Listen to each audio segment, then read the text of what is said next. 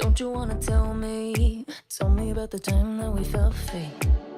Turn your eye on the halo that you give yourself daily. Give me a new ending, cause I'm running free tonight. Don't regret our story, wanna love and live my life.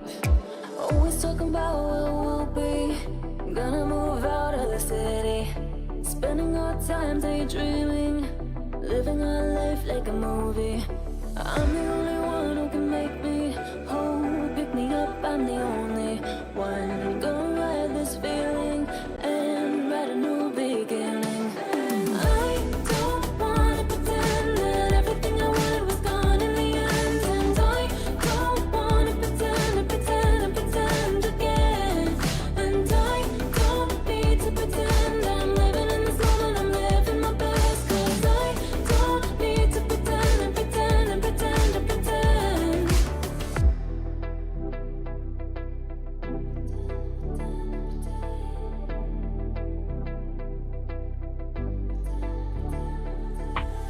Don't have life in envy, shine a bright energy. With the waves I'm making, gotta make sure I'm happy. I'm the only one who can make me whole. Pick me up, I'm the only one. I'm gonna ride this feeling and write a new beginning. And I don't wanna pretend that everything I wanted was gone in the end. And I don't wanna pretend again. And I don't need to pretend I'm living in this moment, I'm living my best. Cause I don't need to pretend. And I don't wanna pretend that everything I wanted was gone in the end. And I don't wanna pretend again. And I don't need to pretend I'm living in this moment, I'm living my best. Cause I don't need to pretend.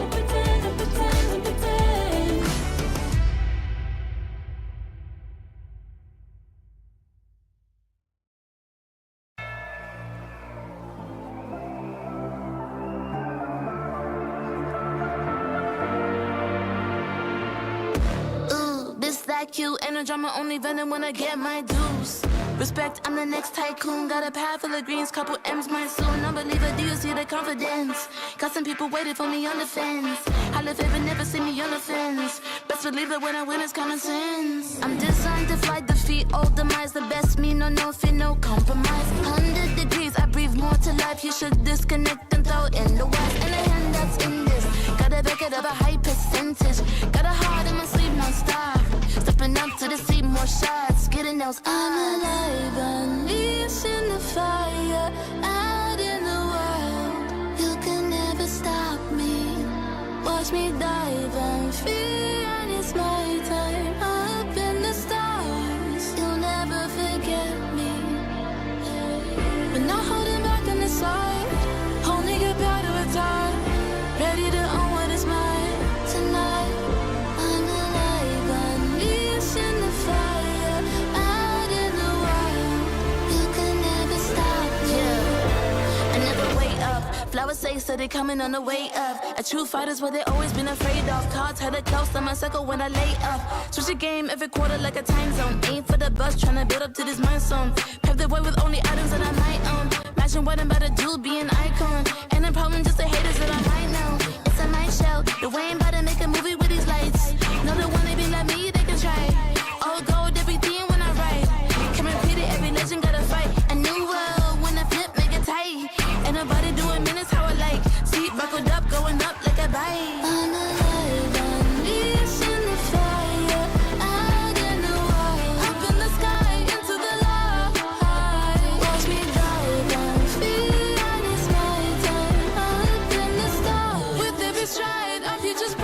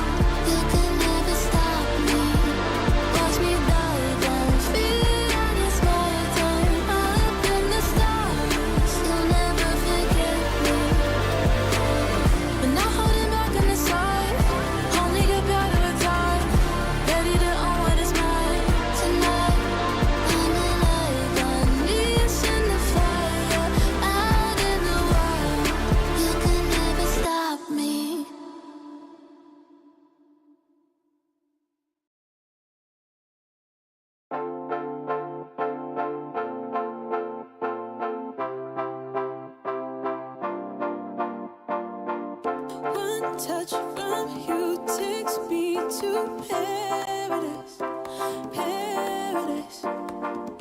One look from you and I fall in your arms, in your arms. Baby don't stop, baby don't stop it. And give me your love, give me your love, give me your loving. Say that you want, say that you want, say that you want it. 'Cause this is my love, this is my love. Something about you feels like heaven came along. Baby, can you feel it? Can you feel it? Something that you do makes me feel like we belong. Baby, can you feel it? Can you feel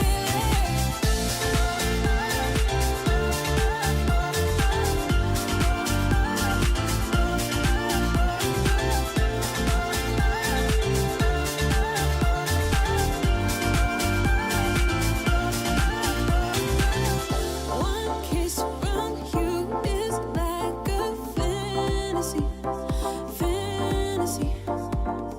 It's like you go beyond my wildest dream, wildest dream. Baby don't stop, baby don't stop, baby don't stop it. And give me your love, give me your love, give me your loving. Say that you want, say that you want, say that you want it. 'Cause this is my love, this is my love. Something about you feels like heaven came along. Baby, can you feel it? Can you feel it? Something that you do makes me feel like we belong. Baby, can you feel it? Can you feel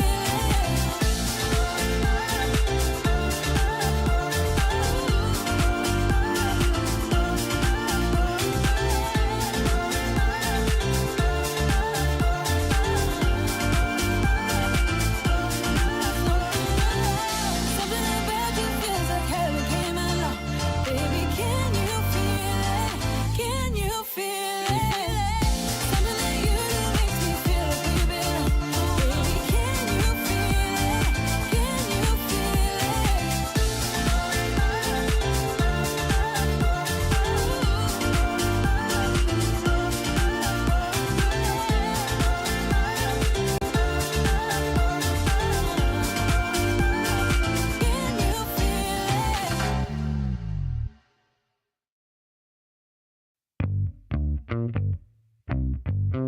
Give it to me now.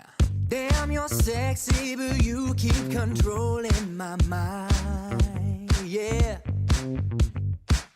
I've been thinking of reasons, but I can't deny. Yeah. 'Cause baby, you are not a girl, and you wanna punish me. Sugar, you got a hold, so come on, do what you please. My mind is saying no, but you're bringing me to my knees. I cannot deny you're looking so tasty, yeah. Damn, you're tasty. Ooh, you're looking so tasty, yeah. Damn, you're tasty. Ooh. So baby, lick your lips and take a bite. Baby, I'm all yours tonight. You're looking so tasty, yeah. Damn, you're tasty. Ooh. Yeah, what kind of magic got control of me? Oh, what kind of magic you got over me?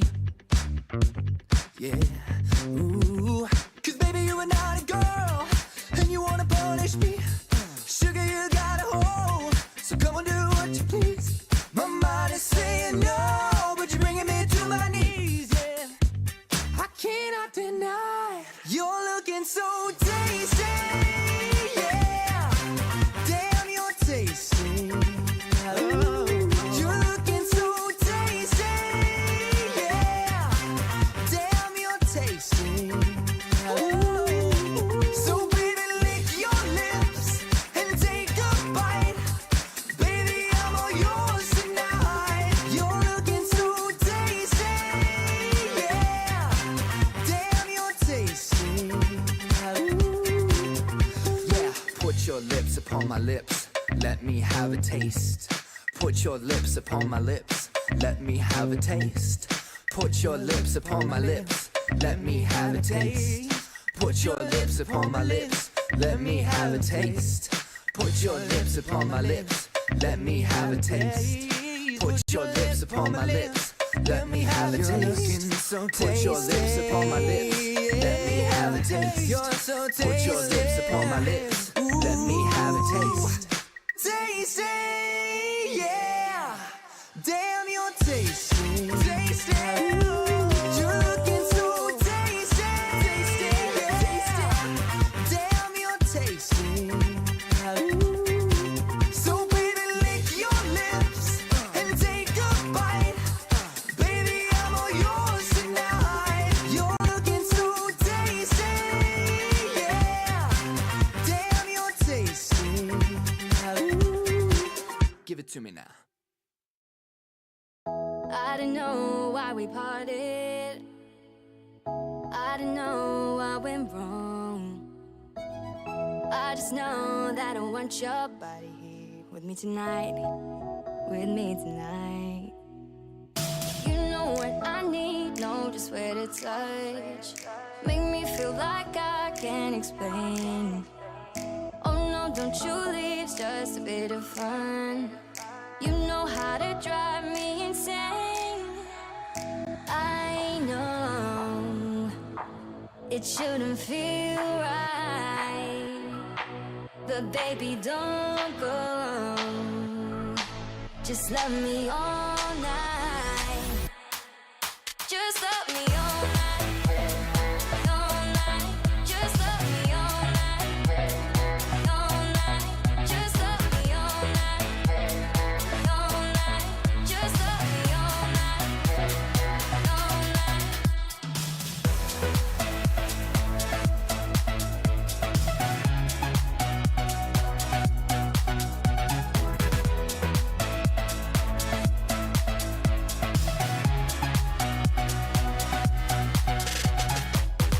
Tell me you want me, baby. Tell me I'm not alone. Tell me you wanna be with me tonight. With me tonight. With me tonight. You know what I need, know just where to touch. Make me feel like I can't explain. Oh no, don't you leave, it's just a bit of fun. You know how to drive me insane. I know it shouldn't feel right, but baby, don't go. Just love me all night. Just love me all night. All night. Just love me all night. All night. Just love me all night. All night. Just love me all night. All night. It shouldn't feel right, but baby, don't go. Just love me all night. Just love me all night. All night. Just love me all night. All night. Just love me all night. All night. Just love me all night.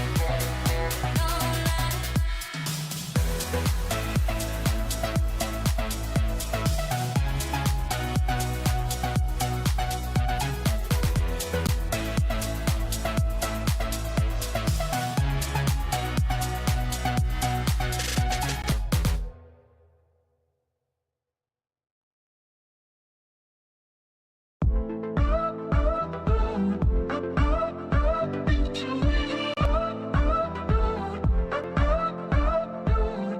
It's a summer love affair, putting flowers in your hair. Windows down in the Jeep as we pull up to the beach. Got this feeling like a crush. I don't wanna say too much, so I'm leaning in real close. Let's see where it goes. Make a move, make a move. Oh, it's time to make a move. Feel you touching on my heart, feel you touching on mine. It's hot, hot, hot.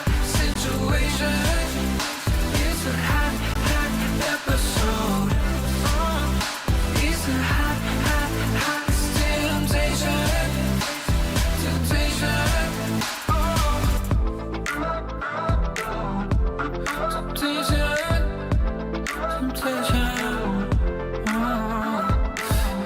Like a diamond in the sun, baby, now we're having fun. Turn the music up real loud. Come and find me in the crowd. Lips so sweet like cherry rose. Close your eyes and start to fall. Got me leaning into close. Let's see where it goes. Make a move, make a move. Oh, it's time to make a move. Feel you touching on my heart. Feel you touching on my. It's a hot, hot, hot situation. It's a hot, hot episode. It's a hot, hot, hot temptation. Temptation.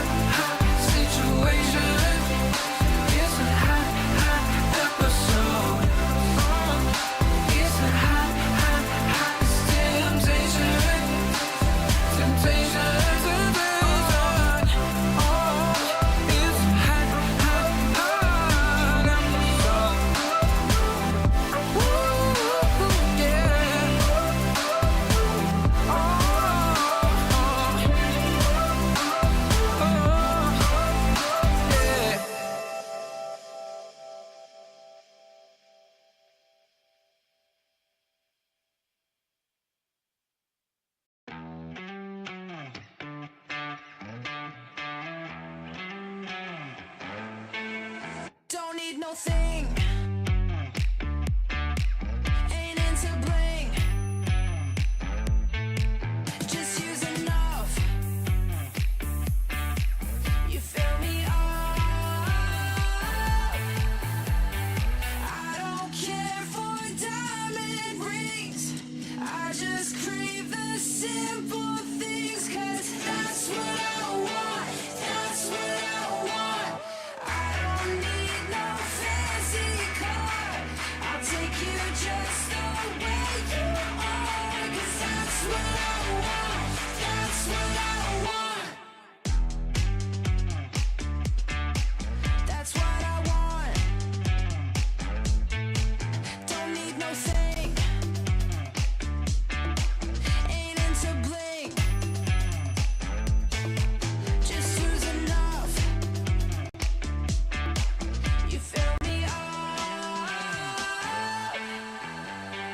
I don't care for diamond rings. I just crave the simple things. 'Cause that's what I want. That's what I want. I don't need no fancy car. I'll take you just the way you are. 'Cause that's what I want. That's what I want. That's what I want. That's what I want. I don't care for diamond rings. I just crave the simple things. 'Cause that's what I want. That's what I want.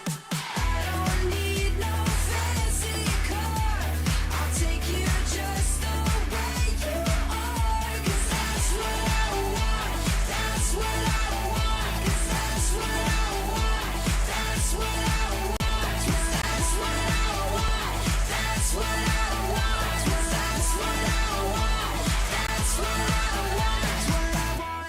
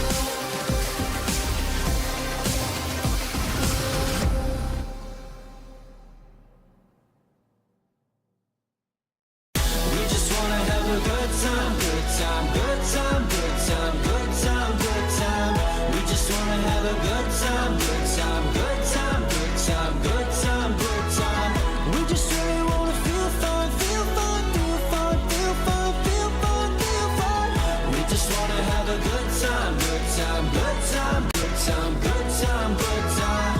I'm a jump from the ship, but I can't swim. I'm a run from the life that I'm living, like a ghost fading into oblivion. Big win, big win. I'm a joke from a rope I'm swinging, just a bloke made of smoke and some thick skin, cauterized by the wound of a vision. A prison, a prison. Tell me it's all or nothing. Tell me I'll have your word. Don't wanna be good for something if my life is a blur. Tell me it's all in my head. I'm a hypochondriac. Don't wanna be left for dead when, even when I have a heart attack. We just wanna have a good time, good time, good time, good time, good time, good time. We just wanna have a good time, good time, good time, good time, good time, good time. We just really wanna feel fun, feel fun, feel fun, feel fun, feel fun, feel fun. We just wanna have a good time, good time, good time, good time. I thought I was up to the job. I had the whole picture. But it's all out of focus now. Thresh and his Dream Raiders took everything. Guess I'm out of my league after all. But what about all those stolen dreams? Those people? I can't give up. Maybe I am out of my league, but there has to be something I can... Wait a minute. What's this? A piece of art? I've got to stop him.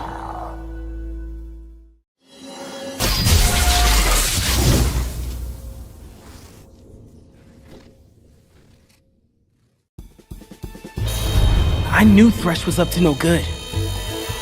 But this was bigger than anyone at the agency imagined. I tried to arrest him, but he slipped through a portal. Not before I busted his lantern, though. And that's how I saved the dreamscape. Sure, Thresh got away, but I restored the stolen dreams. Not bad for a rookie. And now for the paperwork.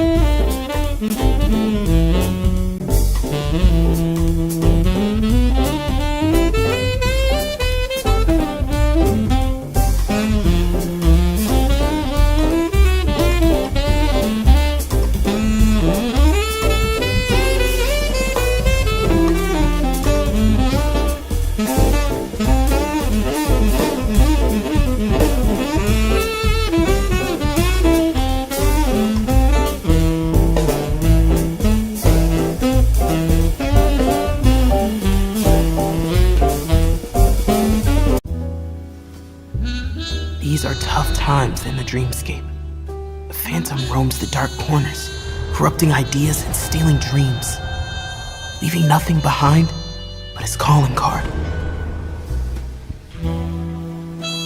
calls himself Thresh. And he doesn't play by the rules.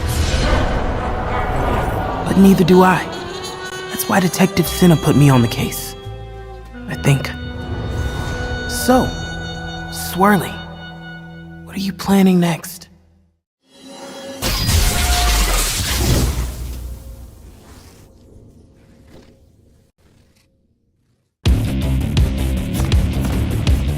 There's something about games. What you doing there gives you real chills. There is one thing that can't be stopped. Feelings. And if you can feel it, It must be real, right? and that's That's real magic.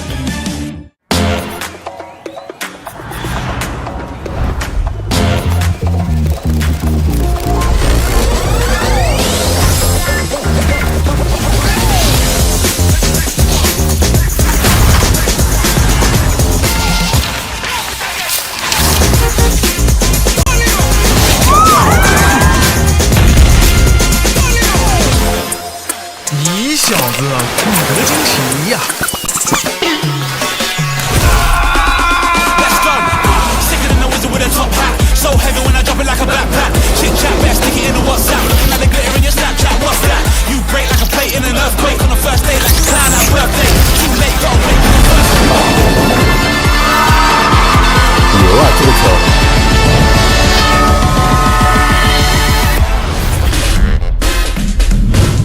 菜呢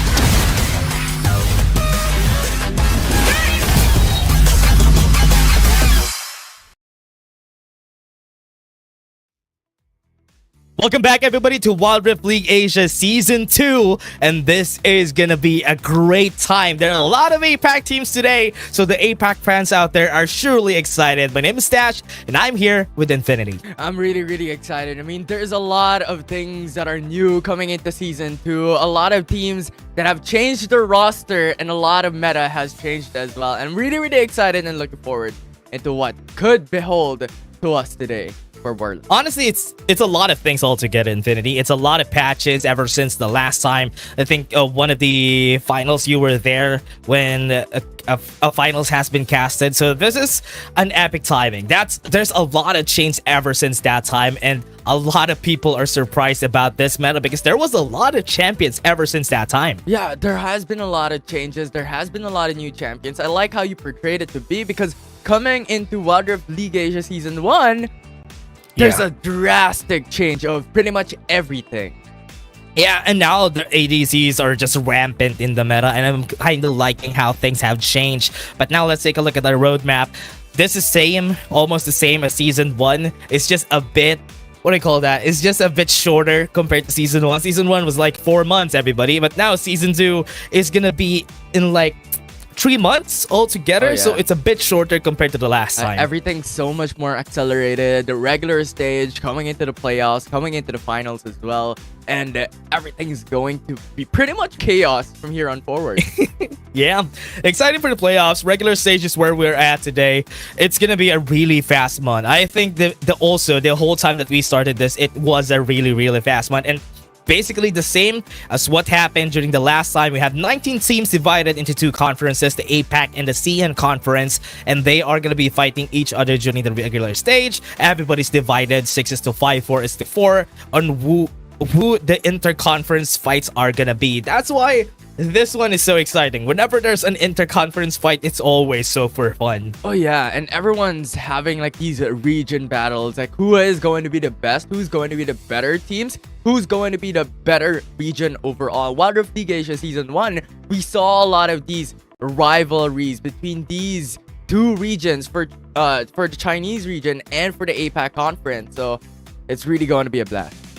Yeah, it's going to be fun. Best of 3 format for all of the fights that we're going to be seeing, especially for the regular stages. In both regular stage and the finals matches, teams will conduct an FFS before the formal match begins. And as you know, the fight for side or the FFS is going to be Aaron. The last time, Season 1, we had a 1v1. Now we have an ARAM. Yeah. A full ARAM match. Oh my. And we're seeing these new champions as well coming into these ARAM or fight for side matches. It's really, really fun to watch. And I think it's also like a breath of fresh air when it comes to picking sides, because priorly, into the past years, it was a lot more different. It was a coin flip. Oh man.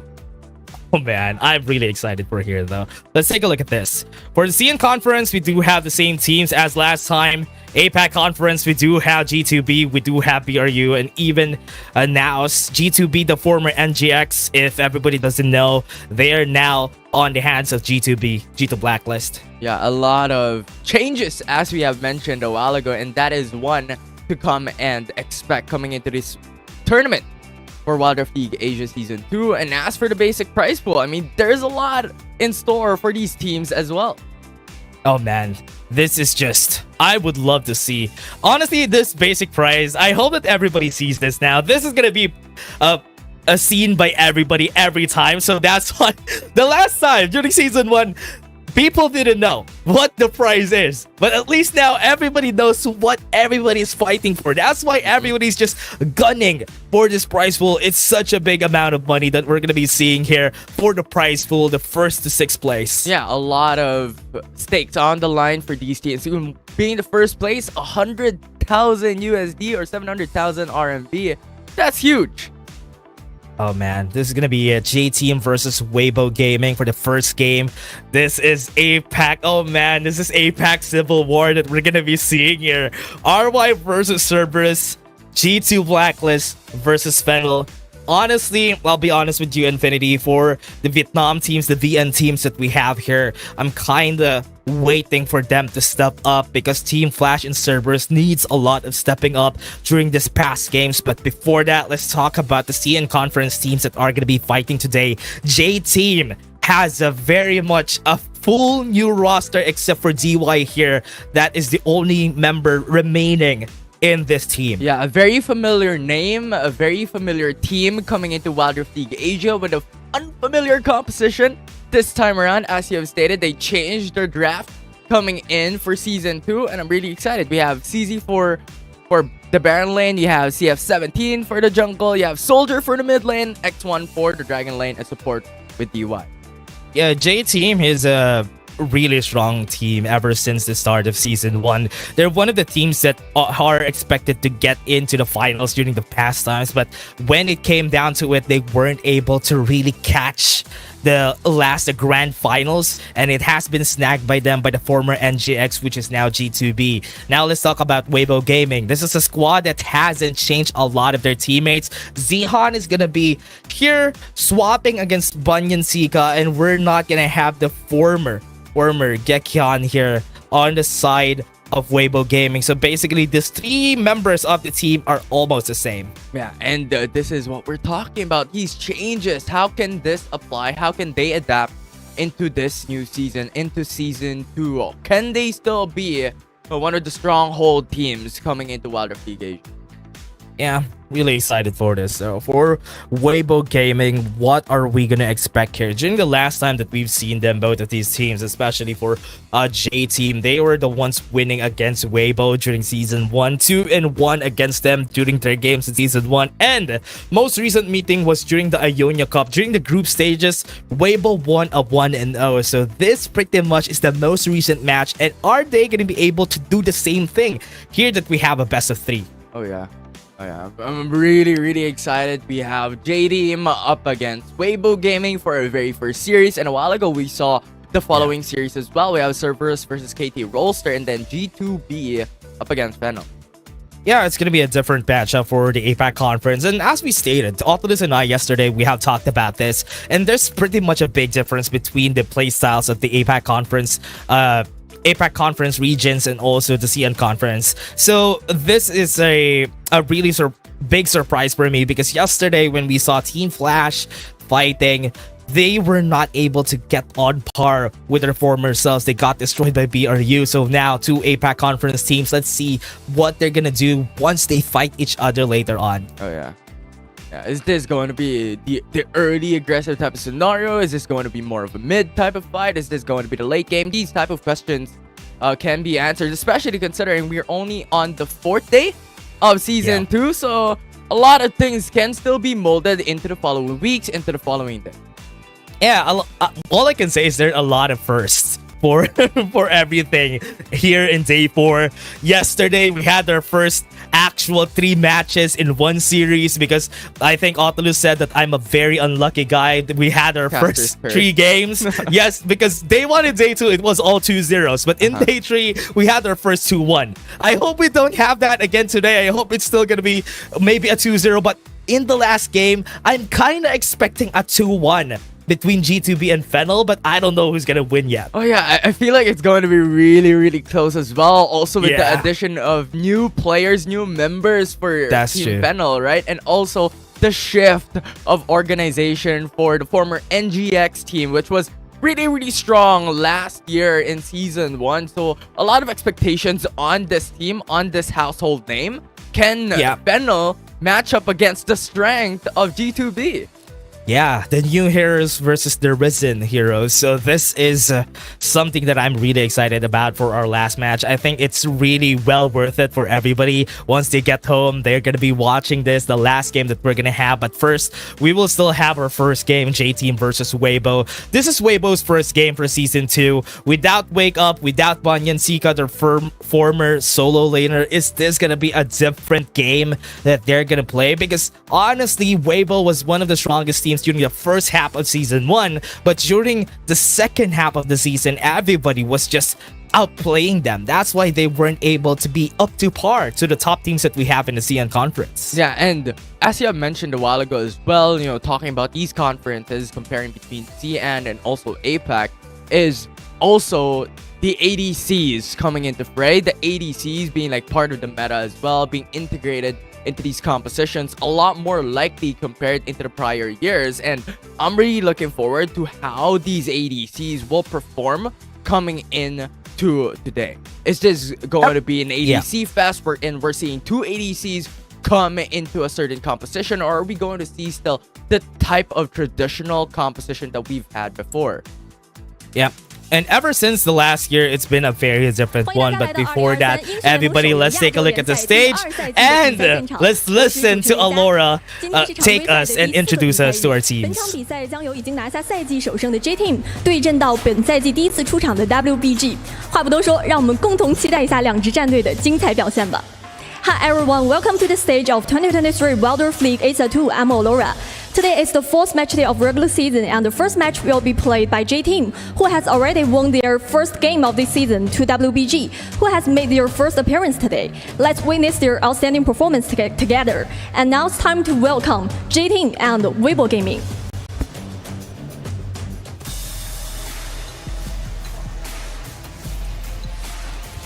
子涵上路见 G.2， 怎么玩？快回家吧！世界亚军大于联赛亚军。I like that every time they always have something to say.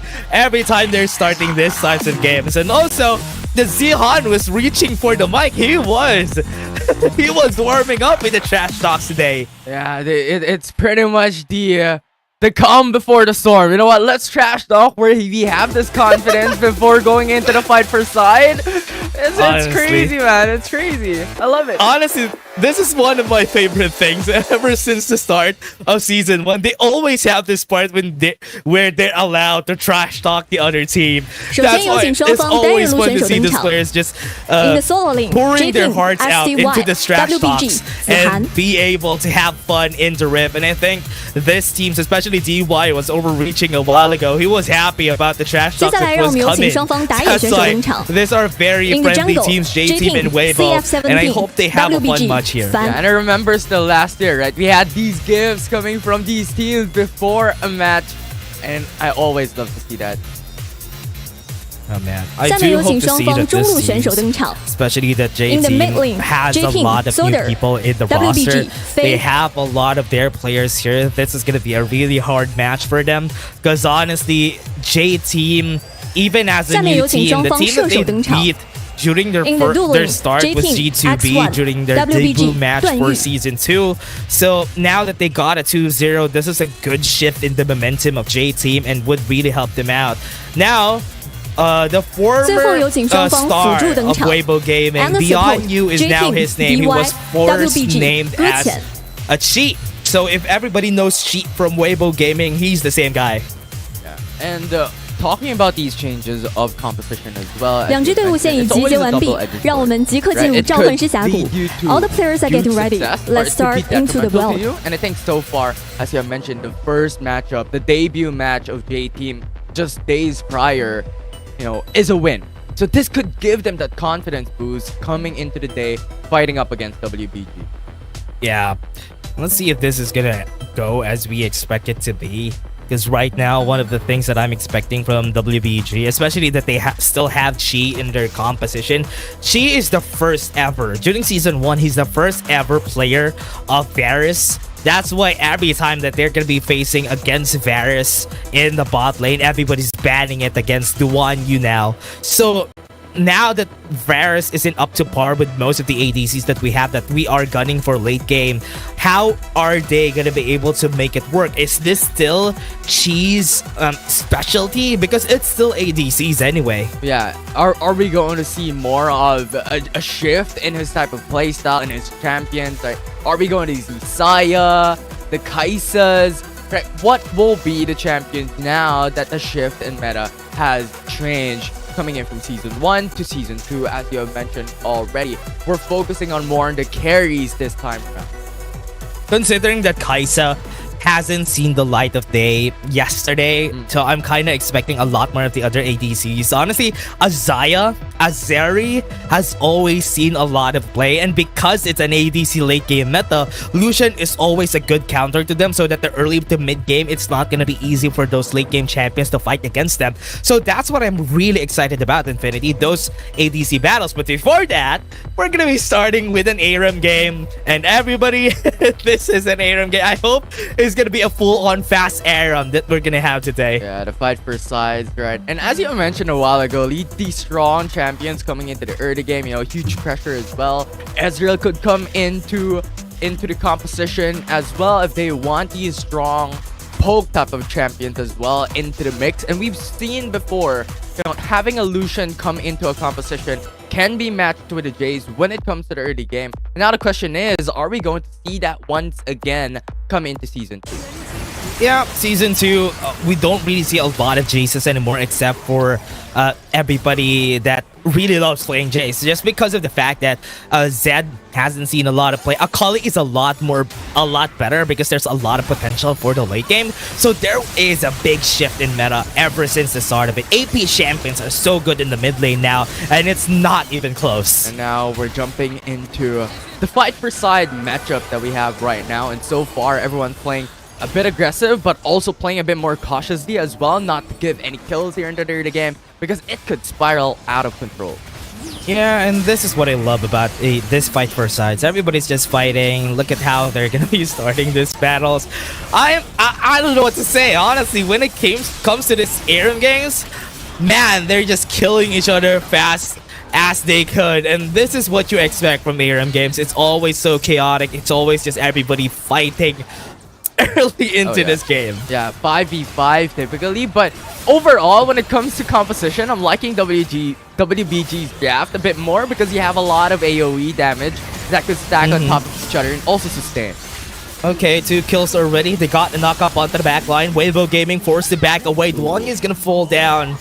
That's gonna be a lot of shots in. J-Team's advantage is they have a lot of bruisers so that they can fight this type of battles. Yeah, and for J-Team as well, when it comes to their composition, they have strength when it comes to early game, given that they have X1. They have so much CCs as well to stack on top of that.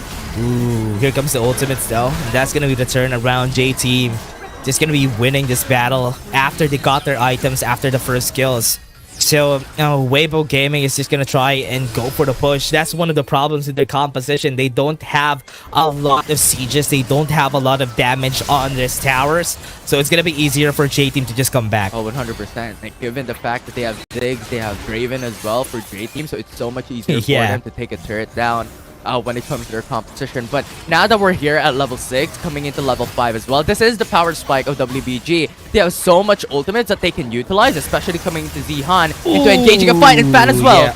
Started it with a Karo Storm onto the back line, and they have an unstoppable force too. Not enough damage onto their side. They have a lot of bruisers still. So that's why J-Team was able to survive. And one for one trades. You have 17 falls down, and Zihan falls through as well for both sides. And so far, so evenly matched. 7 kills to 7 kills for both teams. Yeah, not a lot of kills yet for them. Yesterday, we had a lot of games having like 35 kills at the end of the game. Too much damage coming in from that Zed. Now they're going to be starting onto the back line. They have some Cyclones knocking them up. They're chasing down Faye. Faye is going to fall down. CF17 making things work for the team onto the back line with Soldier together with him. They are ending the members here of WBG Gaming. CF17 was just built different coming in from that fight. He engaged into the back lines. Faye was just disabled from here on forward. He used the flash as well to secure the kill, and from there on, their back sides, their back composition was already gone because of CF17. Yeah, they can really easily take them down. As long as they don't have ultimates, WBG Gaming would have a lot of disadvantage here in this fight just because they need to really hit the Malphite's unstoppable force and the Crow Storm coming in from Fawn. So they would need to really hit that before they become effective as a team. Yeah, very straightforward type of play coming from WBG, but there's a requirement! Yeah, knock up onto the back line. So much damage coming to their side. Zihan, what a great unstoppable force. Yeah, this is what we mentioned, right? The unstoppable force being a key component into engaging these fights. But CF17 wants more. Yeah, goes to the back. They're gunning for Fawn. They're looking for a Cyclone after they got the hit, though, and CF17 wasn't able to hit anybody with a Cyclone. They can still go in if ever they want to. And now, SZ really low. The root coming in from Duan Yu. What a great root. Duan Yu is going to be chased down. A lot of knockups coming in, but a lot of sustain from Duan Yu. That was really good coming in from center, rather. That root was insane. Followed up by the Aatrox, followed up by Duan Yu. That was just outright criminal coming from WBG. And so far, those kills just stacked onto WBG. Coming into this late game, they have, or they need that. Early on into the game, WBG Gaming, they have been losing a lot of fights a while ago, but now they're winning the battles. And that's why they have the level advantage compared to J-Team. Started the fight, X1 is gonna fall down. No answers, triple shuriken coming in from Faye. He was just going in and going out. That mark was phenomenal coming in from Faye, rather. Just getting that easy kill coming from X1, removing a huge chunk of damage coming from J-Team. Ooh. Zihan could really go in. CF17, they have a chance to get the Crow Storm here from Juan. They started here, CF17 to knock up onto Faye. Faye's gonna fall down to one. He's gonna be next. They use the World Ender, gonna try and go for a sustain. They do have a lot of damage. CF17 doesn't have the Cyclone anymore, but look at that. They have a Keepers onto the back line. They're chasing down Gekian, but here comes the hold, and Zihan is gonna fall. The flash stun coming in from that Riven into the backside, but still WBG able to secure that trade as Riven falls down. And now with a push coming from J-Team. Yeah, it's gonna be the typical Aram fight. Just going into the cycle, winning fights, losing fights.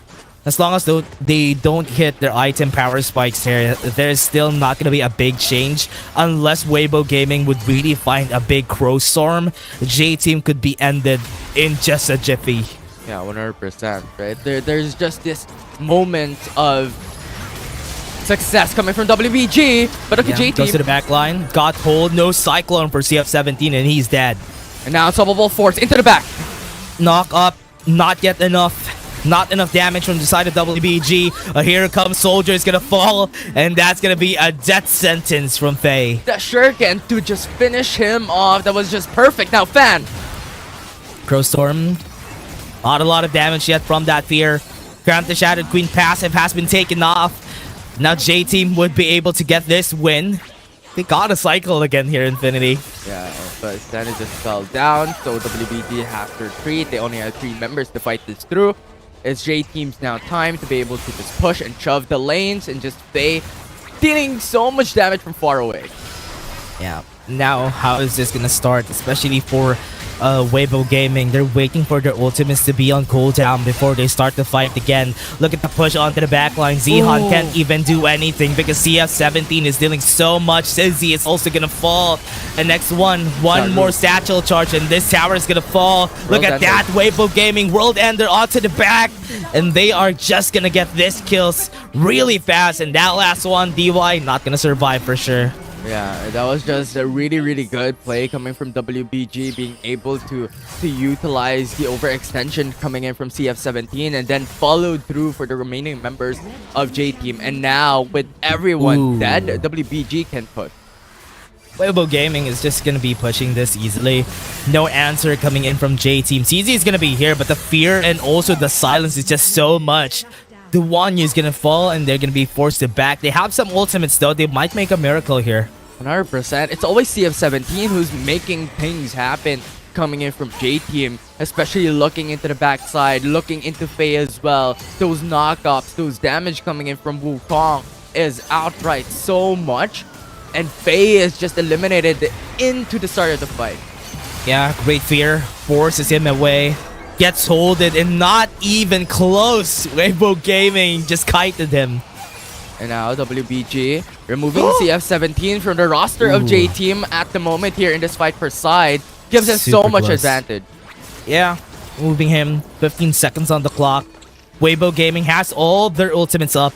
So one unstoppable force could mean the end here for J-Team. And that's going to be the unstoppable force. Damage onto the backline. GY is going to survive. It's just good containment coming from J-Team. He was able to just root down Zihan or CC him down, and no follow through happened for WBG. Oh, what a great shadow slash onto the death mark to ZC. It's not gonna hit the shurikens, but it's still gonna be enough. Soldier's gonna be chasing down Gekyon, but it's not gonna be able to, and that's gonna be the Crow Storm damage onto the back line. Fawn is gonna fall, but at what cost? They got the kill, and they are gonna be getting killed by Wanyu.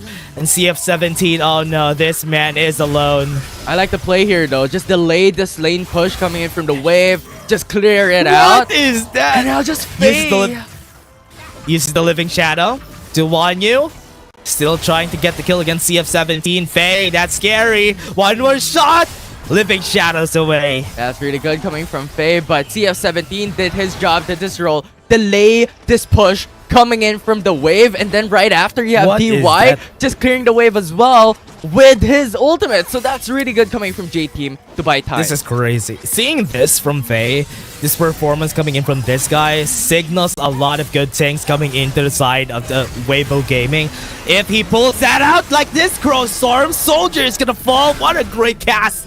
And Fawn is just gonna follow through. They tried to kill to the back line. They got some slow. Sizzy's not gonna survive here. Really unfortunate. CZ fell down. Soldier, DY is also gone. Zihan so close into being removed from the ultimate of Draven, but X1 will be able to just miss that out. And WBG has another opportunity, but you have CF17 coming in. Ooh, CF17 goes in for the Cyclone, gets the kill on Fawn. And they're still going to be chasing them down. They can't even get close to Geshan. That's going to be a kill. But this is important time that is bought. DY will be back up in 3 seconds. Mega Inferno Bomb is also ready. Unstoppable Force into the back. Oh, not going to hit though. And X1 is just going to capitalize on it. Zihan is going to fall.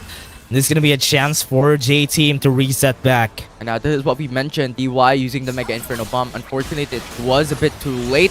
The wave was able to push, the turret falls down. And now, even level playing field from here on forward. 2 turrets from both sides already broken. Yeah, as I expect, especially for this types of games. Look at how... Oh man, that's crazy. That's just crazy. Whenever Faye gets a death mark, somebody's gonna die for sure. And his damage at this level and at this point in the game, in the ARAM game, that's just so much already. Yeah, and his eyes are perfect. Always locking onto X1 with the death mark, with the shurikens, removing huge chunk of damage. Because looking at it, it is a dependency for J Team on this composition. Yeah. And it's still gonna be hard for J Team though to win against them, especially for this big fight. Another death mark is gonna come in, but CF17 was able to get the kill onto the back line, but the Crow Storm again! The timing from Fawn is just gonna end all from J Team. And this is not a good sign. This ARAM game, Fawn with this Fiddlesticks performance, are we gonna see this in game? The last opportunity with a Draven X1, it's a level 4! Oh, man. What is that damage? Crazy. And now that's gonna end it. Fight first side, everybody. That's just a warm-up for everyone. That's why Weibo Gaming is so happy about that. They're gonna be taking the blue side for sure. That's a big advantage, especially if you want to get the first pick. Yeah, it was just unfortunate coming from J Team. I mean, looking at their composition, their crucial moment is coming into the early game, being able to utilize X1, coming into mid game as well with CF17 on Wukong, but unfortunately, when it comes to WBG's composition, it's all about those AoE stacking, those ultimate stacking on top of each other, which was utilized really well. Yeah, and until now, Fiddlesticks is a force to be reckoned with and something that everybody needs to be scared of, especially during the start of this game. That Fiddlesticks has just been released last 2 weeks, so everybody's still adjusting on how they're going to be fighting against the Fiddlesticks, and most of the time, what they do is just ban the Fiddlesticks. Oh yeah, because it's just so hard to battle up against it. We were talking about, you know, during the prior days, you mentioned specifically that Fiddlesticks at the moment is just too broken. It's just too OP. It's just too overpowered. It's too good in ranked games, and more expectedly coming into these pro players' hand as well. It's definitely going to be mayhem with the ultimate, with the fears, with the CCs, with the damage output of such.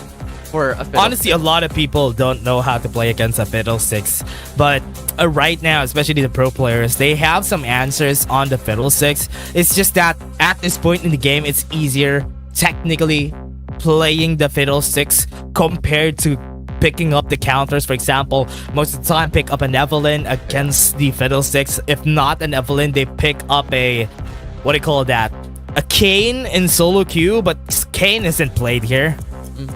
I think more or less we're looking at jungles to be more of a team player rather than a solo player, because Kayn is a little bit more of a selfish type to assassinate these people, to look for those kills, and I guess that was the look here coming in from these teams as well. And the thing is, it's always a fear of the unknown, right? And Fiddlesticks at the moment is a bit of the unknown type of element for these teams, for these players right now, so it's better to remove that potential to battle up against these champions that are really difficult to fight up against. Are we gonna be seeing an open Fiddlesticks? Oh, they don't want to see the Yasuo from Soldier. The respect coming in from Weibo Gaming. Hecarim is still gonna be one of the bans here, and as we expect, this new champions are just gonna be taken off. Hecarim easy coming into these fights with a lot of mobility in mind, so removing it is a lot of understanding coming in from J Team, but Fiddlesticks, we won't be seeing that as well here in Game 1. Halloween special on the other side. J Team banning both of them. Fiddlesticks and Hecarim are not going to be seen this game. Ornn has been played a lot yesterday, but now we're not even going to see a Xayah just because of how strong and safe Xayah is today. They're probably going to be going for a Camille for the first pick for Weibo Gaming. The Camille is open coming into this matchup. Gragas as well is open for them. So a really good first pick coming in from WBG as expected. And now this will be the Camille moment for J Team to be picked up. They're just gonna be picking up the Camille, and if they want to, because they still have not a lot of support options, it's perfect to pick up the Galio too, because And that's gonna be a perfect setup here for the side of J Team, the Camille to the Galio or Camille to the Shen. Easy setups that they can do here for the side of J Team. 100%. And now after that pick coming in from J Team, Kai'Sa. if Kai'Sa's going to be locked in, there's an option for WBG to go and pick up the Fiora right after to match up against the top lane, because if they don't pick it up, it's going to be removed. It's been a day, and I believe that Weibo Gaming is just gonna wait. Are they actually gonna pick up the Rammus? Because if that's the case, there's a lot of AD champions on the other side anyway. It's gonna be a perfect pick here for their side. But most of the time, the reason why Rammus isn't picked a lot... Oh, I forgot about the Akali. Akali on the hands of Faye is gonna be a scary one. Yeah, 100%. But Lucian is going to be prioritized. You mentioned this champion a while ago to be really strong as well, to remove that potential to scale up against the enemy team. Really strong early game champion. But here on forward, we're looking at a Gwen pickup as well. Potential for JT. A lot of damage from their side. Yeah, there you go. Pick up the Shen. Having a Shen is way easier for them to set up this ultimates. Even with a Killer Instinct, once you use a Stand United, it's an easy combo for both of the sides. So what they can do here now for the side of J Team, probably ban the Vladimir just in case it gets picked up in the mid lane. Akali's gonna go to the top lane, so that is gonna be a safer pick. Also ban the Fiora so that Weibo Gaming doesn't have any answer to the Camille. Yeah, Fiora can be removed. Aatrox can also still be removed coming in from JT. Really depends on the perspective from here on forward, but Kha'Zix being removed and banned as well. Huge respect onto the jungle from WBG. But you have mentioned this a while ago. There's really not much options coming from the support, and Galio removed is a strong punch up against JT. They can pick up the Rakan here. If they don't ban the Rakan on the side of Weibo Gaming, a Rakan could potentially be picked up by DY, and even an Alistar. I was about to say Alistar is going to be banned, so they have not a lot of choices here for the side of J Team. They can pick up the Nautilus. It's been a while. Also there's some nerves that came to Nautilus ever since the start of season 1, but let's see how they're gonna pull this off. Is this going to be the make or break coming from J Team? And we've mentioned this a while ago. If Aatrox isn't removed along with Fiora, it is going to be picked up. And with the performance from WBG a while ago, or well, it was J Team who picked up the Ziggs onto the fight for sides, but we all know the potential of this champion. So much possibility when it comes to those long range engage into clearing those waves, and it is a good pickup coming from Weibo. Yeah, picking up the Aatrox on the jungle, we've seen it in yesterday from the side of Trace Esports, if I remember correctly. So this is something really exciting that we're gonna be seeing here for today. And J Team having it, the damage from the Vladimir, also just because they didn't ban the Vladimir, there's a lot of potential damage coming in from the side of J Team, and ease of execution. Honestly, I'll go with J Team for that composition. But Weibo Gaming has a lot of options for pickoffs, so that is something that we can look forward to for their side. Yeah, and I see what interests you and what favors you towards J Team. They have so much to stand, right? You have so much to stand, you have so much shields that can be stacked. Nautilus is there, Kai'Sa can reposition with a Killer Instinct, Vladimir's sustain, and pretty much there's just so much into the composition for J Team when it comes to prolonging a team fight. They have it, and they could escape really well when it comes to their composition. And now as for WBG, we're looking at a little bit more of that engage tools. You have the Gragas, you have the Aatrox, you have the Ziggs as well to be able to deal much damage when it comes to the late game. And they have that 30 investment with the Lucian in their competition. Yeah, having the Lucian too in the mid lane is gonna make it easier, especially against control mages. That is the specialty of a Lucian. Any control mages fighting against a Lucian is not gonna win the early game, and they're gonna make your mid lane a hell for you to live on. And that's why that's one of the things that they can do for Weibo Gaming, is to delay the power spikes coming in from a Kai'Sa and a Vladimir. So that's exactly what they can do here, and what I'm expecting from them to do. And remember, the first time that they met during Ionia Cup, Weibo Gaming was able to win against this roster of J Team. So there's a lot of chances for Weibo here. Let's see if the double-edged sword can be the power or the weakness for J Team this time around with their shift in composition. And I am excited. It's game number 1, Dash. Game number 1, and J Team versus Weibo Gaming. First game of the day. we are hoping to see great action from both of these teams. And so far, very typical for both of our junglers going against them, each side, the opposite side of each other. So we're expecting them to clear most of their jungle first before they try to go for a first gank. Yeah, you have the clear of Krugs coming in from Fan. It's all about the clear coming into the top side as well. And I think coming into the opposite side, coming into the other team, you have Shen coming in from top side into the bottom side as well, into a clear in jungle. And so far, coming in here into this early game, it's pretty much just a huge safety net coming in from the bottom lane of Weibo. It's a Zig, so he doesn't need to overextend. He could just throw his bomb, clear the wave, and just play it really safe. But in the middle, this is the power of Lucian. Here comes KT.RY, goes in for the hole. Flash was forced away from Faye already, and that dredge line is not gonna hit. Now rotations coming from KT.RY, really good map awareness. A little bit late coming in from the Gragas, from the support of Weibo. Now that Lucian has to reset for now, might potentially lose a single wave, but you still have Gragas to delay it, so Lucian may be able to come back with his wave still intact. Yeah, and early in the game, we're not expecting a lot of battles except for the mid lane battles that we are expecting just because of the advantage of the Lucian. But Aatrox and Shen are going to be seeing the light of day maybe later on after they go out of their jungle. First gank for sure on the Aatrox going to go to the top side, and we expect them to try and get the kill against CZ here in the top side. 100%, especially the performance of CZ in the fight for side. I know it's just a fight for side, but you see the power that CC can provide for the team, right? You know that he can go for the engages. He can start up the fights, especially considering that he has the Camille on his hands as well, with the Hextech ultimatum that could lock down onto the likes of Lucian, onto the likes of Ziggs, could erase these strong damage dealers from Weibo in a blink of an eye. Yeah, and once they start this fight, especially for the side of Weibo Gaming, there's a lot of disengage too that they can do, and that's one of the things that I like about picking up a Gragas, especially because the Gragas could easily just push them out, just not let them take the fight, and be able to regroup if ever they want to. And now I'm liking what I'm seeing at the moment, because level 5's already coming in from both these sides, for both these teams. You have ultimates ready already for Kaisa and Guan Yu, along with the junglers already for both WBG and JT.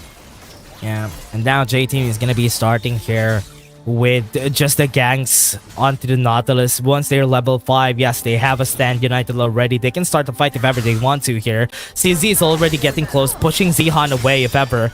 It's because they still have a Twilight Shroud. Gonna go in with a Shuriken Flip, and they're still not taking it.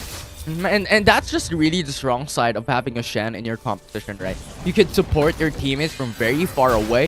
You could have that extra sustain as well when it comes to those engages, and pretty much just have a really quick numbers advantage coming into these single isolated fights. And it's just so much potential, so much power built into a Shen from a long distance. Yeah, what they don't know is that Fawn is also here. They have vision there and the exact rush that Fawn is holding on. And they're waiting for any ganks that could happen here. Pushes them back. They have to stand united. KT.RY is going to be coming in. Explosive cast was able to flash away. That's going to be the taunt, but he's not going to survive for so long. Soldier is here, and this is going to be a bit too late. They use the Sanguine Pull to slow them down. One more transfusion coming in from Soldier just to get them the damage. They're not going to continue a fight, and that's going to be a 1-1 still. A 1-for-1 trade, but unfortunately, it was a jungler traded for the support. It was WBG who lost their jungler, and it was J-Team who only lost their Nautilus, and it was more of a detriment coming in from Weibo, coming in from that fight. Yeah. One of the things that I love about this fight is how they started this, because they know they have the stand right, and they have vision here. Yeah, and this is what we mentioned a while ago, right? You have KT.RY starting up the fight, you have CC denying the retreat coming in from the Aatrox, but once again, you have Stand United coming into Nautilus, buying a bit more time and getting that sustain. And now that just bought them enough capability into getting the trade. It was a 1-for-1, it was even from both sides. Yeah, Refeld also getting a priority still for the side of J team, even though they can still contest the other side. But because they have a lot of respect for that Aatrox, they're not going to be taking this battle. And they're just going to be holding on. We do have a dragon being taken for that Aatrox. And this is a potential for them to get a mountain soul later on if ever J team is not going to contest the second one. Yeah, that's really good coming from WBG to build up later on. Soldier is really low though. Really scary for a J team if they overextend, and DY good enough time being bought from the sideline. Damage is still not enough though. The Wanyu's bouncing bombs are just dealing so much damage, forcing the Hemo play from the Vladimir this early on in the game. Look at that. Duanyu, even now, Ziggs still has that capability. We haven't seen Ziggs a lot ever since the ADC meta, but we're seeing it again here, and it's doing so good. Long range damage, long range poke, Mega Inferno Bomb, actually one of the key skills that we could see and expect from a Ziggs to just clear out those waves if ever it is pushing. Especially considering that these teams more or less knows how to play the macro game, knows how to push down the wave and control the wave into their favor. And thus far, having a Ziggs from WBG denies that potential later on for those easy tower breakdowns. Yeah, and now from what we're seeing though, Cincy was able to take the tower on the top side already with the help of the Rift Herald. And this is one of the big advantages here, is that because they were able to do that, no trades whatsoever coming in from Weibo Gaming, they have a really good macro when it comes to the second objective that they're gonna come in. They just need to focus on the bottom side of the map because that's where the dragon is gonna come to. Yeah, 100%. And now given the amount of time that was already in, coming in for the first engage from WBG and J Team, Stand United is expected to be ready already. So if ever J Team starts with a fight, DY and X1, if ever they want to really pursue up against Faye and the Gragas, they could definitely do so. They're going to be slowing down this fight, but J Team has other plans. They have Soldier already here, division away from them, and CF17 is also in the area. They can go for an easy gank here in the bot side, but they're still not committing onto the gank on the bot side because they know that they might not have enough damage for them to eliminate these members. They can go for the Stand United, but DY is not going to continue. And especially considering as well that you also have the ultimates coming in from Gragas, always that annoying skill that could disengage or engage on those fights. And considering coming into this aggression of DY and X1, it could be utilized really well into pushing back disengage. Yeah. Well, oh no. They're still not going to continue, but CF17 is already here. Good use of the culling to stop them from taking any chances on diving the bot lane. Yeah, I mean, we've already seen, or well, WBG has already seen CF17 just from a while back into the mid lane. Also with the Vladimir as well, clearing down and pushing it out. So really good coming from Weibo, having that game sense. You know, CF17 could just be roaming around our jungle. Yeah, great use of the Scrying Orb just to see where CF17 and DY are gonna be. Really surprised why CF17 is staying in the bot side of the map. They can just use the Stand United while he's trying to clear up the waves right there on the bot side. But because it's a bit too late now, they can't go for the Stand United play anymore because the Dragon is gonna come up and they can't risk not having a Stand United in the Dragon fight. Yeah, and I think nevertheless, J-Team already got what they came for. They have brought down the HP of the turret in the bottom lane into 800 HP. CF17 was able to steal some camps as well onto the opposing side. So nevertheless, it is good utilization of time, and it is a good utilization of their power currently when it comes to the map control that they have. But honestly, I was expecting a lot more kills coming in from a J Team just because, as we said, the Stand United and the Hextech Ultimatum combo should be used early on because it's an easy kill if ever they try to, but they haven't done that yet. Yeah, and I think that's also given the fact we also have the Gragas in the composition of Weibo. But the thing is, J Team, well, we were looking at top side of the map. They have already gotten the turret in the bottom side, so this gives them so much control as well over the Infernal Drain. Yeah, they got this a while ago, and now this is gonna be the start of the win coming in from them in this fight. Just because the wave is pushing on the bot side of the map, they're gonna be forced to really move forward on the side of Weibo Gaming, and they even have a control on this dry brush. So it's gonna be easier for them to just take this. Fawn is hesitating on taking this. They go in, flash away. Dredgeline to the taunt, and they're gonna be starting it. Fawn is gonna be Hextech Ultimatum. They're gonna be trying to take the dragon, but that's still gonna be a steal from Fawn. He's gonna run away with his Drake, and that is a kill for a Drake. That was so worth it. The Infernal Drake traded only for one member of Weibo, and overall it was them who got the favorability coming out from that fight. Oh man, that was a surprise. They really hesitated to try and take that. That's why they had the time. Faye was able to get the time to get close, try to put the dragon on low HP, and that is such a good play coming in from them. Yeah, now looking at the replay, it was J-Team who engaged on the Infernal Drake first, but we have to look at Jechan as well, specifically, and also how Fan will play this out. World Ender is there, so a lot of sustainability, but look at the explosive cast. Just pushes back every single one, gave the opportunity for Fan to come in, and that smite immediately coming in, Infernal Drake secured. Oh man, what a great secure coming in from them. Now the start of this fight, J-Team didn't have any dragons on their side. They really need to contest the third Drake, because if not, that's gonna be an easy mountain soul for Weibo Gaming, and they don't have the damage yet. Yao's X1 is gonna be dealing damage in the late game, but having that extra armor coming in from the mountain soul is not really something that you want for the enemy team. Soldier, a bit of an overextension. You have Fawn along with the rest of the crew. J-Team. Yeah, they're gonna be chasing down Gishan, and that's gonna be a push. That's gonna be death charge onto the back lines. Wanya is gonna be the target, but CF17 might die here. They got the taunt, but Xion is gonna follow through. They got the kill onto the back line. They go in with a perfect execution. They got some knockoffs onto the side of J-Team, and Weibo Gaming are getting big advantage on this fight. Fawn is still chasing down soldiers. Since he tried his best onto the back line, but that's still an ace for Weibo Gaming. The ace here in game number 1 for WBG, and with a Baron Nashor up with a wave pushing in the mid lane, they have so much opportunity to take the Baron for free.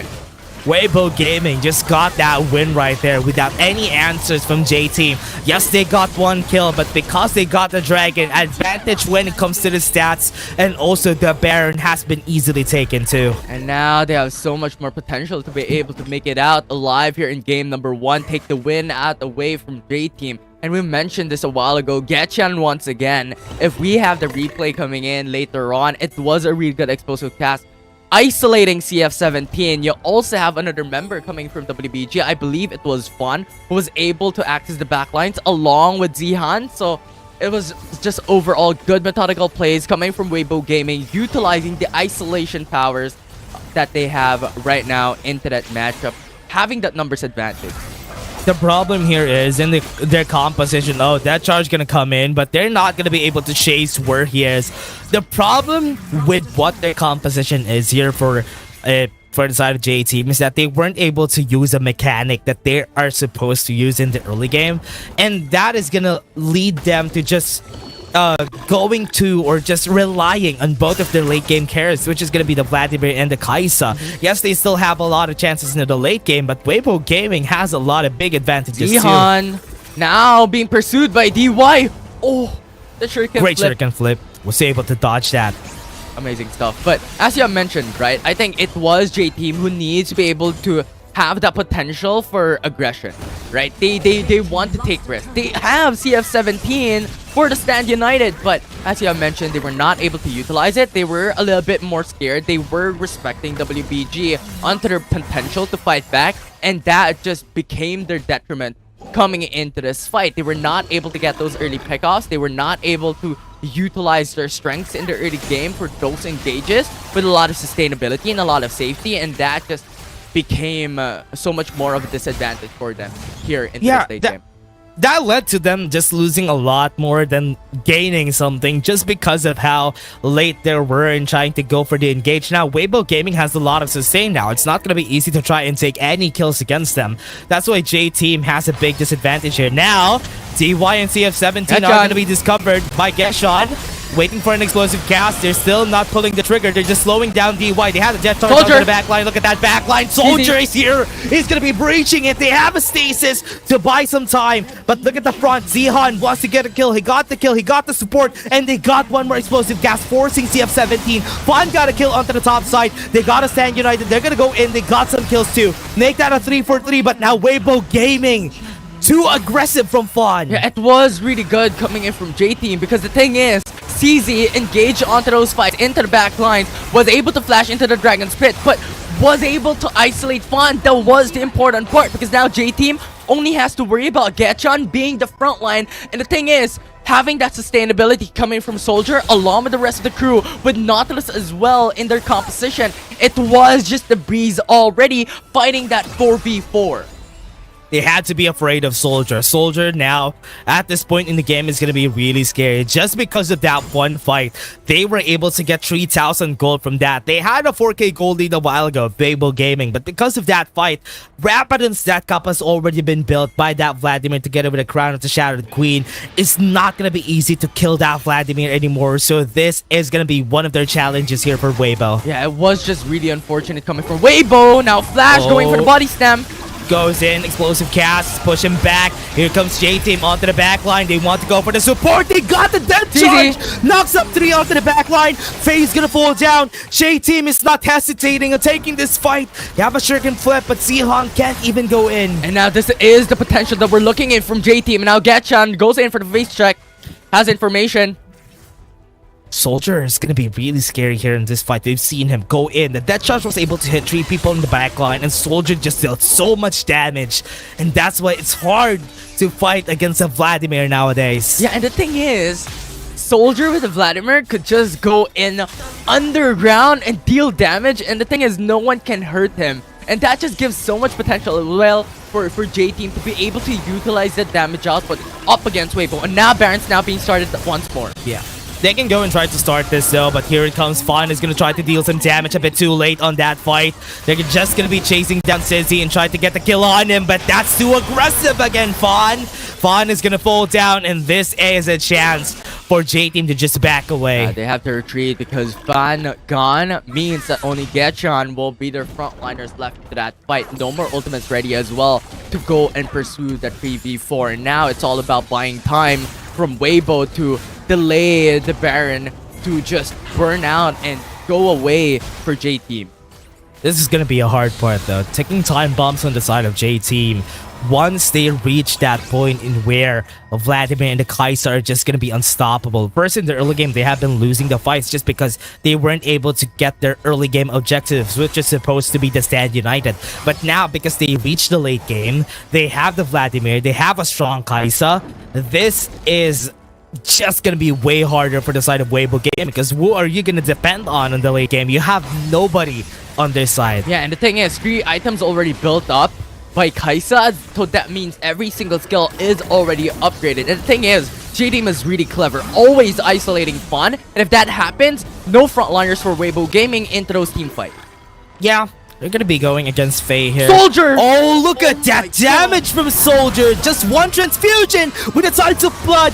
Goes in for the Sanguine Pool. They have the Stand United. The damage from that transfusion is just so much. Amazing stuff coming from Soldier, and that just enabled them to get the turret on top of taking the kill. And now you have DY and Soldier isolating and having to push the team back. Weibo starting it. X1 is still under it. Fun might be able to try and get the steal here. Weibo Gaming, they're hesitating on trying to take this because they know that Fun is still alive. Flash is in. He's not at the right time, and J-Team is just gonna take this dragon. And with the Elder Drake, so much more capabilities to fight on these engages up against WBG with X1 with a lot of late game damage dealers. It is going to be a much more easier time. And just like that, Zian's HP is gone. Yeah, that's what is scary about the double carry onto the late game. Once you get the Kai'Sa and Vladimir on 3 items, it's not gonna be easy, especially if you don't have somebody that could deal with them. If they had a Zeri, maybe, but because they have a Zeri, they have a... Oh no, Dewanya is gonna be dead here for sure. With that Tactic Ultimatum, Ignite is sticking on his head, but the Elder Drake buff wasn't enough, and they're gonna be trying to chase down... Oh, Sizzy onto the back line. Faye got the kill on him. Already gone. But remember, he still have the potential for J-Team, but Elder Drake, regardless if it's a 4v5, they still have the potential to push through, but nevertheless, they want to play it safe. They already got 2 in the turret. That's already good enough. Yeah, Weibo Gaming is trying to still push here. They don't really have a lot of late game champions. That's why it's not going to be easy for them to deal damage. The fact that they have a Vladimir and Kai'Sa makes it so that Weibo Gaming has a lot of hard time in the late game. Yes, in the early game, the burst is possible, but the Darkened Blade is not easy to pull off, especially in this late game fights where you have a Sanguine pull, you have a Killer Instinct to think about. That's why J-Team is just on a roll and just making use of both their carries. And now the thing is, if they take the Baron Nashor as well in their favor, if they're able to control the wave in the top side and the bottom side of the map, this is pretty much the death of Weibo here in game number 1. And the thing is, this is really going to be crucial from here on forward. If they get the Baron, they have to win this team fight as well, able to isolate J-Team and buy enough time. Hold onto the back line. They're gonna be trying to get the Baron. They're not gonna be even close. They try to get one onto one. Sizzy is gonna be running away with a hawk shot. They have Zihan in front. They don't have enough damage. Killer Instinct in front for X1. He's gonna be chasing down Dismembers. But they're so fast, they would be able to run away. X1 flashes in just for them to get the kill. And now, like the distance being taken down by Soldier, doesn't want to fight up against Faye. They know that they already don't need to chase because now they can push topside and mid lane. They're gonna be chasing him down though. Weibo Gaming gonna try to survive. They don't have a lot of wave clear on their side, but look at this. Soldier is super low in HP. One hit on that Crown of the Shattered Wind could end his life. They're finishing this with 8 HP, and that Nexus is gonna fall. And first games for JT. Nice turnaround coming in from JTM into that game number 1, having a huge disadvantage from the early game, but they're able to make it back with a lot of methodical plays and isolation of the jungler of Weibo. Great win coming in from J-Team. They were just waiting for that late game potential. That might be the reason why they weren't pulling the trigger during the early parts of the game, that we expected them to maybe get the early kills coming in Camille together with the Shen. But here in this game, they just waited and waited until Vladimir and Kai'Sa was at the strong point that they don't even have to worry about anybody inside of Weibo. Yeah, and on top of that as well, in addition to like the power of X1 and also Soldier coming in for the side of J-Team, you also have that isolation. Always CZ looking to have their eyes onto the jungler for Weibo, right? Coming into that final fight as well, onto the Baron Nashor, it was CZ who went in for the Hextech Ultimatum onto Fan. And then right after, there's just no potential for them to take the Baron Nashor away from J-Team. Yeah, and I do expect to see from J-Team, especially in the next game, if ever the Vladimir is not going to be banned, they can still take it and try to take the win. Especially now that the late game is just so crazy, that the damage from a Vladimir, from a Zeri, and even from a Xayah is just so much that people are just respecting it. Mostly getting bans against these champions are just something that you expect every time whenever it's picks and bans. Yeah, and we saw as well like the potential of CF17, because here in the early game we weren't seeing that aggression, we weren't seeing that risk being taken by JT overall. But later on those fights, we were a little bit too quick to judge. They were able to utilize the Stand United really well. They're now going in for that aggression, they're now going in for those risks, and that is what they need when you have the Shen available for the team. If you want to take those fights, if you want to take an advantage, go into this fight, go into this isolated execution and get the numbers advantage overall for the Stand. And honestly, it's also to the fact that Weibo Gaming really just knows how to use the early game to mid game. The only problem that we've seen from them is how they fight in the late game, especially for a team that has a lot of objectives already on their side. Remember, 2 objectives have been taken by them, the Mountain Drake and the Infernal Drake, but we didn't really expect them to really lose the advantage until the point where Soldier in X1 was really scary.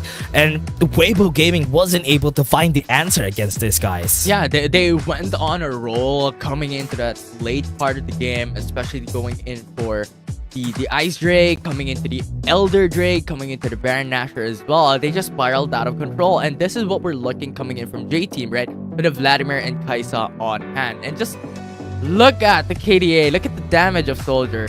That just speaks volume from game 1. Yeah, and it's also most of those fights or most of those damage are coming in from the last parts of the game, and where he really just went crazy because you don't really expect this from the early game. The Lucian, most of those damage was farmed during the early game, and that's why here, this is one of the things why Ziggs hasn't been seen a lot of play here in the WRLA now. It's because of the fact that Ziggs doesn't have that late game power compared to a Kaisa, for example, or an ADC at least. Yeah, it's just so much drastic. And now the MVP coming from game number 1 is Soldier. As expected, deserving of the MVP title from the very first game of the series, dealing so much potential coming into the mid lane as well. I mean, remember that one moment wherein Soldier just erased the HP of Ziggs. Yeah, and that's why Soldier is a really scary person. But now, are they going to be able to really follow that through? Again, everybody, that was just our first game. We're going to be taking a short break before we head into it. See you guys in just a bit. These are tough times in the dreamscape. The Phantom roams the dark corners, corrupting ideas and stealing dreams, leaving nothing behind but his calling card. Calls himself Thresh, and he doesn't play by the rules. But neither do I. That's why Detective Cinna put me on the case, I think. So, Swirly, what are you planning next?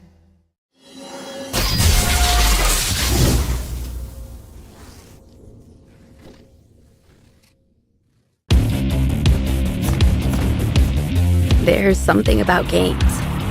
What you doing there gives you real chills.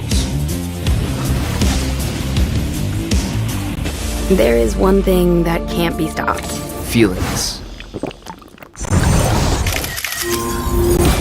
And if you can feel it, it must be real, right? And that's real magic. I thought I was up to the job. I had the whole picture. But it's all out of focus now. Thresh and his Dream Raiders took everything. Guess I'm out of my league after all. But what about all those stolen dreams? Those people. I can't give up. Maybe I am out of my league, but there has to be something I can... Wait a minute. What's this? A piece of art? I've got to stop him.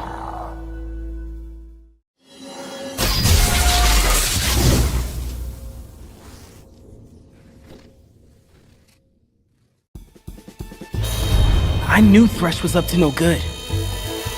But this was bigger than anyone at the agency imagined. I tried to arrest him, but he slipped through a portal. Not before I busted his lantern, though.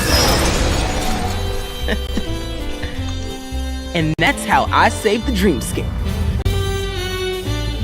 Sure, Thresh got away, but I restored the stolen dreams.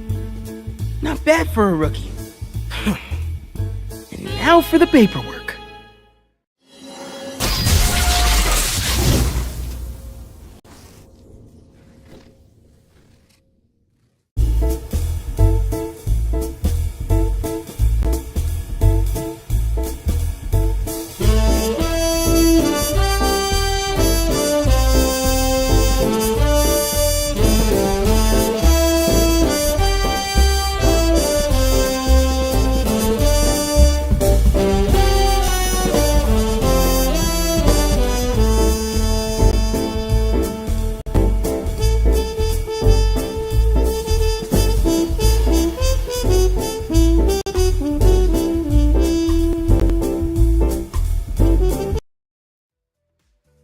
Welcome back, everybody. It's game 2 J-Team was able to snag a win against Weibo Gaming during this parts of the game. And again, it could potentially be just because of the champions that they got. They got a Vladimir, they got a late game Kai'Sa, but now in this next game, is that going to be the same case? Yeah, a lot of sustainability as well. Like on top of what we've mentioned a while ago, right? Having the isolation onto Fan.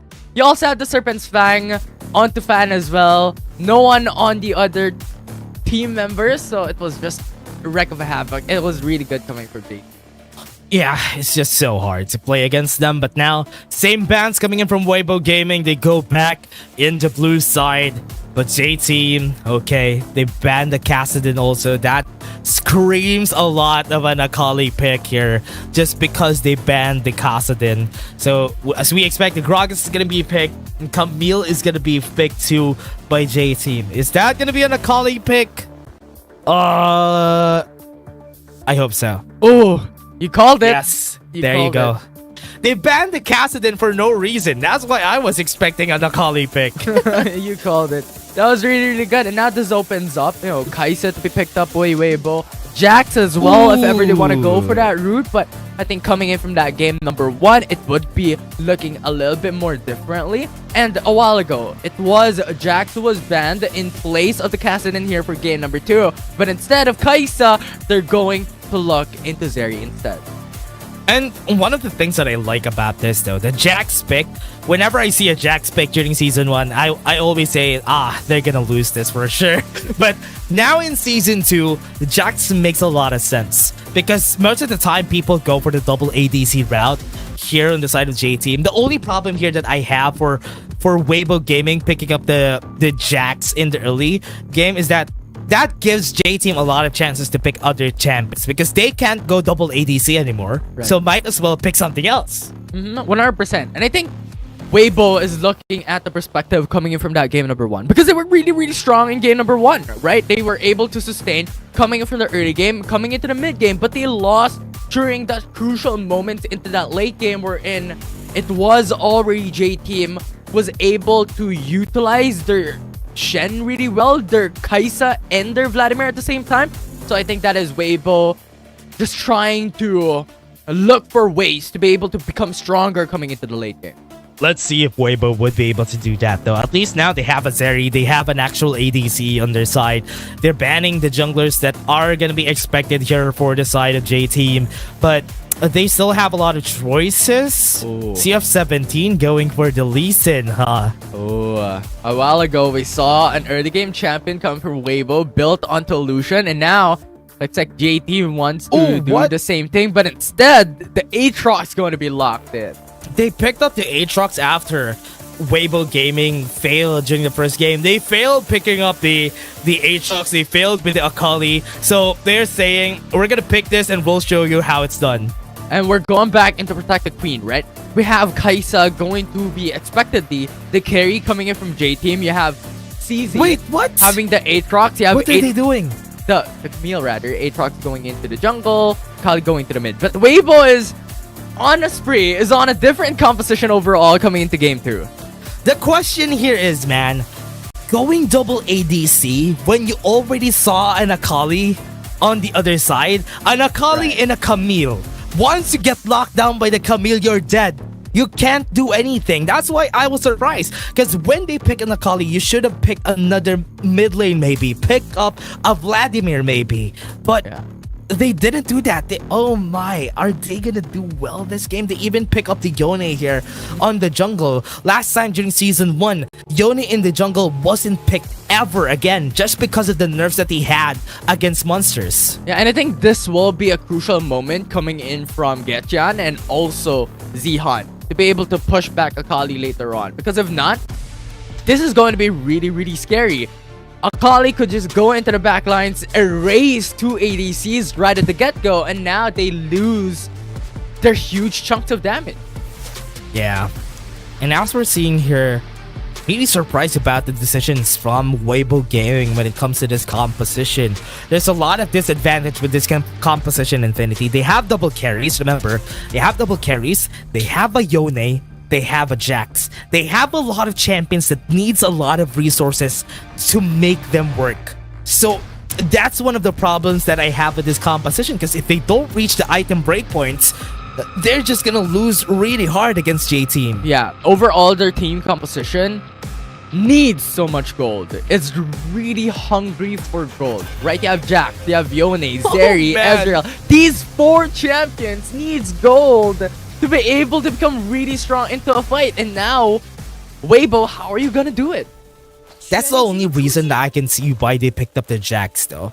I thought that was a big brain moment right here. The only reason why they picked up a Jax is because they want to go double ADC, or rather triple, to take the Yone in as an ADC too, because he basically is an ADC at this point. There. But again, that is one of the problems that I have here. They need a lot of resources. They need to make all of the things work.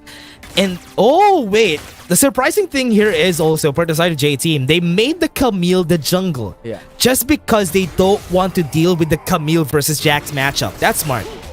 And I really do like it, as like looking at the composition of J-Team, aside from this shift of Camille going to the jungle, is also so much potential for X1 to have a lot of safety net.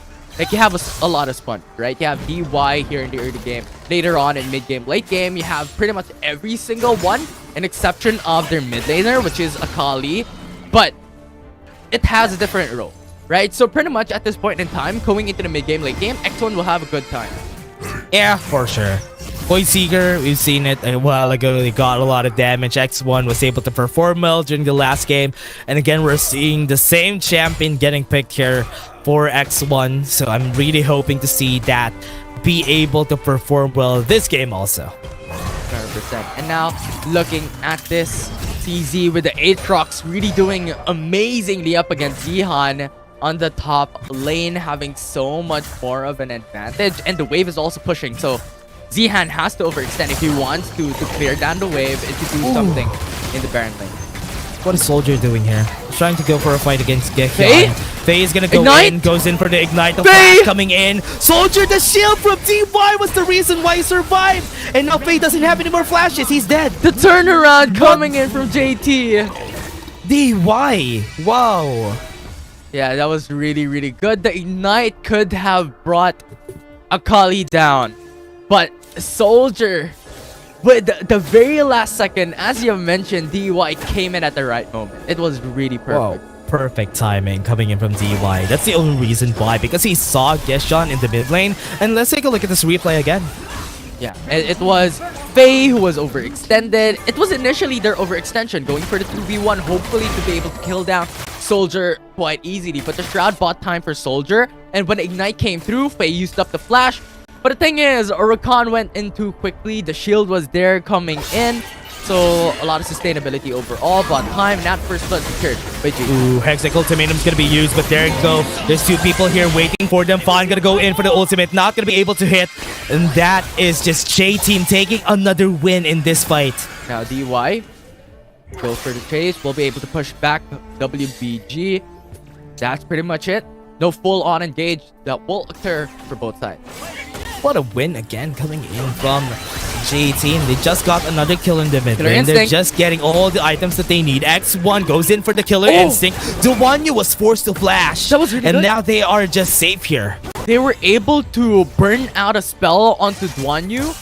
And overall, this will give so much advantage for JT from here on forward. No more flash coming in to the Mountain Drake. Coming into foreseeable fight coming from JT. Man, this is really crazy. All the things are just going in favor of J-Team now. And what else is the other teams gonna do? Because right now, they don't have any answers. And one of the things that I can only see here is that J-Team is just gonna force all these fights now, especially in the first objective. We still have 1 minute before the next objective comes in, but J-Team already is in a big advantage. Yeah, and on top of that, we already have 2 kills coming from CF17. That's a jungler for J-Team that we're talking about. So when it comes to these objective takings later on, Camille will just have a huge advantage opposed to Yone from Weibo. Oh man, I really do hope that this is gonna be good. Let's take a look at what's happening here for the jungles. We have 30 seconds before the next objective comes in, and for now, this top lane fight, this is just a fight of sustain. We're not gonna see any action here for sure. But that will be a different story because CF17 could potentially take down and go for the 2v1. Yeah, they have the Hextech Ultimatum. If that sweep was able to hit, they could have extended that to a Hextech Ultimatum. But so far, no full-on engage coming from CF17. And now WBG is positioning themselves a little bit more carefully here into the mid lane, having the supports come in because now the objectives will come up. And having a numbers game is really crucial here in the 5-minute mark. Yeah, and as we see, look at this. We do have... Oh no, this is going to be a problem here. They're going to be starting this already. DY super low in HP. And they're not going to start it just yet. And now, it's Weibo. He starts off the Mountain Drake with the opposite side going for the Rift Herald. Soldier just buying time. J-Team doesn't have anything to do here. They have the Shuriken flip. Use the perfect execution against Geshan. They're going to be trying to go for it. They got the knock-up onto one, and one more perfect execution might be able to get the kill, and the 5-point strike was enough. Grand entrance along with the damage of Soldier here in this early game, and now top side. Yeah, Z-Hunt's going to be next. Rip Herald on the top side of this tower is going to fall. It is so good coming from J-Team. They not only got the kill into the mid lane, get them advantage, but also got the tower for his blood on top side. Crazy, and now this is gonna start to really unravel what J-Team could do with this type of composition. As we said, during the early game, they have really big disadvantage when it comes to the composition, but nobody's rotating top side. This tower, oh no, is half HP already. Yeah, it changed everything with a Faye overextending into the mid lanes. It was CF17 who got the kill, and then right after, he was able to secure another later on. So 2-0-0 already in the early game just gave them so much potential. And outright, it was J-Team who was consistently finding kills, finding objectives, finding gold sources here in game number 2 from early mid-game. Yeah, and this is just gonna be easy, especially for the other teams. Weibo Gaming is not gonna really have any chances here except if they hit their item breakpoints. For now, no item breakpoints has been hit, but it seems yet Manamunes have been built already for the Zeri and also for the Ezreal, but that is not going to be where they are going to be strong. After this builds up to a Muramana, that is when we'll see some damage coming through from Weibo. But for now, nothing. We're not going to see anything. Fate sealed onto the top side. Sizzy, not enough damage from Weibo Gaming. They're not even scared of taking this fight. No counter-strike though. Zihan can't do anything here. Counter-strike cooldown was just perfectly timed. The sweep is going to be there, but the flash from Soldier to get the kill. Man, Soldier always finds the right moment to just go for the execute. It's always consistently looking for the right moment. And a while ago as well, Soldier was able to take those kills onto the ADC. And this is what we've mentioned a while ago in the draft composition. Ooh. Now DY starts up the fight. Gonna be chased down here. Body slam not available by Geshan. That's gonna be it. Not enough damage yet. X1 is just having the time of his life in the bot lane. Yeah, so much sponge and so much sustainability built into DY, being able to just have that safety net onto X1. This is what we mentioned a while ago, that X1 is going to play it really, really well just because of so much frontliners in the composition for J-Team here in Game 2. Yeah, and now J-Team is just gonna have it easy here in the next fights. As we are seeing here for J-Team, they're just trying to secure the map, but the 3k gold lead is not going to be a problem for them to just try and take fights. And as long as you give a lot of kills to Soldier especially, the damage of Soldier is just going to skyrocket, especially in those long drag-on fights and where you need to go for front to back in Weibo Gaming. It's going to be way easier for him to just take those kills. Yeah, I like how you mentioned about Soldier, because right now, 2-0-2, for his KT.RY, you already have Infinity Orb built up onto him as well. So damage, when it comes to those fights, is going to be quite huge onto Soldier. On top of that, 3 kills onto CF17 with the Triforce already. And I don't think they're going to stop anytime soon. Yeah, they're not going to take any fights here, especially that Weibo Gaming are just playing it defensively. They're not going to try and take something else. So now we're waiting for the next objective to come in. We have 5 kills on the board for the side of J-Team. So the next Drake is going to be an Ice Dragon, and it's going to be up in just a minute. Yeah, we have to look at Gachan as well, coming into these objectives. they have to utilize the explosive cast very well. It is going to be crucial to isolate these champions, especially considering how Soldier is just able to go into the backlines really easily. But considering now that you have the death stance, you have more sustainability coming into the frontliners, coming from J-Team, this is going to be so much harder.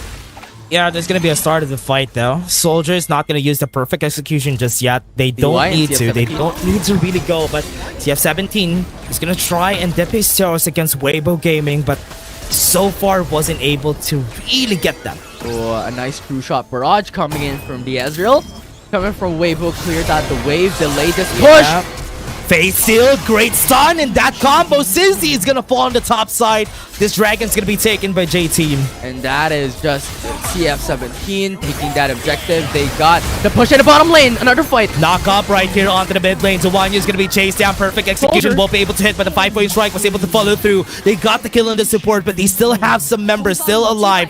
They're chasing down soldiers, but they don't have the time. They don't have the speed to go. Yeah, I like the caution coming in from Soldier as well. The discipline to not go back into that fight, considering that you have Faye, you have Getchan, and you also have Yone onto Weibo's side, and they lost another member. Now looking at top lane.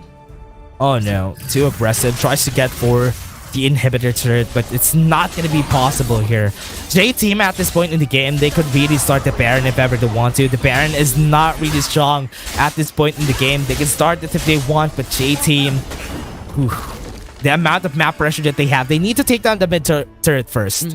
Definitely could just landslide this game out of proportion, but I like what Weibo is doing. At the very least, they're able to take 2 turrets on top side, while you have J-Team who was taking the dragon objective just a while back. So nevertheless, they're still able to keep up on the gold, at least at a very, very small amount in this game number 2. Only a 2.5k gold difference, still a big number, but they're still able to keep up and match the pace of JT.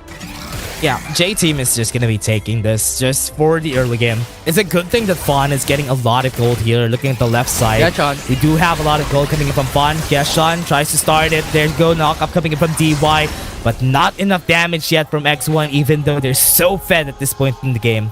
Now, Weibo has to play it a bit more safe. Yeah, JT already having control over the bot side jungle of WBG, concerned that the turret is already gone. They have not control advantage, and now it's a little bit more of the patience game.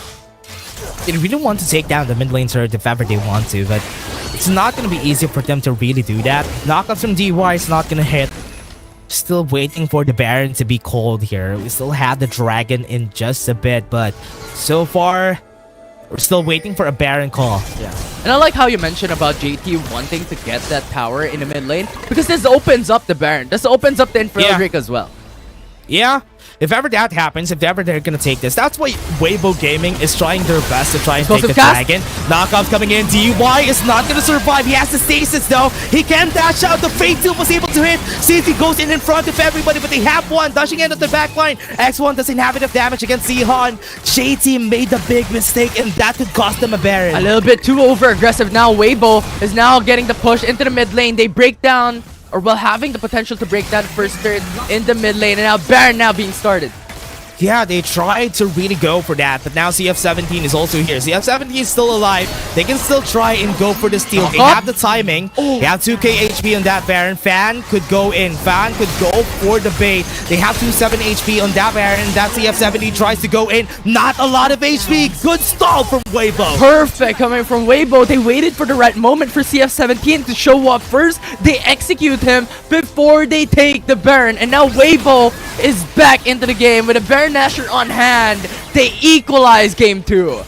Double ADCs are gonna work if this happens. They need to really be careful now. They got 6 kills out of that, and now this is gonna be big. They got a Baron, they got the gold, they traversed the gold gap, and this is gonna be easier for them. It's just JT who overextended into the mid lane. They wanted the mid lane turret, but not like this. And now Getchan being targeted. Fate sealed. Fate sealed. TZ Not gonna be able to back away. Look at this. DY is gonna be able to flash through. Killer Instinct is gonna stop them, and that is gonna be a kill. Geshan is gonna be killed, but the 1v1 against Faye, it's not gonna be easy for them. They have the perfect execution. The flash coming in from Faye. Shock Laser almost getting the kill with a true shot barrage. Fun is gonna be here. He's gonna be seen. Hextech ultimatum from CF17. Too much damage coming in from this guy, and here comes the hook shot. He tries to go. He has the knock up. He's not gonna follow through. That was really good coming in from those micro plays from Yone, but once Weibo lost Gatchan, once they lost Gragas, they have to retreat on those fights because Faye was already in a bad position. Ezra was already in a bad position as well. They could not pursue, and Fan at the right moment was able to come back as well in that 1v1 up against CF17 with that flash play, denying that damage coming in from Camille. But overall, Infernal Drake now up. Yeah, they can take the dragon now. They have advantage. Bond is already so bad with the Black Thirster and also the Bleed of Ruin King. It's gonna be easier for him to deal some damage. He just needs to hate those Fate Seals, the crucial ones especially. But now, the fight is gonna happen. Infernal Drake is already super low in HP. Can start this anytime, but now the damage from X1 is still not enough. But Zihan is already starting the fight. CZ super low. He might be taken down as fast as they could, and that's not gonna be a steal. That's still gonna be their side. Fate Seal! Able to get a Fate Sealed on 2! And now the stasis is gonna buy some time for them. Zihan's being chased down. X1 was able to get the Killer Instinct, and Weibo Gaming just takes the cake and takes the Infernal Drake. Weibo! It was really amazing coming in from them. CF17 took a little bit more time to go into the Infernal Drake, which was just able to deal so much poke damage coming in from Faye and the Ezreal. And now Weibo wants to finish. A bit too late. That's gonna be a... Oh no, Grand Entrance not gonna be able to do anything for DY. This is gonna be a win coming in from Weibo Gaming. Takes a 1-1. And that's a great turnaround just because of one fight. And we're going into game number 3. One fight changed it all. J-Team with their overextension into the mid lane, hoping for the first turret into the mid to be theirs, but instead became their detriment. Great start, honestly, for them. Weibo Gaming was able to get the win there, even though we doubted their composition because it's super resource heavy.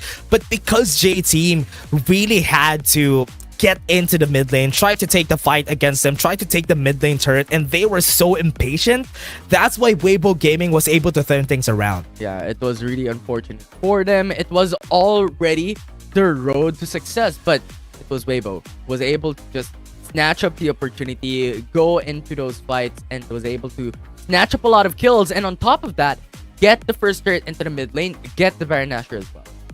Yeah, and because they got that Baron Nashor, that just snowballed out of control in favor of Weibo Gaming.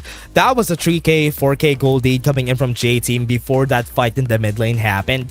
And because that happened, they got everything that they needed. And once they hit their item power spikes, that was enough for them to take the win and snag it against J-Team. It was a big misstep from J-Team, but now, how are they gonna go for this next game? Because now it's a 1-1. It's gonna be easier for Weibo Gaming to just ride this momentum that they already got. Yeah, and also remember, right? 2 turrets were already down on the top lane coming in from Weibo because they were able to push. The bottom lane was already pushing as well. First turret into the mid lane was already down. So getting that Baron Nashor was really a speed up into their push. The speed up for them to take the map control away from J-Team. That's true.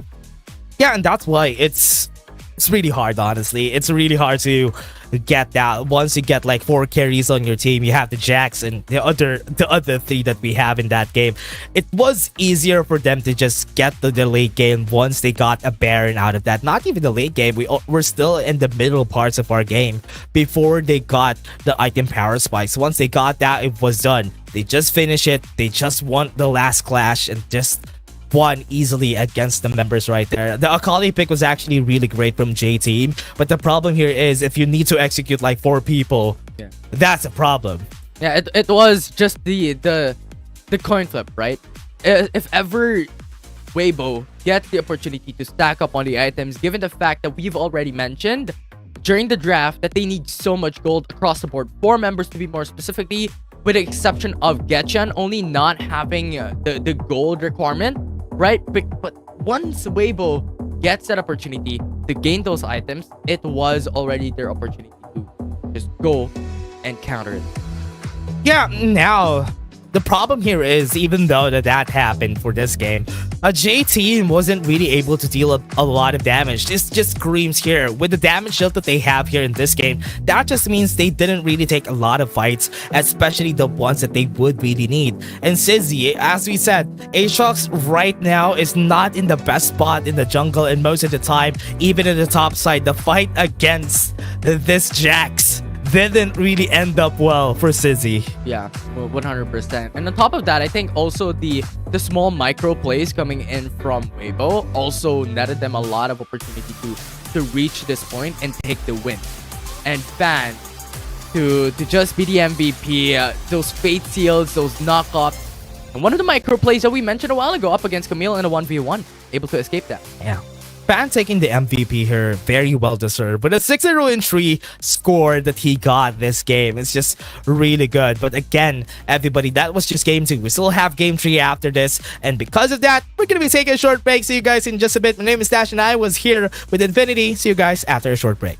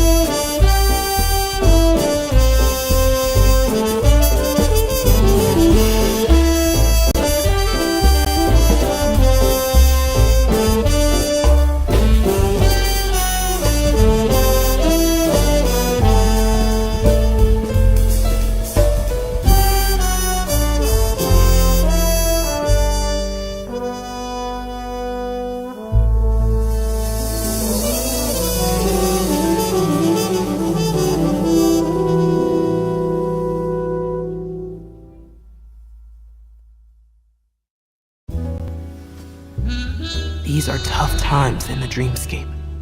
The phantom roams the dark corners, corrupting ideas and stealing dreams, leaving nothing behind but his calling card. Calls himself Thresh, and he doesn't play by the rules. But neither do I.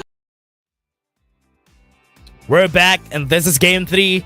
Weibo Gaming was able to turn things around, and the momentum has shifted to the side of Weibo Gaming after that win in that last fight. And J-Team now has a lot of work to do, especially they picked up a lot of champions from J-Team. Yeah, I'm loving it, right? We had a huge shift when it comes to composition. a huge shift when it comes to playstyle as well. Earlier on, it was J-Team who had the early game, mid game, and then it was Weibo who bounced back. Yeah. Now the problem here is, what are they gonna do, especially when it comes to the drafting? Are they gonna change some things up? Because so far, when it comes to the drafting that we had a while ago, it's the same things altogether, especially for Weibo Gaming. They didn't change anything on their bans, and that's almost because of the fact that they can really play the Kaisa, they can really play the Zeri themselves. That's why they're not afraid of what J-Team could do. Yeah, just the amount of champion pool that Weibo will be able to utilize here today is just too much. But effectively, we're having the same bans as you have mentioned just a while back. Yasuo, Saya removed. These are really strong, capable champions. And similarly for J-Team, Hecarim and Fiddlesticks out from the champion. Same champions are gonna be out of the pool. They didn't ban the Kassadin anymore, so that really screams a lot of what happened during the last game. Both of these teams are for sure not gonna pick up the Akali anymore after that loss from both sides. So with that, the Grog is gonna be picked. Same Camille to the side of J-Team. What else are they gonna pick here? You still have a Vladimir if they want that easy win from Soldier, considering that he performed well during game 1. Yeah, are they going to go back into what they did in game number 1 and just play it really patiently in the early game? But you know what? They wanted risky. They doubled down. They want to double down onto Akali. And I think that's also a considerable thing because they banned away Jax. Jax was the one who pushed back Soldier a while ago.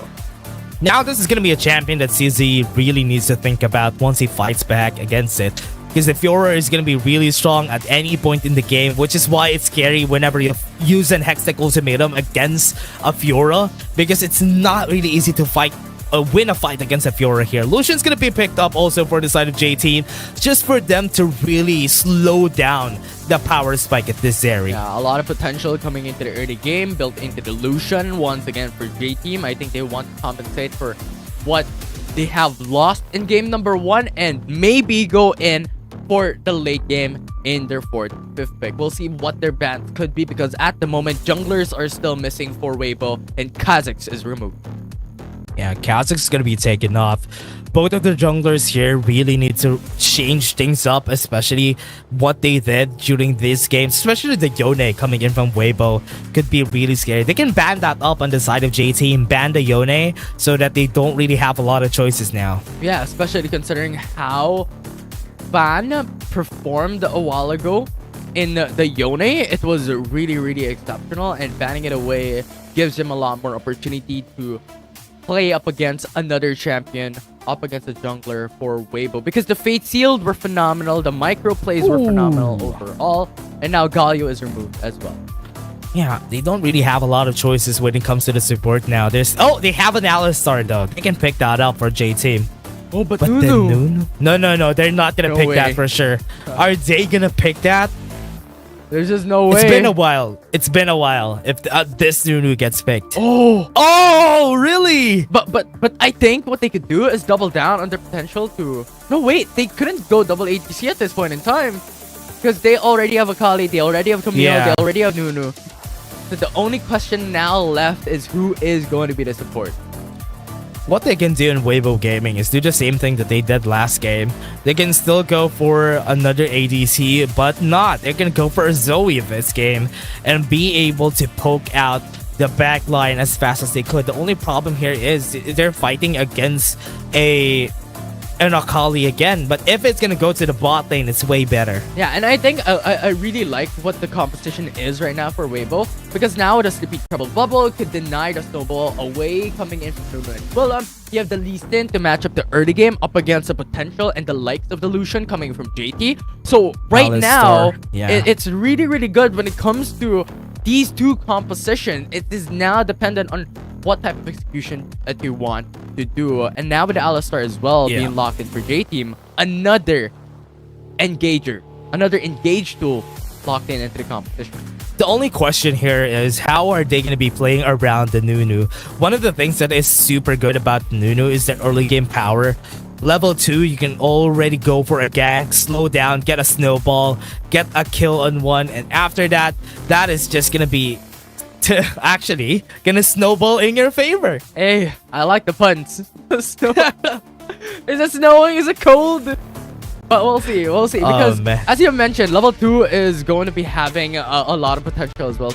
Well, you have the snowball that gives you a lot of potential to go into gangs, go into plays. You have the slow potential, the stun capabilities, and especially considering the composition that JT has. They have the Alistar, they have the Lucian. So expectedly, when it comes to the early game, they want to wreak havoc already. Yeah, they want to easily win this fight still. That's what I'm scared of here, especially for the side of for J team. Yes, they have the Zeri, they have the Zoe, but that is the problem during game 2. But in game 2, they were able to perform despite the fact that they have an Akali on the side of J team. So the question here is, how is J team going to be utilizing this differently so that they can win against Weibo Gaming? This is the game 3, everybody. Weibo Gaming versus J team, and they would need to win this in order for them to get a score. Yeah, and I think they understood already the assignment, right? A while ago, they had too much champions that need so much gold, and they were only able to activate during the late game. So now they bring in the Lee Sin. But looking here, Zihan. Oh, they're not gonna continue this, right? No way are they actually gonna continue with Zihan. Was baited. He has a launch still though. They're not gonna continue with the launch. Baited out a lot of time out of the jungler. So CF17 is a bit delayed. Yeah, and I think it's Nuno and Willem who already needs to go into the camps, because if not, if he fights this 2v1, he will be delayed up against a Lee Sin, especially considering the early game prowess that the Lee Sin has. Oh, the problem here is Zihan is still going in. Once he hits his level 2 mark here for CF17, as I'm saying, it's going to be his time to go. He is going to be his time to fight. Zihan needs to launch, but the boss is there. That's why he was not afraid. Perfect timing coming in from Zihan, and now CF17 has to crawl back into the red buff. He's too delayed now. Absolutely right, and that is what we mentioned a while ago, right? Because CF17 doesn't want to go for the 2v1 early on, because if he continues that 2v1, he will be delayed up against a Lee Sin. Now he went in for the engage on top side. He is delayed once again. Lee Sin is already on the red buff coming in from top side. Cleared already 3 camps. Weibo Gaming, oh no, this is really going in their favor now. So one thing that they can do, look at this, they even are going for the Scuttler so that they will get a lot more. Never mind, they're not going for the Scuttler. Yeah, it's just a prank. You know what? We see you, Rift Scuttler, we see you, but we're not gonna take you. But the thing is, they understand that Nuno and Willem is just hovering on top side once again. Yeah, they still have the, oh wait, they don't have the riposte anymore. And now CF17, with that, he's just gonna be forced to go for the Scuttler. DY goes for the headbutt and almost got the kill. Fan was able to survive. Oh no, everything's falling to place and J team is losing a lot. And Fan was still alive out from that. He was knocked back under the turret. He was ignited, but he was able to sustain himself for much long, and now first blood secured by Weibo. No kills to trade for JT. I thought they're gonna go and continue this and maybe try to take the blue buff, but let's take a look at how DY played that again. Yeah, it was DY who has information onto Fan. X1 followed through the flash coming from DY. Pushed back Alistar in hopes to get enough damage onto Fan. But the thing is, X1 had to fight a 3v1 overall when he was already gone. No frontliners to defend, no frontliners to sponge the damage out, and it was Weibo who took the win. Super scary fight that we've seen there, especially the DY. I thought that was such a nice play. It's just that they don't have enough damage in order for them to win that fight. And now at this point, Nuno and Willem is delayed. Lee Sin already got, you know, the potential for the faster clear in camp, has more gold up against the opposing jungler. Knock with explosive cast, and that's gonna be a sleepy trouble bubble to his death, and Faye gets a free kill. They needed that. They need to have that, because overall Weibo, once they were able to take the kill onto the bottom lane, now this will spiral out of control in favor for Weibo Gaming. Less opportunity for J team to be able to match up against Weibo's pace, because now you have more capabilities, more golds already for the potential carries for Weibo. Yeah, and that's gonna be way harder, especially for J Team now. They weren't able to really get a lot of those early game kills coming in from the Nunu. And you do expect a Nunu to get a lot of kills. And once you don't really get that, especially for the level 2 power spike, it's just gonna be way harder. Yes, you are not in a tank meta. That's why it's really hard to play a Nunu nowadays. And the thing is, when we're looking at the difference when it comes to gold, it is Nuno and Willump, CF17, who only has 2.5k gold, while you have like 3.2k gold or something for Lee Sin. So that's just the amount of difference coming into both these junglers, and I think that will be such a huge detriment right now for JT. Yeah, and now with the 2k gold lead early in this game, that's a big lead for the side of Weibo Gaming. Considering that this is still the early game, there's still not a lot of gold going around, and that's a big lead. Now, because of this first fight that is gonna happen, they have a lot of item advantages, and once they complete it first, they would be able to take this dragon a lot easier, or rather, even the referral a lot easier. Yeah, 100%. Just look at the gold difference across the board. It's not only the junglers who has the big difference, the mid laners, the bot laners, the support. The difference maker here is because the top lane is being hovered consistently by Nuna and Willem. It's an even level playing field, but the thing is, that's not enough to sustain yourselves coming into the mid game, late game. Yeah, Faye is gonna be running in. CF17 is gonna be trying to get that. They watch push back, and you don't have any chances to take it. Uses the grand challenge to get the extra movement speed. Zihan is not afraid. Definitely not afraid. You have the power of a Lee Sin. You have Zoe as well in there. So if ever a full all-in engage comes down to it, they have so much more potential. Duan Yu. Yeah, let's see. Top side though, TY already tanking up a lot of damage. Duan Yu is gonna fall. Here comes Geshan. TY is gonna try to sacrifice himself to the turret, but nobody's just going at it. Fawn is gonna get the kill. CF17 gonna be helping out there. X1 was ignited. He's gonna be dead. And Soldier is not gonna get anything out of that. Ticked down to the ground. He was burned to death. It was basically a 1-for-1 trade, I believe, overall for both sides. But the thing is, once again, Weibo Gaming getting that kill and getting that advantage into that fight nets them the opportunity for the Rift Herald. Oh man, this is just so hard. Weibo Gaming is just gonna take this for free. Here comes the jump. The sleepy triple bubble was perfect, and CF17 can't even catch his breath. That's Absolute Zero is gonna be getting absolutely 0 kills on that. And this is what we mentioned a while ago with Zoe being locked in up against Nuna and Willem. The snowball can't happen because the sleepy trouble and bubble could just deny it out of CF17. The amount of difference when it comes to gold advantage from Weibo here on out disables the potential for Nunu and Willem to just go into the fights despite building onto a tank. Oh, 6k gold lead, man. They even have a Nunu on their side. And what is really scary about this, they have a Fiora, they have a Zeri on the side of Weibo Gaming, and getting advantage with these champions is a really hard fight to have. 100%, because on top of that, despite going into the late game, you have the strength of a Zeri, and you also have that split push potential that a Fiora has. Considering that this is pretty much going to be the 1v1 forever for CZ and Zihan, oh man, CZ's not gonna have a great time. He's not gonna win. A 1v1 against a Fiora and Camille. Fiora is always gonna win, especially at this point in the game. Camille is just gonna win if ever he gets a great precision protocol combo, but most of the time, it's not gonna be easy. Yeah, considering you have the mobility of a lunge, you have the grand challenge for a little bit more sustain on the ultimates as well. It's just too much more of a difficult situation in the Baron lane matchup, and now J-Team just really wants to look for those little bit of pieces of gold that they can find. Yeah, getting both of the objectives is really hard for J-Team now that they have a disadvantage, especially at the 9-minute point of this game. There's not a lot of space for them to do anything. DY, what was that? That was too fast! It's just that there was no follow-ups. DY, what a play supposedly, but now Zihan is chasing them down. Slow is gonna be their grand challenge. It's gonna be making Zihan a bit faster. Nobody died. That's already good enough. Sonic Wave connected. Not gonna continue though. CF17 doesn't have a lot of damage, but Fun still respects the damage a soldier can do in this game. Yeah, now, and Weibo having that amount of advantage, having that amount of lead up against J-Team enables them to just do this. You know, go for the jungle invade, just go and clear their camps. overextend because it doesn't really matter. They have so much mobility built into their composition. You have the Lee Sin that can just jump around with a safeguard and a Sonic Wave. You have the Zoe that just gets pulled through into those fights really easily.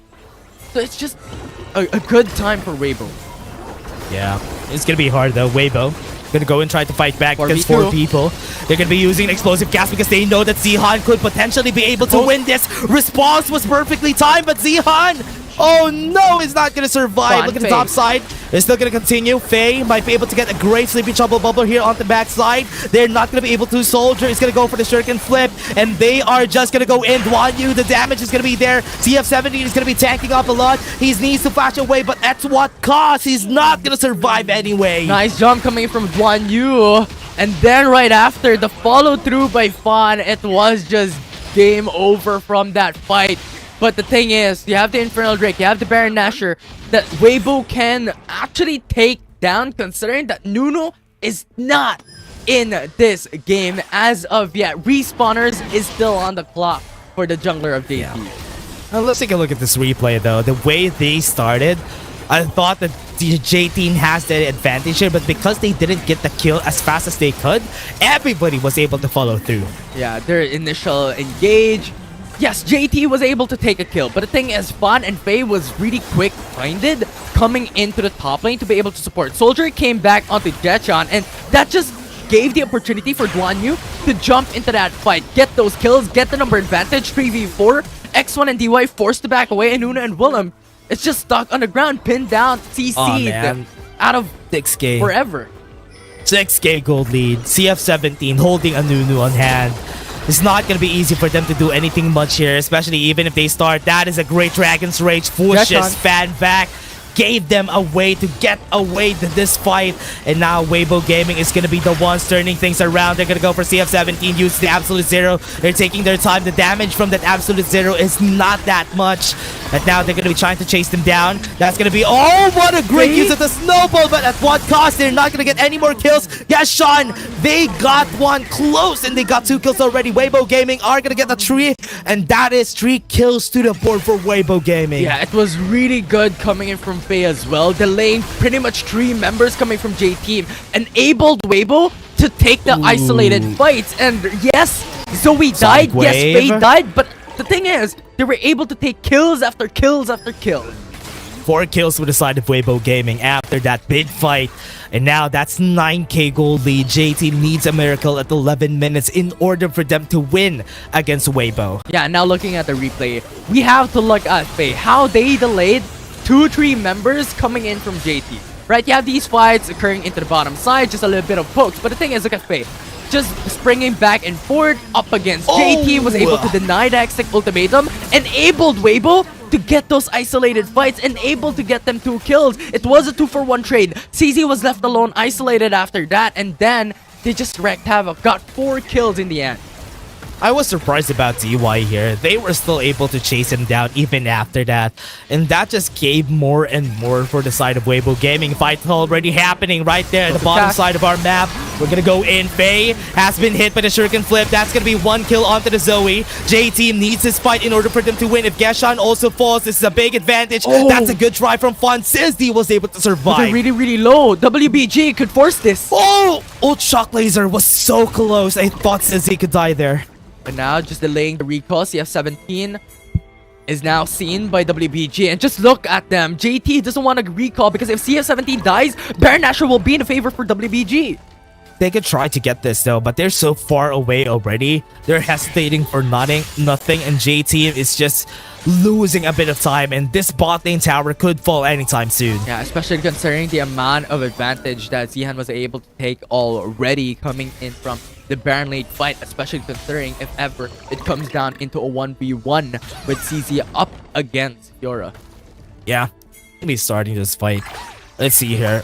4k gold lead on that jungle, and that's what we were saying a while ago. Having a Nunu jungle and not getting a kill in the early game is going to be real bad for you as the game moves forward. Yes, Lee Sin is also not a late game champion, but Lee Sin has a way better potential in the late game just because of a Dragon's Rage presence. And the attempts of CF17 overall became a detriment, right? Became a disadvantage. It took so much time for him to just roam around the Fiora just wanting to really give a safety net for CZ. But the thing is, Zihan is just too mobile, able to utilize their pose really well.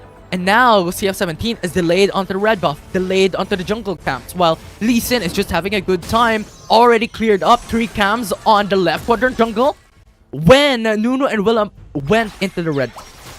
Yeah, the question here is, how is J-Team going to be able to turn things around with this 9k gold lead that Weibo Gaming already has? At this point in the game, they need to try and take risk, maybe get a pick off, maybe get a shutdown before this blows out of control. Yeah, 100%. And I think the catalyst for that would be the Baron Nashor. If any of these two teams start up the Baron Nashor or the Ice Drake, this will come into chaos for both these teams, and J-Team has to look for that opportunity to find the right moment for DY to be able to isolate one, and for X1 and Soldier to follow through with damage. Oh, Faye, and that's a fast engage coming in from DY. Faye needs to back away. Soldier tried to chase him down. An explosive cap to deny, and Faye was able to survive. Never mind, DY was able to follow up with the kill. Onto the backline though, Fawn fighting against Geshan. Duwanyu might not be able to survive this fight against Soldier, but no, never mind. X1 is also gonna die on the hands of Duwanyu, and he is gonna get the 1-3. And that is enough for them to say that this is our game. And that is what we've mentioned. Yes, the thing is, at the start, J-Team was able to isolate, but Weibo was able to follow suit. Once again, Faye was killed, but he bought time because 2-3 members was focused on him. And now Weibo Gaming got the Ice Drake and now is taking the opportunity for the Baron. Takes a Baron, and they're trying to play it still defensively even after that big win. They could have ended that game, but Baron is still going to be taken. Weibo wants to take it slow and just take one step at a time. Now looking at the replay as well, it was really good. Fan was able to bring down CZ's HP down a little bit, and now we have to look at DY because that will be the start of this fight basically with CF17. It goes for the Proto Belt along with a flash, isolated onto Faye, but the thing is, he had the flash readily available for him. He got the jump to go away, but look at DY. CZ is also not there. So it was pretty much a 4v5 overall for the longest time. And then Duwanyu just 2v1 X1 and the Soldier. Oh, man. That is such a great play coming from Duwanyu. I wasn't expecting him to survive, but because of that stasis a while ago, before the shuriken flip, he was able to survive. But now onto the back line though, D1's gonna come in, the damage with the Grand Challenge and the knockup! That is enough, and that's gonna be a kill onto Sizzy. He's gonna fall, and J-Team won't be able to do anything much here. Look at the back line, DY is being chased down. J-Team only has 3 members here already in front. They have the Baron buff. It's gonna be easy for them to push. No wave clear from J-Team. And the most important time is where they lose one of their members. Now this is a 4v4 basically while they wait for Fate to come in. But 2 inhibitor turrets already down. They're gonna be starting this, J-Team. As far as we can go, Weibo Gaming. This is gonna be hard. They have the Sleepy Triple Bubble in one. Is that gonna be a kill? No, not yet. Onto the back line though. They try to get it. They're gonna try and take the win now. Duwanyu, that is gonna be a finish for their side, and Weibo Gaming takes this win.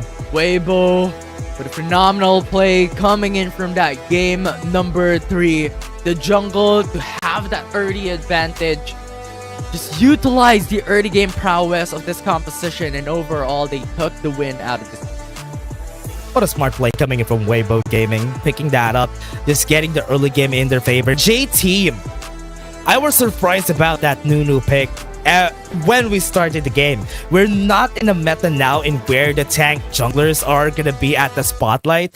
Maybe soon, maybe 4.4C or 4.4D maybe, but now it is really not the time for Nunu to come back into the scene, because even that Lee Sin is just outclassing him during the early game. Yeah, it definitely was a show of a big difference coming in from that game number 3 of having a Nunu and Willem and Lee Sin overall. And I think it was just really unfortunate for CF17 because of the delayed time that he was able to attain in top side, just hovering around, just wanting to give protection onto CZ up against Zihan. Yeah, and now the problem here is, what is J-Team gonna do? They started this tournament with a win against G2B, but when it comes to the CN conference, they have problems even on the hands of Weibo Gaming.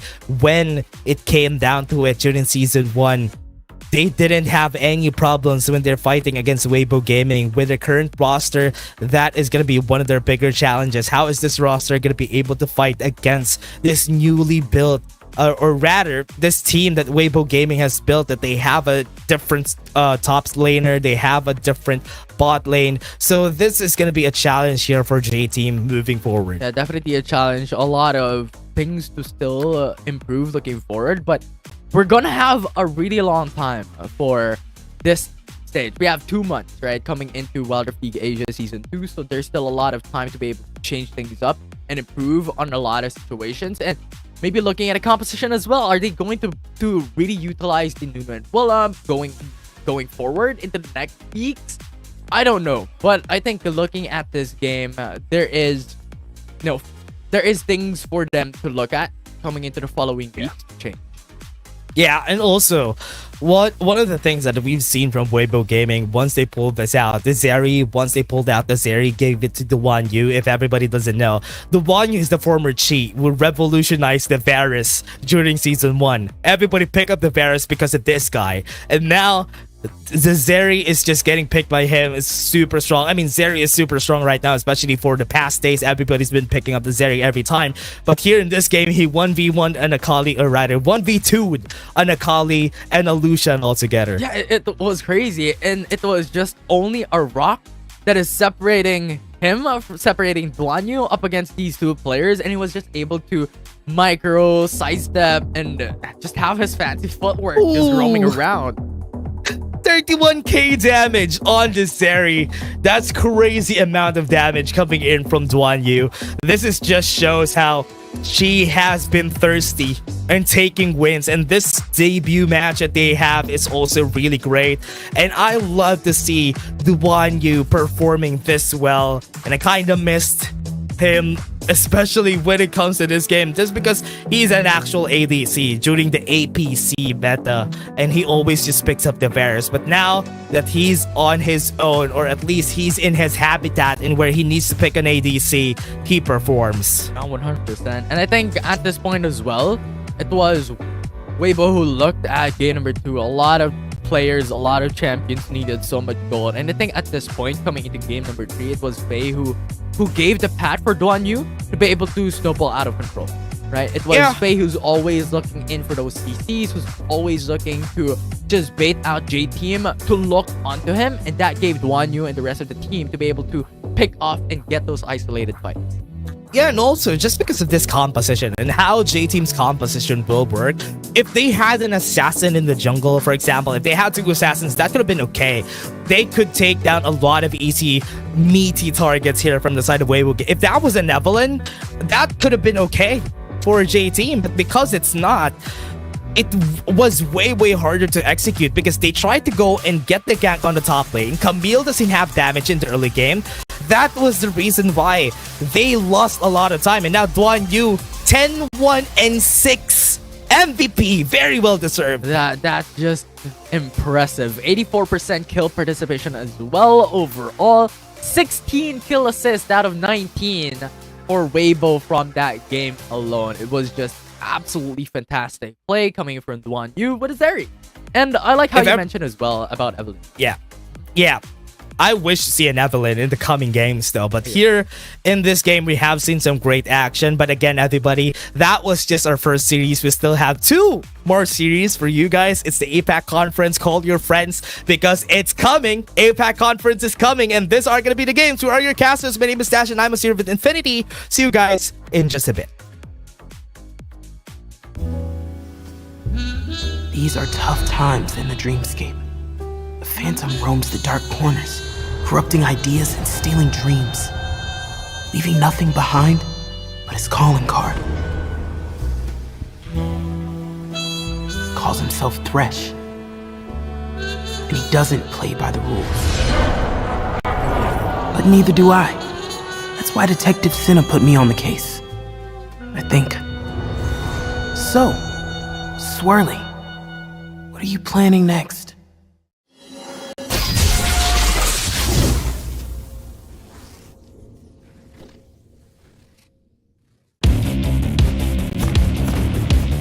There's something about games. What you doing there gives you real chills. There is one thing that can't be stopped. Feelings. And if you can feel it, It must be real, right? and that's real magic. I thought I was up to the job. I had the whole picture. But it's all out of focus now. Thresh and his Dream Raiders took everything. Guess I'm out of my league after all. But what about all those stolen dreams? Those people. I can't give up. Maybe I am out of my league, but there has to be something I can... Wait a minute. What's this? A piece of art? I've got to stop him.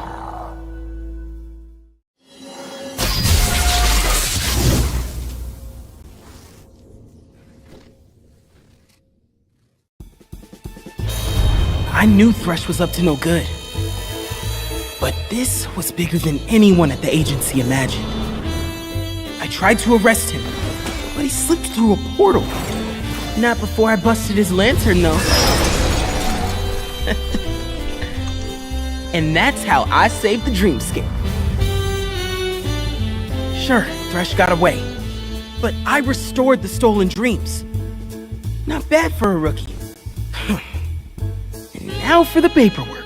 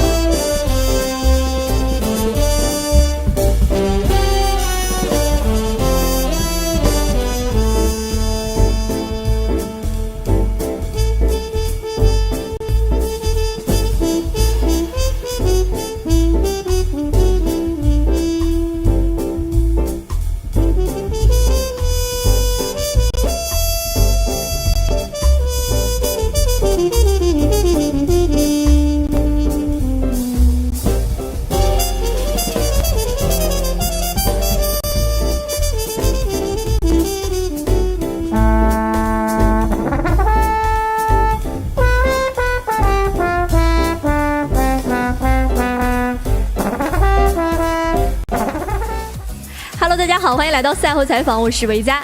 让我们再次恭喜 WBG 赢下了这场比赛的胜利。我们也是请到了辅助选手搁浅来接受我们的采访。搁浅先和大家打个招呼吧。大家好，我是微博的辅助搁浅。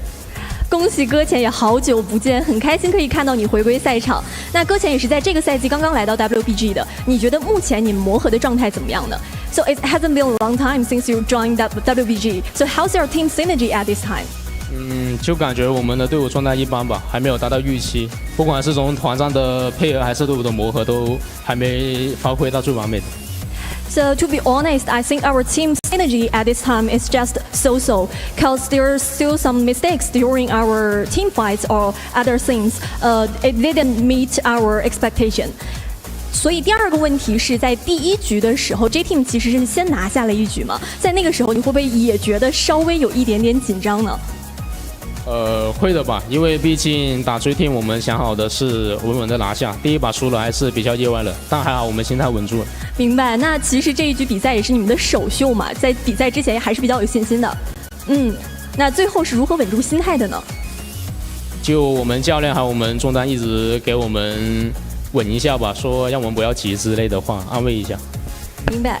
搁浅 just said that, to be honest, after we lost game 1, it's just a little bit pressure on us at that time. Since this is our first show of this tournament, we are very confident that we could get this win today. 那我们接下来问一下第三个问题。其实我们是很久没有在赛场上看到搁浅了，搁浅在上个赛季也是很遗憾没有参与到其中，但是今天的赛季首秀还是给我们带来了非常大的一个惊喜。那你觉得你的赛季目标是什么呢？我自己的目标的话，还是先把自己的状态找回来吧，就找到自己发挥到我感觉很稳定的一个状态吧，先把自己稳定住。对，这是我自己的目标。自己的目标，那觉得自己想不想做一个最强辅助呢？还是想吧，目标还是往最强那一档的辅助里面靠吧，还是。明白。那对于队伍来说，你觉得你们队伍现在的目标是什么呢？还是季后赛吧，先进个季后赛再说。先进季后赛。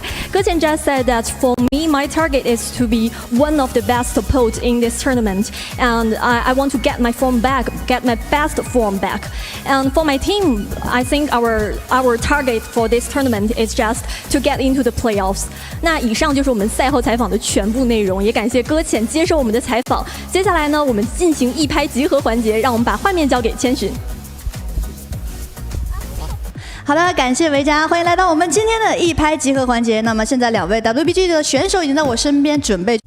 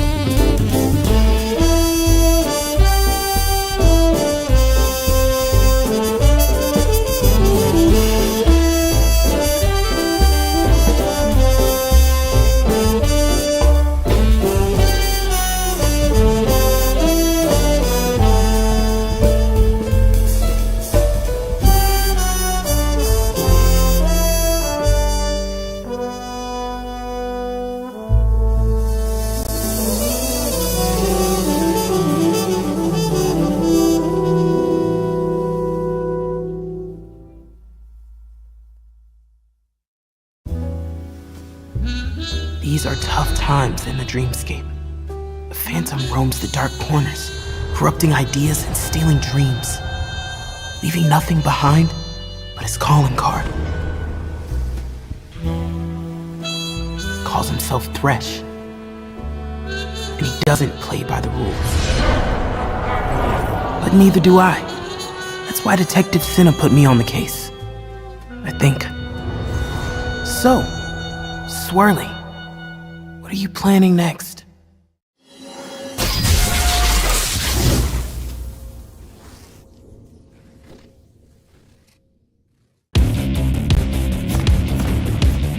There's something about games. What you doing there gives you real chills. There is one thing that can't be stopped. Feelings. And if you can feel it, it must be real, right? And that's real magic. I thought I was up to the job. I had the whole picture. But it's all out of focus now. Thresh and his Dream Raiders took everything. Guess I'm out of my league after all. But about all those stolen dreams? Those people. I can't give up. Maybe I am out of my league, but there has to be something I can... Wait a minute. What's this? A piece of art? I've got to stop him.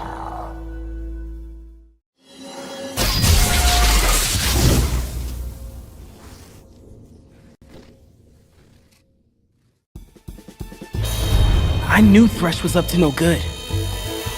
But this was bigger than anyone at the agency imagined. I tried to arrest him, but he slipped through a portal. Not before I busted his lantern, though. And that's how I saved the dreamscape. Sure, Thresh got away, but I restored the stolen dreams. Not bad for a rookie. And now for the paperwork.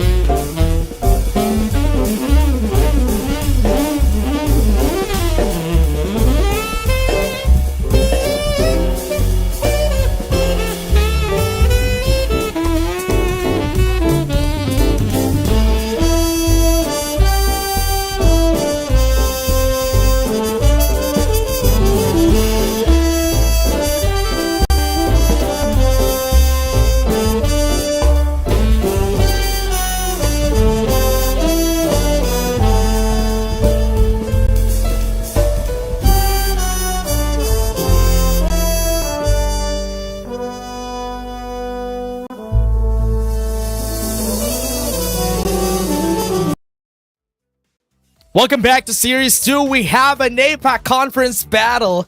It's gonna be two strong teams, or should I say, Roster-Y versus Cerberus Esports. We're still gonna be your shoutcasters. My name is Dash, and I'm here with Infinity. Hello. I mean, Cerberus versus KT Roster, right? Cerberus versus KT Roster. It is going to be quite exciting to watch these two teams battle it out. A while ago, we saw 3 games. Are we going to see it again?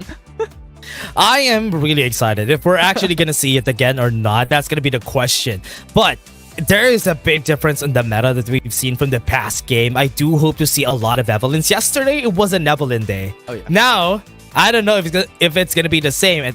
Let's take a look at the matchup. We see a 1-2, Weibo Gaming winning the game a while ago, and now for match 2, you have Rolster-Y versus Cerberus Esports, and now the next is gonna be G2 Blacklist versus Fennel. Yeah, and before we took a short break a while ago, I mentioned I like Evelyn, as you have mentioned, because I think it gives you so much, like, that fear factor up against the enemy team, so much assassination potential. And the thing is, over the course of the past few days, when it comes to WRLA Season 2, we already have 8 picks of Evelyn. Yeah. And that's why I'm really scared though. Evelyn being in the meta is not something that you always see. But now, with what we're seeing for Rolster-Y, it's almost the same. Same people that we have in the team. In Zero is going to go to the support. In Acrobat is now going to be their Dragon Laner. Yeah.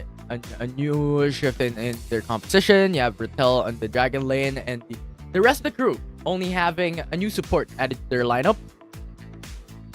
Let's see on how this is gonna go for Cerberus.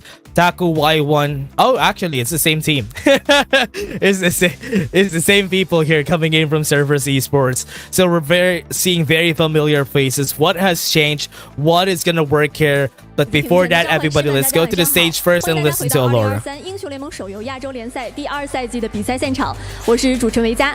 接下来将由首尔 KT.RY 战队对阵到西贡 CES 战队，这也是2支 APAC 赛区的超强战队在本赛季的首轮交锋。相信观众们也迫不及待想要看到他们的表现了。强者对决孰胜孰败，让我们共同期待。Hi everyone, welcome back to the stage of 2023 Wilder League ASA 2. I'm Alora. The next match will be KT.RY versus CES, which is also the first round of the season between those two teams from APAC region. I believe the audience can't wait to see their show now. So who's gonna get this win? Let's check it out. And now it's time to welcome Seoul KT Rolster-Y and Saigon Cerberus Esports. 오늘 밤 첫 경기에서 이긴 후 무슨 축하 만찬을 먹을까? Ăn lẩu nhiều quá thì hơi khó tiêu, nên team tụi mình không cần nghĩ trước là nên ăn cái gì. Chỉ cần chiến thắng trong trận đấu này là team mình đủ no. Oh man, oh man, that is so cool. Oh man, the start of this trash talk session that we have. I do hope that Cerberus Esports would be able to pull through here, but Rolster-Y has proved themselves to be the best, one of the best here in the APAC conference. It's just that G2B and Rolster-Y is just the best teams that we have in APAC conference. But now Rolster-Y, they're fighting against CES. CES has a big challenge that they need to take here. Yeah, 100%. And now we're looking at the preparations coming in, and we saw the trash talk, right? Too much hot pot. I mean, what more can you ask for? Oh man, too much hot pot is not gonna make it easier for you. I mean, being full while playing is really hard, honestly. And now we're looking at CES as well. A while ago it was KT Rolster. They're preparing. We're looking at them, but at this point in time, I think there's also a lot of pressure on the shoulders between these two teams as well. They encountered during the season 1 with KT Rolster taking the win up against CES in a 2-1 series, and I think right now it is an opportunity for CES to take it back. Yeah, and now the question is, how is CES going to be able to turn things around here? Because their encounter during season 1, yes, it was a 2-1. It's still possible, but Cerberus had their first game recently. They lost to Woohoo Gaming with a 0-2, and having a new support, oh man, having a new teammate right here as Acrobat on their side, is that gonna change things up here for them? Yeah, once again, a change in the composition. It's a double-edged sword. It could really complement, or it could, pull you back for a bit. Like given the amount of time that you need to adjust, given the chemistry that needs to be built up. So we'll see if this could be, that push that CES needs to win up against KT Rolster this time around. Can they make it? Can they win up against KT Rolster from what we've seen coming in from season 1? Yeah. Are they going to be able to be as strong as they were? That is one of the questions here. If that works, if things work for them, that's going to be good. But Rolster-Y has proven themselves as early as time in Wild Rift. So that's why there is no doubt that they would be able to perform. But again, fight for side is where it's going to be starting. And we've seen KT roster way back into the very beginning of Wild Rift Esports during the very first year, during the second year as well, even in WCS. Now, CES has performed significantly well here right now in the fight for side if they want to have the priority coming into game number 1. Oh yeah. Now this is where it starts. KT.RY.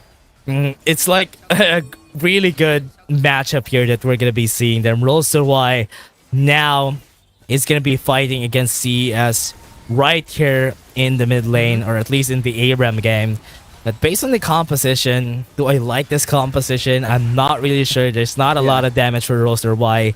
There might be an advantage for CES here. Yeah, I like how you mentioned that because they have what? Senna, they have Soraka, and then they have Rakan. And yes, Rakan is a good addition to have that engaged tool later on up against CES. But Senna Soraka is a little bit of a question. They have to play it a really prolonged match up against Cerberus if they want to take a win, because Senna needs a lot of time. Oh, what a great number move. What a great goal coming in from the Senna, and that's going to be it. The start of the fight, and CES still was winning. I think most of the fans right here that are watching came from the Worlds game that just happened recently. And KT.RY is also the team playing there. So here, we're going to be seeing another KT.RY here, everybody. Yeah, the curtain call is there. You have Y1 into the back.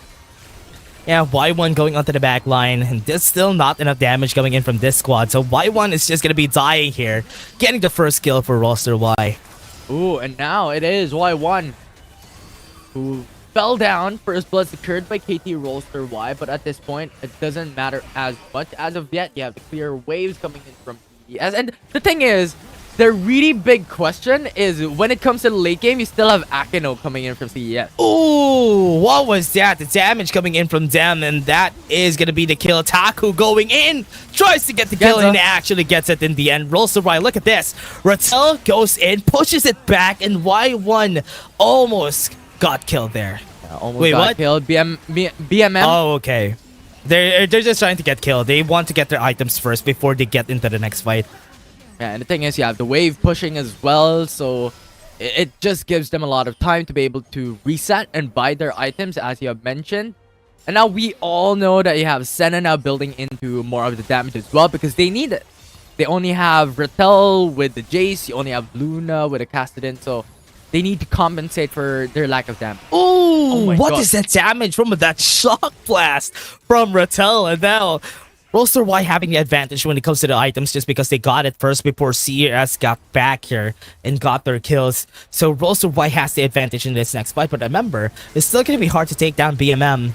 So CES, what they can do here. Oh, the start, and that's the quickness onto the back line. Grand entrance not even able to move. And that's a lot of HP still. Luna being chased down here by Y1. Uses the Cyclone to knock them back up. BMM tanking a lot of damage coming in from KT.RY. They're trying to back away. They got the hold on BMM. The Shock Blast wasn't able to execute BMM, but that's a lot of damage overall. Curtain call. Now cast it out. But KT.RY just easily dodges it out. Left and right, and so far, you know what, despite their lack of damage, they're still even level playing field up against CES. Ooh, they got a kill again, and BMM falls down. Already started, and KT.RY, this is looking good, Infinity. The way that KT.RY is playing here today, oh my, I'm kind of scared for CES. Yeah, and the thing is, it is CES who has that disadvantage as well when it comes to the early game, innately, because they have the kill. So that is going to take a lot of time before they're able to make it back with the huge damage output of Akino. Yeah, and it's going to be taking a long time, as you said. Taku almost falls down with a sliver of health left. But as we said, Infinity, it's going to be hard for an Akino to actually do anything much. The late game is not going to happen maybe after the next 8 minutes, and it's going to take so long. KT.RY is already at 15 HP on CES's tower. And now, look at him. Quickness. Started it. Quickness. Doesn't even need to use the grand entrance. Executes the one on the back line. Taku falls down. And now this is a 4v5. Inhibitor turret's already gone for the side of CES. Y1 on the back line. They got one on Acrobat. They have this. Y1 fighting against Acrobat and Zero. They got the kills already. Rattel is the only one in front. They're trying to get executed, every one of them. And Zero also wants to get executed himself. They have some time. before they get close to their tower. Yeah, and I really like this coming from KT.RY. Why? Because they reset all together at exactly the same time. So coming back into the turret also gives them that potential to have pretty much the similar aspect of getting their builds, getting their items back. And now we're also looking at CES, who wants to go in for the reset to be able to get their items immediately coming back up. But thing is, CES still has yet to get a turret in their favor. Yeah, WBG, oh my. They got 2 towers already. They got an inhibitor down a while ago. So CES needs a lot of things that they need to do before they would be able to win here. And also, add to that fact that they don't have a lot of wave clear. This is going to be a hard fight for them. Definitely a hard fight for them to be able to take it down. Look at the damage of Ratel.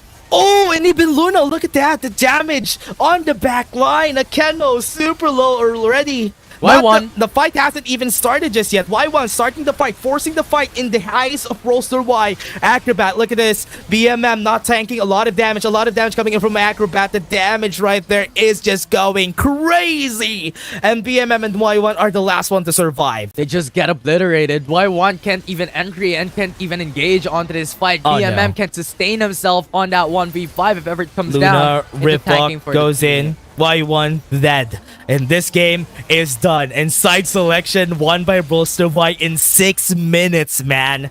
I think that's the fastest it's ever been. Yeah, it's definitely faster from what we've seen in series number 1. That's not a good sign. Definitely not. I mean, it was a huge disparity when it comes to like the damage on paper, but they still made it work. Oh man, I'm kind of scared here. That performance coming in from WBG, or should I say, the performance right here that we've seen coming in from the side of CES, is that going to be a problem once we move into the game itself? Definitely something that we have to look out for, right? Because from the ARAM game alone, looking at it, yes, Y1 could go for the engage into the back lines, but the thing is, there's no one to compensate for the lack of damage. There's no one who's able to follow it through, especially with the potential of KT.RY from what they have shown in Fight for Side. Yeah, as we were talking about KT.RY, for all the fans of KT.RY as an organization and who watched Worlds just today, if they didn't win today, you could at least expect them to win this game against CES.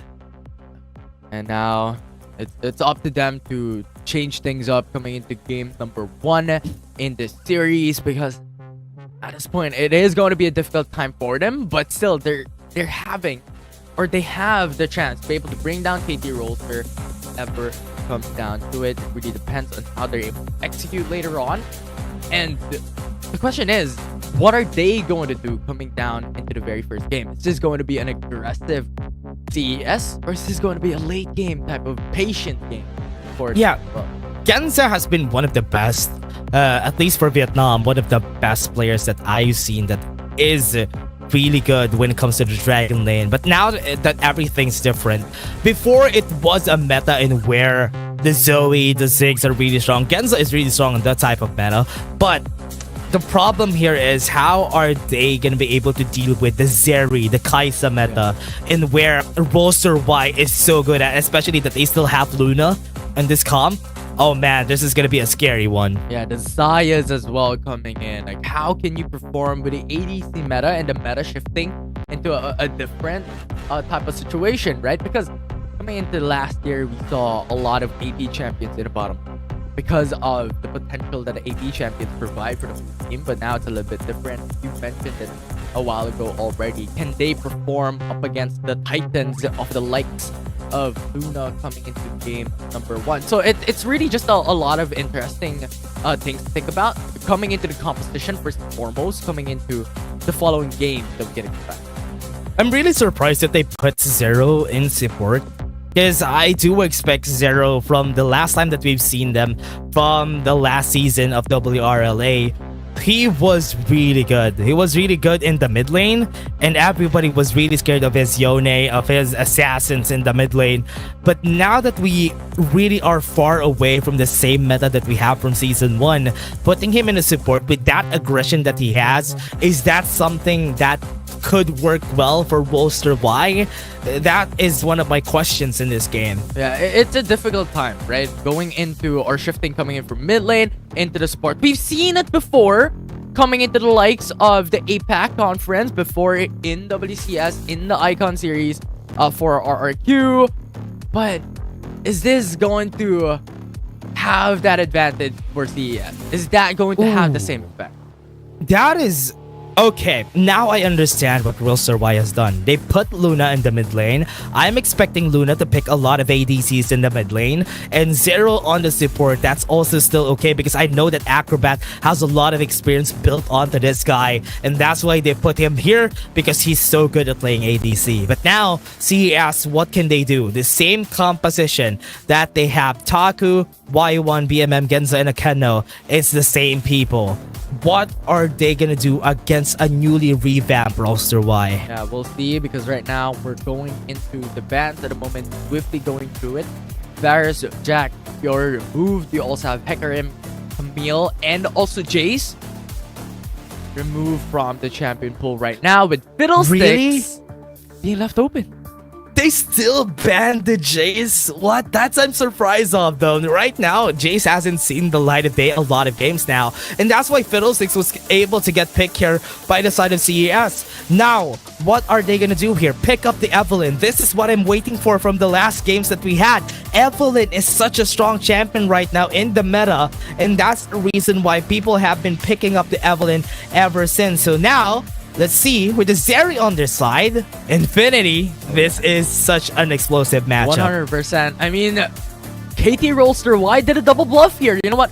We are going to leave the Fiddlesticks open, and we're going to pick up the Evelynn instead. We're going to leave that open for you because we have something prepared for that specific champion. With Zeri also in the hands of KT.RY, a lot of damage already built into the very first 2 picks of Roster Y. In the side of CES, however, you have Ornn and Saya, which is having a lot of potential currently in the meta. That's a classic. That's a classic. Saya together with the Ornn, having a Fiddlesticks on your side. This is how the drafting should have went during our last game. But because of that, this is a Gwen getting picked for the side of Roster Y. Wait, what? Okay, sure. Gwen being picked up. I think it's something that KT.RY wants to utilize coming in. But now for CES, we're looking at the supports. We're looking at the the mid laners that are still missing for the side of CES. Some potential bans coming in could be those roles. And as for KT.RY, you still have to look at the support. Who is the support that is currently missing for KT.RY? Because currently, we still have Gragas open, Nautilus, and the likes that is still available for both these. Yeah.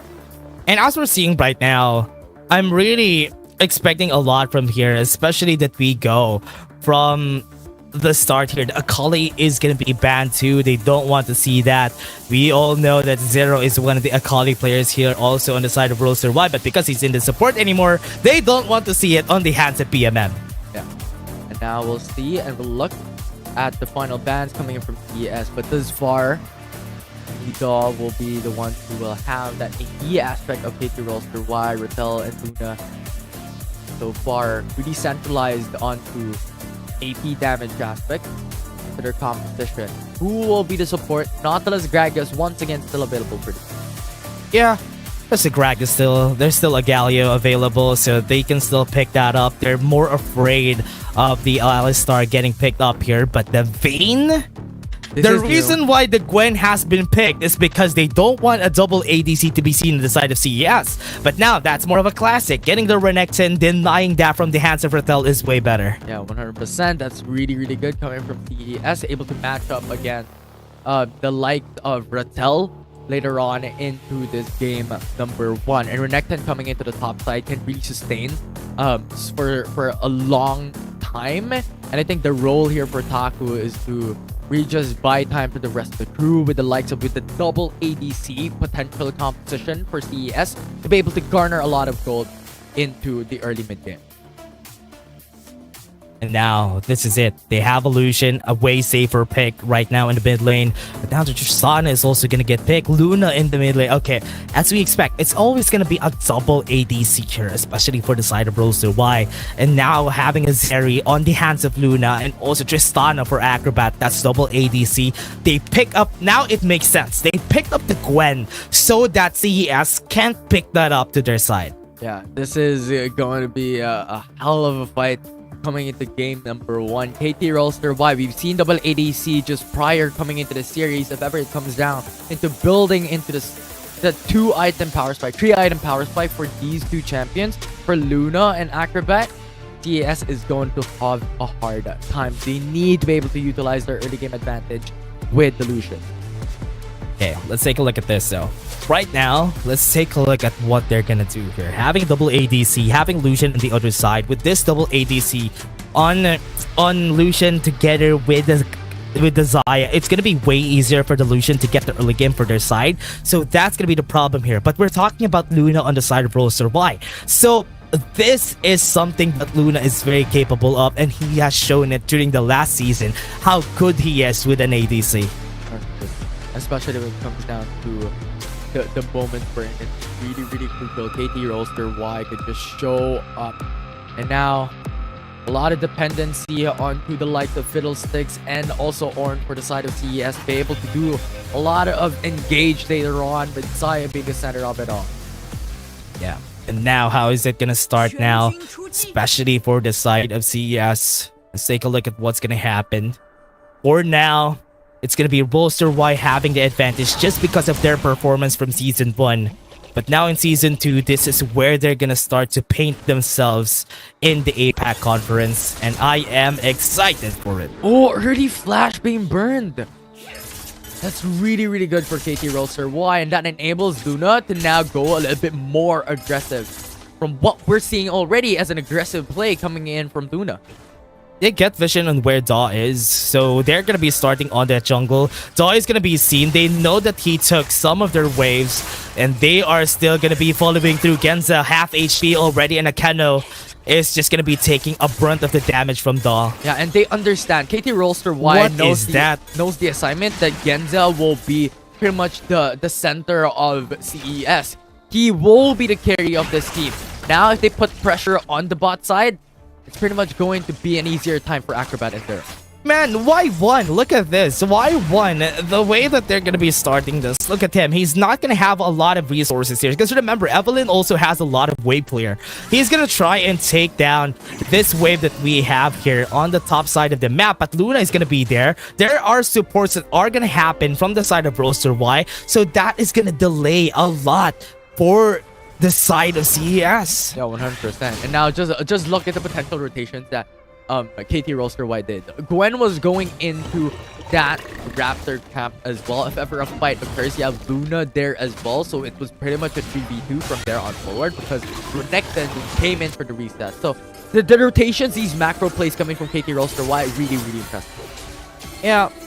And as we have seen though, coming in from Roster Y, look at what they're doing. They're trying to out-macro the members from the side of CES. Y1, this is one of the problems whenever you see a Fiddlesticks on the board. It's going to be easier for the Assassin to just get a lot of priority compared to what the Fiddlesticks can do. But once they get that first blood in the mid lane, and BMM honestly wins that. That changes things up. I think this is expected already, but not to that level of degree. I think Lucian is really strong when it comes to their early game, but having that first blood into the mid lane of CES gives them so much advantage from here on forward for BMM to be able to really just pressure in Luna in the following minutes. He tried. He's not level 5 during that time. Getting that extra bump from that level was honestly really helpful for BMM. Is he gonna see it? Ooh, good positioning from Genza though. That's why he's gonna be able to back away from this. He's gonna delay it. Goes in for Genza. Delays the back. And Genza is gonna have a hard time here because Y1 is still in the area. I'm gonna be expecting a Crow Storm here coming in from Y1, but he's not gonna pull the trigger. Yeah, and I like the discipline here as well, coming from KT.RY from Daw as well. They understand that they took a lot of time already just staying in the bottom lane, and they understand that they have no vision in the bottom quadrant jungle, so they have to play it a bit more safe, especially since that they lost Luna already in the mid lane just a while back. Wait, what are they gonna do here? Evelyn is getting a lot of levels. It's a good thing that they are delaying how Y1 has been playing this game. But so far, one thing that's good here is that CES, even with that small amount of gold, that is a good light that I'm seeing from CES. Oh, definitely 100%. This is something that they have to utilize, right? Because if Luna scales out of control, it is hard for them to be able to control it. Ooh, knock up, slows him down. Akeno not using the ultimate just yet. Just playing it safe. Luna having the advantage here, or rather BMM having the advantage here in the early game is something that's good for CES. Yeah. And now we have Acrobat also coming into fray into the mid lane. You're seeing it, Acrobat already in the mid lane. They're just going to be exchanging it up so that Acrobat, who has a lot more, at least playing field for the mid lane, is going to be good here. Yeah, plus we have to remember, there's only a couple of seconds left before the first objectives comes back up. So Zero, or well, the dual lane coming from the bot lane, coming into mid lane is really the traditional from what we have seen prior. If you want to get a little bit more of a shorter distance to come into objectives with a lot more members. Numbers advantage, pretty much the name of the game. Early, mid game. Went in for the first crown of the Shattered Queen here for both of our junglers. So this is going to be a challenge. What are they going to start first? From what we're seeing from both of them, they are hovering on the bottom side of the map, so there's a big chance that they're going to go for that Drake. We'll see if that can occur, especially since Ice Drake, so ability haste coming into the side of both these teams could be utilized really well. And now we're going into the standard meetup coming in from CES as well. They went in for their dual lane coming into the mid lane. But now that level 5 is already there for pretty much every single member, every single player, I think what we could expect later on is the part of Forge God coming in from Akeno later on that will be crucial to set up the play for CES. Oh, yeah, and already Roster.Y on the top side of the map. Immediate reaction from the side of CES, just going for that Drake. Well, this is starting. Rip Herald, priority for Roster.Y. Yeah, and KT.RY has that information as well, that Y1 is starting Drake. But the thing is, with Evelyn now hovering towards the top side of the map, there is an expectation that the Rip Herald could be placed on top lane to get the tower first split. Ooh. Oh, wait, what? Okay, great smite. Y1 was still able to take it in the end. And look at what's going to happen here, Infinity. I can see a big potential here for the side of Roster.Y to just be going for the side lanes, try to take down towers as fast as they could. That is the only reason why they pick up the Tristana. Yes, they have a late game champion, but the siege coming in from the Tristana is something that's always good to have. 100%. Mix that up with the Rift Herald that they're able to take a while ago. This could speed up the gold injection that they really require, considering that they went in for the double ADC, a lot of late game champions, to be more specific, with this Dairy and the Tristana, because here in the early game, it's already an expectation that Lucian will have that advantage in a lane 1v1 matchup. So they really have to prioritize this type of strategy. Okay. Already starting onto the mid lane. They want to open it up as fast as they could. They have Y1 here in the area. Crowstorm is going to be pulled. The trigger is there. They have the Horn of the Forge God, but nobody has been hit. And nobody dies with 99 HP on that tower. Was not able to follow through with the Horn of the Forge God, not being able to push it back for Akeno. But the thing is, CES wants to push back on mid lane. They're gonna try. They have 5 people here, but they don't really need to. They left the bot lane alone. Remember, that's a Tristana that could get a chunk of that tower in the bot lane. Yeah, and from what we have seen a while ago, BMM has to just sustain his advantage up against Tristana, because if Tristana is left alone, he could even up the playing field, and when it is an even level playing field, and if Tristana gets his advantage, it's going to be risky. Ooh. He went forward. Genza got a bit of that damage. And as we're seeing from the side of Roster.Y, they still haven't taken down the tower in the mid lane, so this is a big disadvantage even with having that Rift Herald. So far, CES is successful to push back Acrobat into the mid lane of their push, but very much a couple of hits. The turret will already fall, but soon enough, KT.RY really wants to get the tower first blood, be able to have that gold injection, especially towards Acrobat, towards these carries for KT.RY, to just accelerate the potential for scaling. Yeah. Now with what we're seeing from them, look at how macro centric this team is. They see one space, they see someone back away, go to the top lane, take down the tower here. Even if we don't take down the tower in the mid lane, at least we get something out of nothing. Yeah, but the information already provided, right? That Bill 6 and Lucian is in the bottom lane. You have the resets coming in from Ornn and Saya coming in from mid!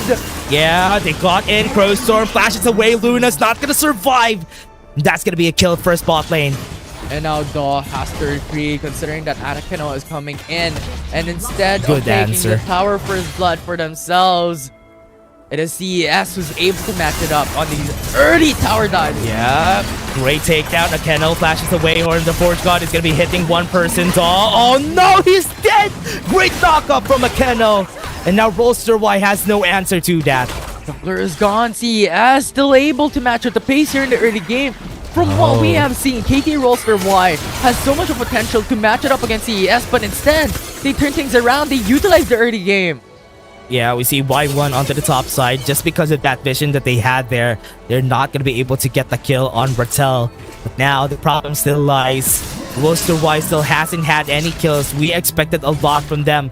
But now Cerberus Esports are fighting back toe-to-toe against one of the best in APAC. Yeah, and so far BMM and Genza being stacked up on kills and gold. Zero. Ooh, he's not being killed. He's not been holded. Is the reason why it's so hard if ever you don't focus Akeno whenever he uses the Horn of the Forge God. If you don't cancel it, everybody's gonna get knocked up. And saw a while ago how it was formed onto Akin, not the Horn of the Forge God, but the second fight came through, Horn of the Forge God connected, they got a kill. So that is exactly what they want for CES. That will be the engage tool that's CES. Yeah, this is a big adjustment, especially for Zero. We're seeing some lacking plays coming in from this guy, but whenever he goes to the mid lane, he's always going to perform. He's always going to be highlighting everything. But now that he's in the support role, I'm not seeing that same flair that I've seen from him during Season 1. It's just that Daw is just too far away as well. So they cannot go for the contest onto the Drake. They get the turret into the mid lane, but the thing is, it's still CES being able to match up when it comes to gold. They already have 2 Drakes as well. Ooh, yeah. What are they gonna do now? 2 Drakes. They're close to getting that soul on that 3rd Drake. CES has that big chance. I don't really want to see this happening. That is a great way to cancel them. Horn of the Forge God. Here it comes. Acrobat. Super low in HP. They used the last caress. The knockup from Akeno could have been perfect, but it was not enough to finish anyone off. So close yet so far, but the thing is, they got the turret into the mid lane at 500 HP. They can push down this wave easily, and now they could get the turret right after Daw. Oh! Flash away from Daw. Oh, how are they gonna start this? They can't even get any space for Daw. But now they go in. Y1 was able to flash into the Crow Storm. Zero is gonna be next, but it's not gonna follow through. That's really, really good for CES. They get the gold coming in from turret top lane. Yeah, whenever you need someone to depend on, Rattel is gonna be there.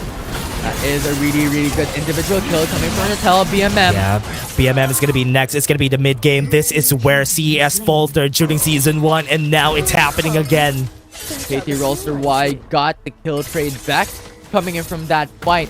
That means that they have a little bit of gold lead up against CES, but not so far, or not so big coming into that stage of the game.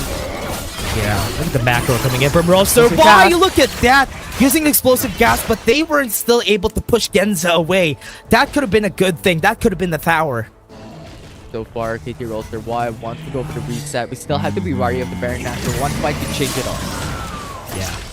Now as we start, CES, we're waiting for them to get the Baron. What decision are they gonna make during the mid game? That is when it starts. That is when we're gonna see the improvement coming in from CES. But right now, they're still at a loss in what they need to do. Or just about patience from here on forward. KT.RY, to be more specific as well, you have to really just buy time for Acrobat and Luna to come through. Taku! Rattel.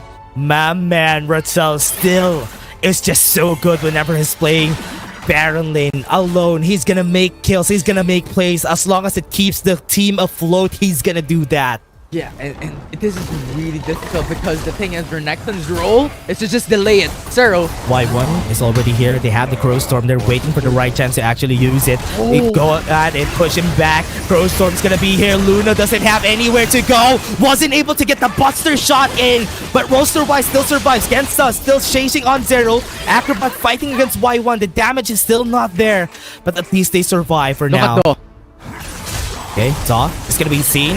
Has been seen right now. One last caress could end things up, but the fear was there, and Daw was too aggressive. Perfect CC coming from CES, and time again, they're able to make it back with no jungler available for KT.RY. Oh, Baron no. is on the rise.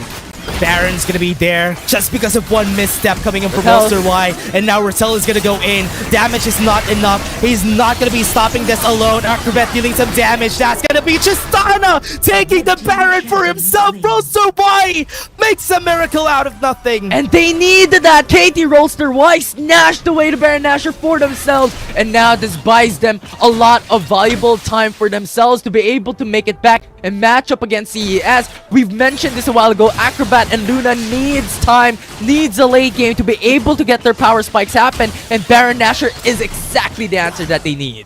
The question here is, Infinity, what is happening here? Why did that happen? They left him at 1,400 HP. Oh man, they left the Baron at 1,400 HP, went back. That's why Luna got this. Look at that. The bomb it was coming in free. Yeah, the bomb coming in from Luna as well. The CC's coming in from Rattel. I think it was just a really good distraction coming from Baron laner for KT.RY. At the end, they were able to utilize that opportunity, and Luna's damage along with the bomb, along with his Why third is kill. Y1 so far? Perfect. That's my question. He went so far away. Nobody was there to go for the smite. Now Mountain Drake could potentially be taken by Roster-Y. They're using the power of the Baron to just shove the lanes in their favor. Yeah, if ever CES wants to go for the Mountain Drake, they lose a lot of turrets. Oh man, they put a lot of people in that Mountain Drake, and because of that, people need to get this. Mountain Soul is in the eyes of this squad. That's gonna be taken by Daw, and you're not gonna take the Ice Soul away from them. And this is gonna be the time. CES backing away. They're being chased down by Rattel in front. Backs away. Luna was able to get the rocket jump in. Akeno super low. That's gonna be a kill coming in from Daw. Uses the hate spike. Zero still can make some plays. The fear perfectly timed. They have Acrobat in front, but they still have one tank. Tackle with the bouncer shot from Luna is gonna be taken down. That's really good. Luna rocket jump away to be able to escape that fight, to escape that engage, and then right after follow through with the damage, and now the sieging potential coming in from KT.RY with the Tristana on hand. Inhibitor third falls down in the bottom lane. Everything fell into place, Infinity, just because of one misplay from CES. I wasn't expecting it to be this far, but they were able to make things work on their side. CES, oh no, everything fell apart. Yeah, the Baron Nashor was exactly what they need, and right now it was Y1 who was pushed back. The CC time and time again enabled Daw to secure the Mountain Drake. And right after, when we're looking at Luna rocket jump over the wall, Sarah just followed through to be the sponge of the team. Akino was really low. Daw finished him up. Zero into the back lines with the body slam just enabled Acrobat and Luna to follow through with damage. Overall, it was the showing of engage coming in from KT.RY along with the mechanical prowess of the team. Oh man, mistakes are mistakes, and that's the only reason why CES got it. Y1 though, Genza looking for a great co-storm. Orn of the Forge Code was used. That is so much damage coming in from Daw. And they can still chase him down. Luna gonna be trying to get the damage in. Flashes forward to get the shot. And that's a kill. Good trade coming in from KT.RY. It was Rattel who was hoping to get that kill onto Genza because Genza was already 1 HP. When he jumped into the turret, he was rooted by Genza, so really nice use of the feathers and coming into that fight as well. Luna, really nice trade as well, coming into the mid lane. Roster-Y just turn things around. Just one play. CES, what can they do at this point? Y1 doesn't have a lot of space when it comes to getting those Crow Storms. But one of the good things about this though, Infinity, is when it comes to a state of the game, it's way better for a Fiddlesticks to just get at least a losing matchup, whenever they're in a losing matchup, a re-engage is way better. And Y1 could find that chance. If they find that chance in that Elder Drake fight, that could potentially get them the win still. And this is it, the catalyst for that chance, for that opportunity. It is the Elder Drake, the team who will be able to get this can really just change the tides of the game, especially coming from CES, having so much of a disadvantage coming right now for game 1. Yeah, have no vision on the pit itself. But CES could really take this. They have all vision that they need on the entrances that they need to look at. And one thing that they're really afraid of is that Luna could potentially take down the tower if ever they left him alone in the mid lane. That's why they're still hovering in this mid lane part of the map. And in addition to that, rocket jump as well, it can be utilized by Luna really well to just jump out of danger. So that's just so much of just that fear being embedded onto CES that they have to really just match up the pace up against KT.RY. Yeah, they can push the mid lane. They got low HP on Genza. Once they push the mid lane, they got a lot of the members away. They can start now the dragon. Now that they're starting, they might be able to get the kill on Zero here, but they don't see where Y1 is. This is a potential chance for them. Yeah, they just lost so much utility, and now looking at the backside, Dog. Yeah, goes in for the last caress, forces to flash away. Now they're starting the dragon here, and this is not gonna be their chance. Dog is gonna take this for free, and now it's gonna be Roser just cleaning house against CES. Taku is gone. It's just a very perfect signal coming from KT.RY. When they forced out the Horn of the Forge God coming from Akano, it was already over. It was only their hopes to be able to match up the Elder Drake. Yes, Y1 still has his ultimate ready, but the thing is, it is Akano, it is the Ornn who is really crucial when it comes to that long range engage coming from the team.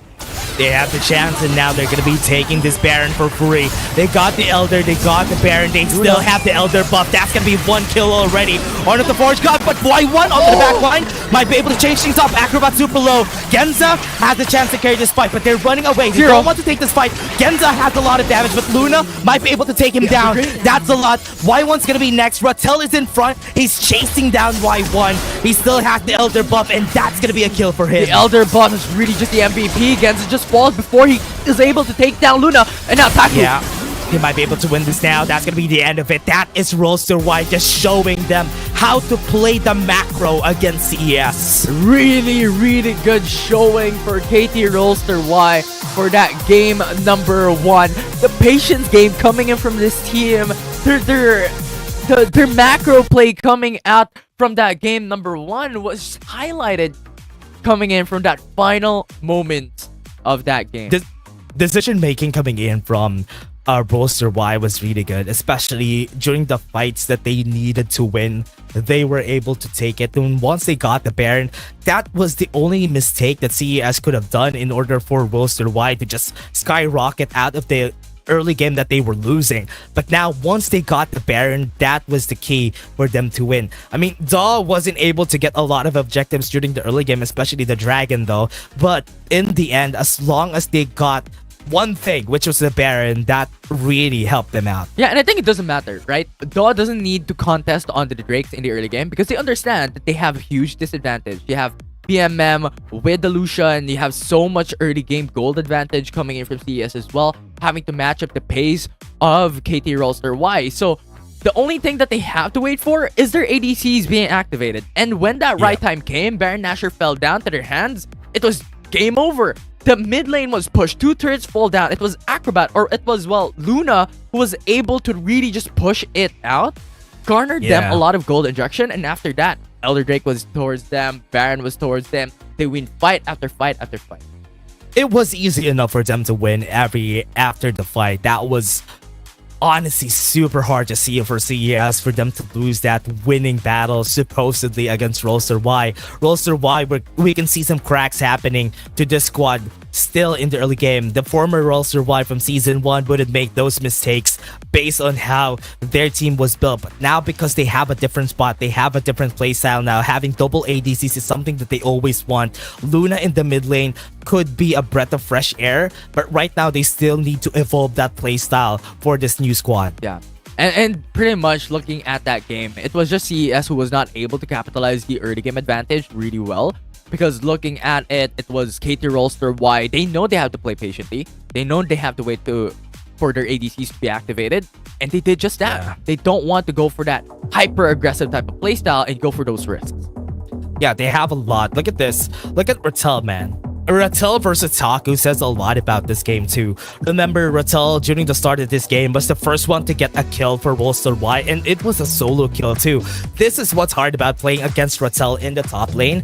This is a big challenge that they need to face, and I don't doubt if ever he gets MVP this game. Oh yeah, 100%. I mean, the way he just shoved that top lane up against Taku, because Taku's role is pretty much to just hold Rattel into place, because they have to wait for Genza to be able to scale out of proportion to win up against KT.RY. But the thing is, Rattel was just so much of like a beast in the Baron lane that was just able to match up again Taku, and on top of not being pinned out of her own lane or his own lane, he was able to take kills after kills onto Taku himself. This is crazy, man. Oh, man. I don't know what's going to happen here for CES. How are they going to come back from this? Because of the win that they got here, WBG, the problem that they got here is because of the fact that they didn't have that early game synergy. From the early game to the mid game, yes, they got that of Herald, so they need to fix that for the next game. But Rattel still gets the MVP every time, ever since the dawn of time. Season 1 of WRLA, whenever you need someone to depend on WBG, it is going to be Rattel. Yeah, and I think that also gives them so much potential to let their ADCs right? You have Acrobat, you have Luna just going into the mid lane, going into the bot lane, because they understand that their top lane can just be left alone, standing there, matched up against any Baron laner. That is really true. And now, everybody, before we head into the next game, we are going to be going to game 2. We're just going to be taking a short break. See you guys in just a bit.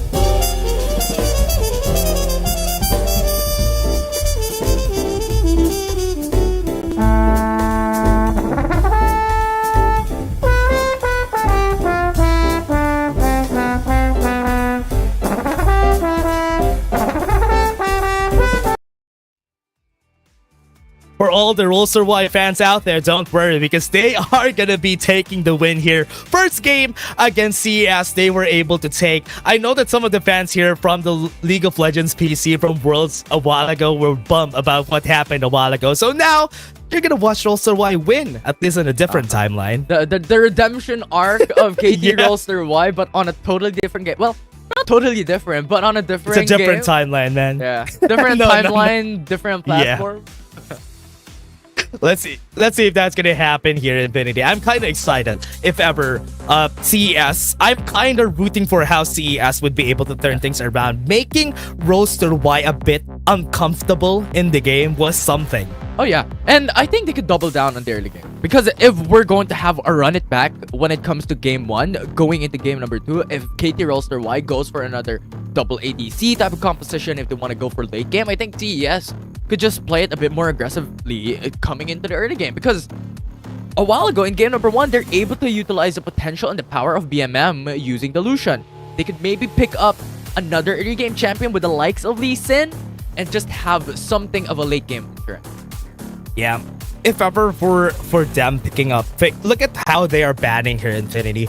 If ever, one of the things that could really spell doom for Rolls-Royce, considering that Luna is now on the mid lane, is pick up a Jax. Not ban the Jax, considering that they are the first pick here. If they pick up the Jax against a double ADC, so at least they have that compensation of that late game and early game. Yeah, and that's something that we're looking forward to, Infinity. So let's see if that's going to happen this game. Look at the same pick that we have here. We're still going to be seeing a Zeri, but having the Akali in this game is something different. Just because they banned the Fiddlesticks on their side, CES could pick up the Evelyn themselves, so that Rolls-Royce needs to pick another jungle. We'll see. We'll see if CES wants and opt to go for the Evelyn, but I'm liking these changes so far for CES. They understand that KT Rolls-Royce is really capable of utilizing Luna and Acrobat with a double ADC meta that we have currently. So having Akali in the composition for Cerberus gives them a lot of that assassination potential. But if Saya gets locked in, that will be a lot more difficult because you have that safety of the Fetters and the Fetter Storm. Yeah, one thing that they could do here for the side of Rolls-Royce is to ban out the Gwen. Or honestly, they don't need to ban it out. They can just pick the Gwen again because they're first pick in the second phase. So one thing that I was really looking forward to this season for CES, this is just a bit of a background, Infinity. I was waiting for Meliodas from CES to come back, because he was one of the reasons why CES was a super strong team.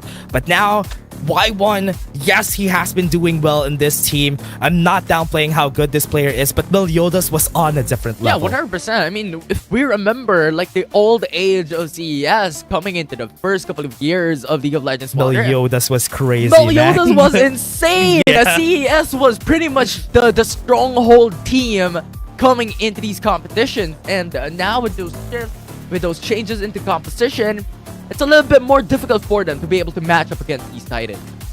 Yeah, I'm just hoping that this is gonna be different moving forward, especially for CES. So I hope that they would be able to find that. I'm not sure if they're gonna find that those wins, those victories against Rolls-Royce, because Rolls-Royce is just a different beast right now at the start of the season. Yeah, Rolls-Royce recently has shown up really strong, especially considering going back into season 1 as well. They were one of the favorite APAC teams, and the Evelyn is banned away. And the thing is, KT Rolls-Royce doesn't want to let loose on the Lee Sin.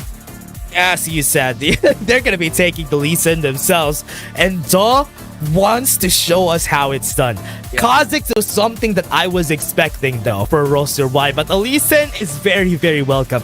If CES picks up this Aatrox, there was not a lot of Aatrox that has been successful yet, at least now in the first week of WRLA. Not that much success, but the thing is, I think they need some more frontliners, and I think Aatrox is not the best answer, but a good answer. You know, it fits. It's not perfect, but it's compatible, right? Because the thing is, they have Akali, they have Kai'Sa, and these two champions are really squishy, and could just die out of proportion, especially considering you have two ADCs. Wait, but what? Janna coming in. Remember, this is the Janna that was buffed recent, or at least changed recently. They even pick up a Leona? Oh Gragas my. is open. This is totally different game, and I think coming into CES, going into Jana, I think I remember one of the interviews that Autolus did with the coach of G2 Blacklist, right? To Coach TG, that Jana is not that strong, but some people use it. Now, can She's CES playable. prove us wrong? She's playable, but because of how very centric we are on the ADC meta, that is something that could work. If it was during the Bruiser meta, which was last season, during the start of last season, that could have worked because one Monsoon could push everyone away.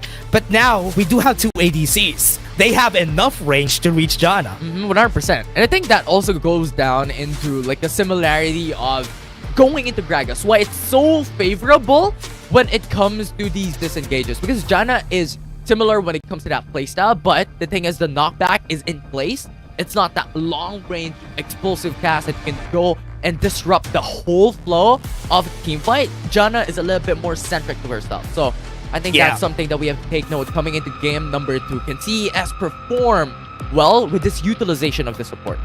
Yeah, during the start of this, Cerberus needs to make use of that mid-game. One mid-game mistake could potentially cost them the game. So now, they should show us that during this game 2. CES versus Roster.Y. We're back to game 2. So we're back to game number 2. But something that I'm afraid of, right? We've mentioned about the mid-game that CES has to utilize. They have to play really, really well when it comes to this mid-game. But the thing is, there's a fear factor that we have for KT Roster.Y.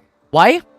Because they have Lee Sin, right? Because coming into DAW, if DAW performs really well with these early game engages, considering how he played in game number 1 with these jungle camps, invade. What is DAW doing again? DAW! Oh my. DAW's just gonna wreak havoc coming into the early game.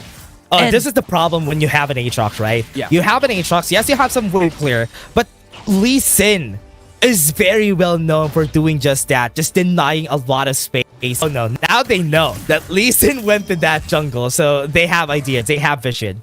Yeah, they have information. I think that's really crucial, especially considering you have an Aatrox jungle coming into Cerberus, and you have a Lee Sin jungle for the opposite side.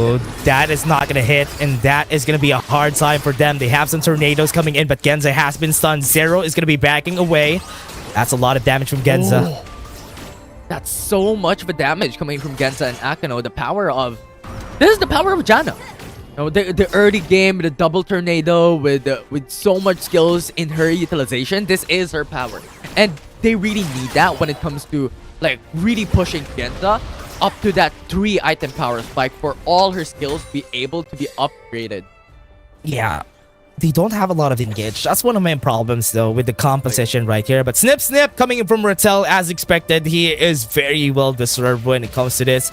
Now we're seeing Taco in the top lane using an Ornn. So this is a lot of changes coming in from CES. Something that I am not really sure of. This composition that they have now. So the question here is, what CC are we expecting from them except for the Horn of the Forge God and the knockout from Taku? These champions that they have need a lot of CC in order for them to stick to targets. The thing is, I know you have a different thought, but the thing is, I like these trades. Because I think coming into this perspective, Taku versus Rattel into the top lane, Taku's not going to win. Because that's the that we're talking about. We have also that Lee Sin as the early game champion. But the thing is, having that CC tool... That could have been really smart if that worked, but no, it didn't. In the end, that was a kill. He's going to be running away here. He's going to be pulled back. Oh no! He was a bit faster than expected. Like, having that CC tool on the top side, I think is much better for CES. Just having that potential for the Horn of the Forge God coming in from Cerberus, having a lot more capabilities into that team fight engage instead of having Taku in the Renekton and having that 1v1 type of playstyle. Yeah, right. I mean, this is something hard. Look at the replay though. Taco could have been a really smart play, but the tower wasn't able to focus him really easily there in the early parts of that fight. Genza is gonna be chased down. Kaisa doesn't have a lot of damage during this early game, but getting that tornadoes are just very crucial for them to survive this fight. 100%. It's just a little bit of these trades coming here in port for Genza, Akano, and Zero Acrobat. This is already to be expected coming from the bottom lane, but now we're we're closely approaching that 4-minute mark, so soon enough, we could expect these dual laners to come into the mid lane in hopes for that first objective. But once again, Daw is showing who's boss here in the early game. The early game, he does have a lot of advantage though, but Y1 has already been farming a lot of minions already at this point. Level 6 closing down to level 7. And we are still really 1 minute before we go into the first objective that we have. Look at how fast BMM could just really kite them out in the mid lane. Y1 can go to the bot lane. Yeah, and I like your P9 because you mentioned Y1 already level 6, but Lee Sin from a while ago still at level 5. So that level difference is a little bit too much. And I think that is also one of the reasons why we don't see Daw being as proactive as expected here in the early game. Yeah, because he needs... Look at what he's doing right now. Look at the map. He's already on the other side of the jungle already because he knows that Y1 is here in the bot side of the map. World Ender is going to be used. Nobody's going to be hit. They're taking their time though. This is going to be a crazy fight. Akeno does have them in soon. Luna is going to be backing away, but the damage coming in from Genza is enough to get the kill on him. Is Daryl going to be next? Because Y1 needs to finish this kill if ever they want to make this worth it. No more killer instinct. Y1 needs to back away. Acrobat is going to flash in. No more flashes for a lot of dismembers, but they're not going to get anything out of that. BMM is here as well, so they have to retreat. They cannot fight up against CES, so good thing coming in from Cerberus. This is their power a while ago. They know how to play the early game, and so far Cerberus is showing why they have that possibility and have that potential to take it. Now it's all about capitalizing this early game advantage, and I like how Y1 did it. It seemed like Y1 went back to retreat, but the thing is he went into the tri-brush, waited for the perfect timing for KT.RY to be stuck under the turret, with CES having the wave pushing under the turret as well. Yeah, Acrobat really had a good potential there, but because he doesn't have a good spot, because the enemies are running away, it's not going to be easy to get a good blade collar out of that. But they still got the dragon in the end, which is something good. This tower in the mid lane is going to fall just because of this Rep Herald, but they're still defending. Oh, you still have that ultimate ready. Dragon's Rage could be the game changer. Gonna be chasing them down. Lightning Crash was used a while ago. Kick! A mistake there! And Y1 would be able to survive. They have the Lightning Crash in front. They are gonna go in. Genza's gonna be next. They have the Hunter of the Forge Cut. And as we said, they don't have any CC to stop them. And now you still have BMM still trying to get this fight. Taku goes for the knockup. Got the knockup in Acrobat. That's not a lot of damage, so BMM is gonna be next. Acrobat. And he's not gonna kill Acrobat. That was just too close, and now Cerberus lost their advantage coming in from that fight. It's now KT.RY who has the 2k gold lead. Oh man, again, this is what happens after the first objective. Y is gonna find some kills, and because CES became a bit too impatient, they didn't really need to take that fight. And because they did, they lost a lot of their members. It's just too much aggression. They don't have to do that. They already had the Rift Herald coming into the mid lane. Yes, they want to just babysit Shelly coming into the mid lane turret to get the tower first, but the thing is, they don't have to force it. They don't have to overextend. That just gave KT.RY that possibility and that potential to just go in with a response coming in from the rest of the crew. That gave them so much kills in the end. Yeah, and it's gonna be really hard now. Bloodthirster is already built on a Zeri. That is something hard to deal with later on. You're not going to be able to kill that Zeri now just because he built the first item. Yeah, 100%. And that is like one of the first item expectations for Zeri, because Zeri overall, for the viewers watching at home, is a really, really squishy champion. And you needed that extra layer of sustainability coming into these fights. And now with the Bloodthirster available already, coming into the ADC of KT.RY, it's going to be much more easier for him to be able to just deal damage and just go. Yeah, and also Bloodthirster is just so OP right now. That's why everybody's just going for the first build. Pick the Bloodthirster up and just sustain the early game and wait for you to get the second, third item before you fight for real. And now KT.RY having that advantage. This is supposed to be the playstyle that CES has to do a while ago. You know what? Not go for the overextension. Play it really, really safe and just wait for the right opportunity for the opposing side to overextend. This is what CES has to do, but KT.RY just did it better. Yeah, RY just got it. He's gonna be chasing down Dog. Genza is gonna be able to follow through. That's gonna be a kill. He still has a killer instinct. That's why he didn't really try to flash. Yeah, they needed that. Genza needed that to just be able to stack up more gold, get the turret into the mid lane, and just have that massive gold injection onto this specific player. We've mentioned already that Kaisa needs that 3-item power spike for all of her skills to be upgraded. Yeah, we're still gonna go for an ISO this game, so it's almost the same as what happened during game 1. Look at the aggression coming in from Zero. Luna. Here comes Luna. They're waiting for the lightning crash before they actually go in. Genza dealing so much damage. Featherstorm was used, Y1 still backing away, being chased down by Luna, but he's really, really fast together with that Janna. Yeah, I like what CES did there. Like, they saw a glimpse of Rattel coming into the mid lane as well. You saw Daw already come back up from the respawner, so that's just a really good retreat. Luna versus BMM. Yeah. Look at how Luna is winning this fight, right? You don't expect a Zeri winning a fight against an Akali, but the gank is gonna come in the bot lane. But here on the top side, there might be an answer back. Rattel, they have the Horn of the Forge God against him. It's just gonna be pushing them away in the bot lane fight. As we said, Infinity has happened already. Yeah, that's really nice coming in from CES, from Taku. Just the one thing, that safety net coming in from Genza.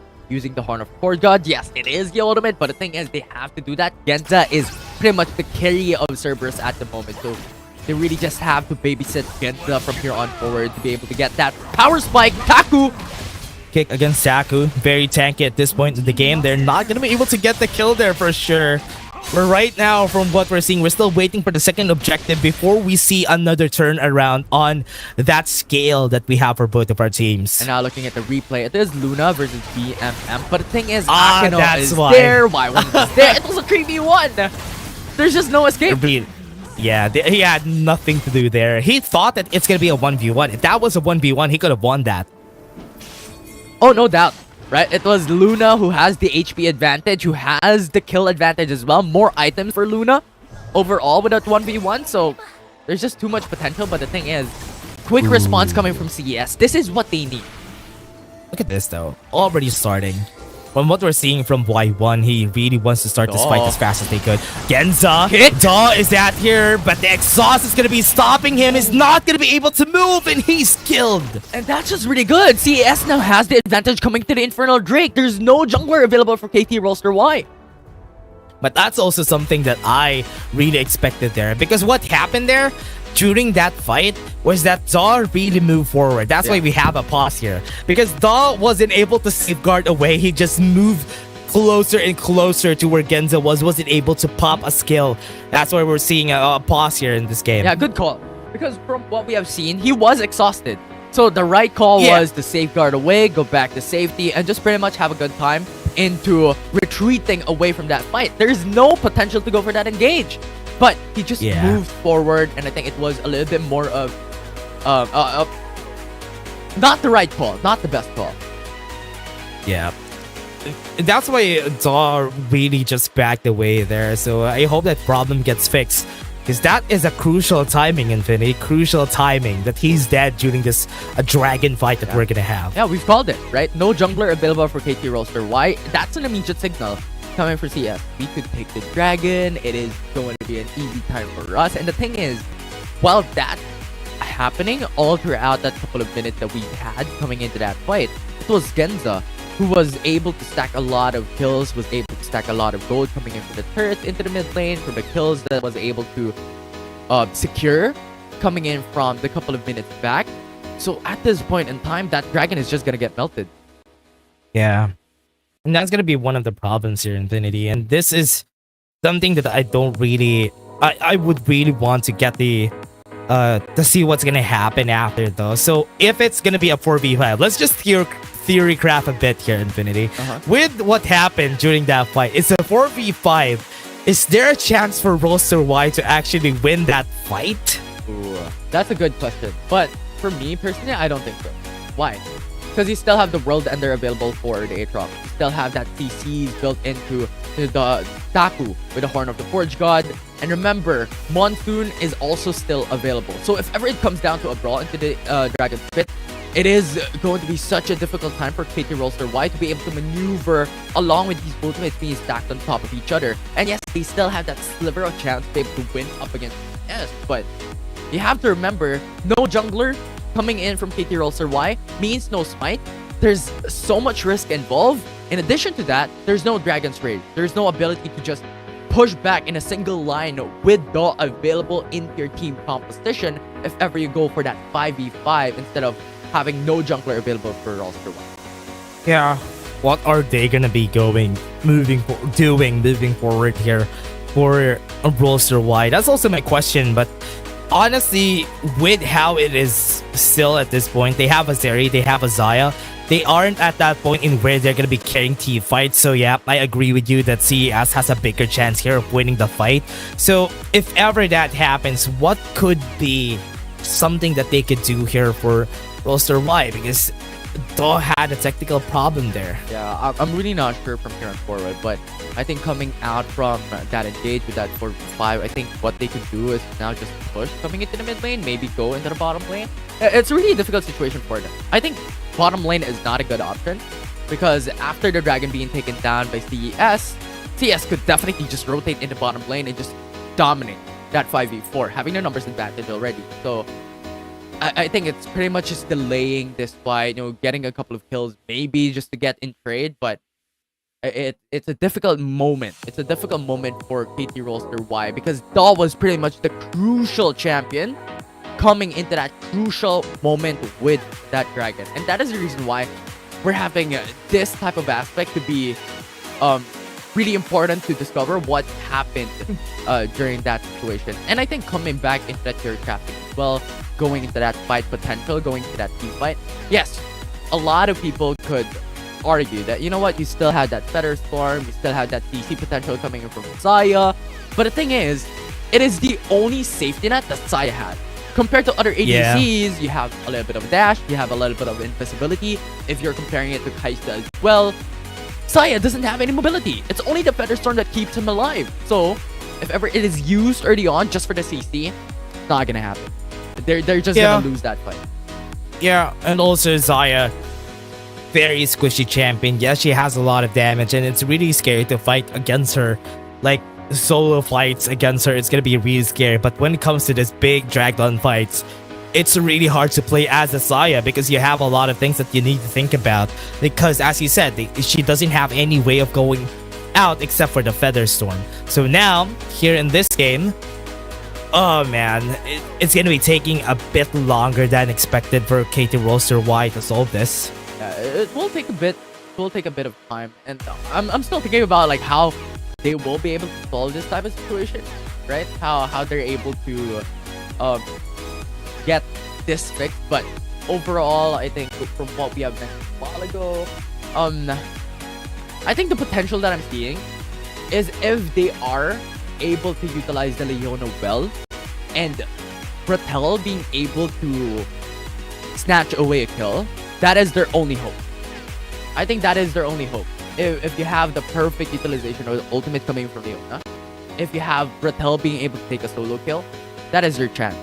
But it's just too much of a risk with little to no benefit, because overall, if they force a fight, the dragon is not gonna go into their favor, except if Y1 makes a huge mistake. Yeah. If ever Y1 makes a mistake here, that's gonna be, oh man, Infinity, this is gonna be hard for them. Yeah, it's gonna be real hard for them if ever that happens. But for now, while we're talking about this, while we're still on a break and we're still waiting for them to fix it, let's do some talks about what's gonna happen later on. Because the next fight is gonna be between G2 Blacklist and gonna be against Fennel. Because a lot of fans have been waiting, especially the APAC fans that we have here, are waiting for this fight to happen. Because remember, G2 Blacklist already debuted with their first game against J-Team. Yes, they weren't able to win it, but here it's different. It's an APAC versus APAC matchup, or should I say a PH versus PH matchup that having G2 Blacklist, who were the heroes of APAC, and now having Fennel, who has a lot of very familiar, legendary names in the Wild Rift PH scene. I'll be honest with you. I think this is going to be a 3-game series. I think it will be a blast as well. Fennel has so much potential to be able to match up against G2B. And I know this is a little bit of a controversial opinion.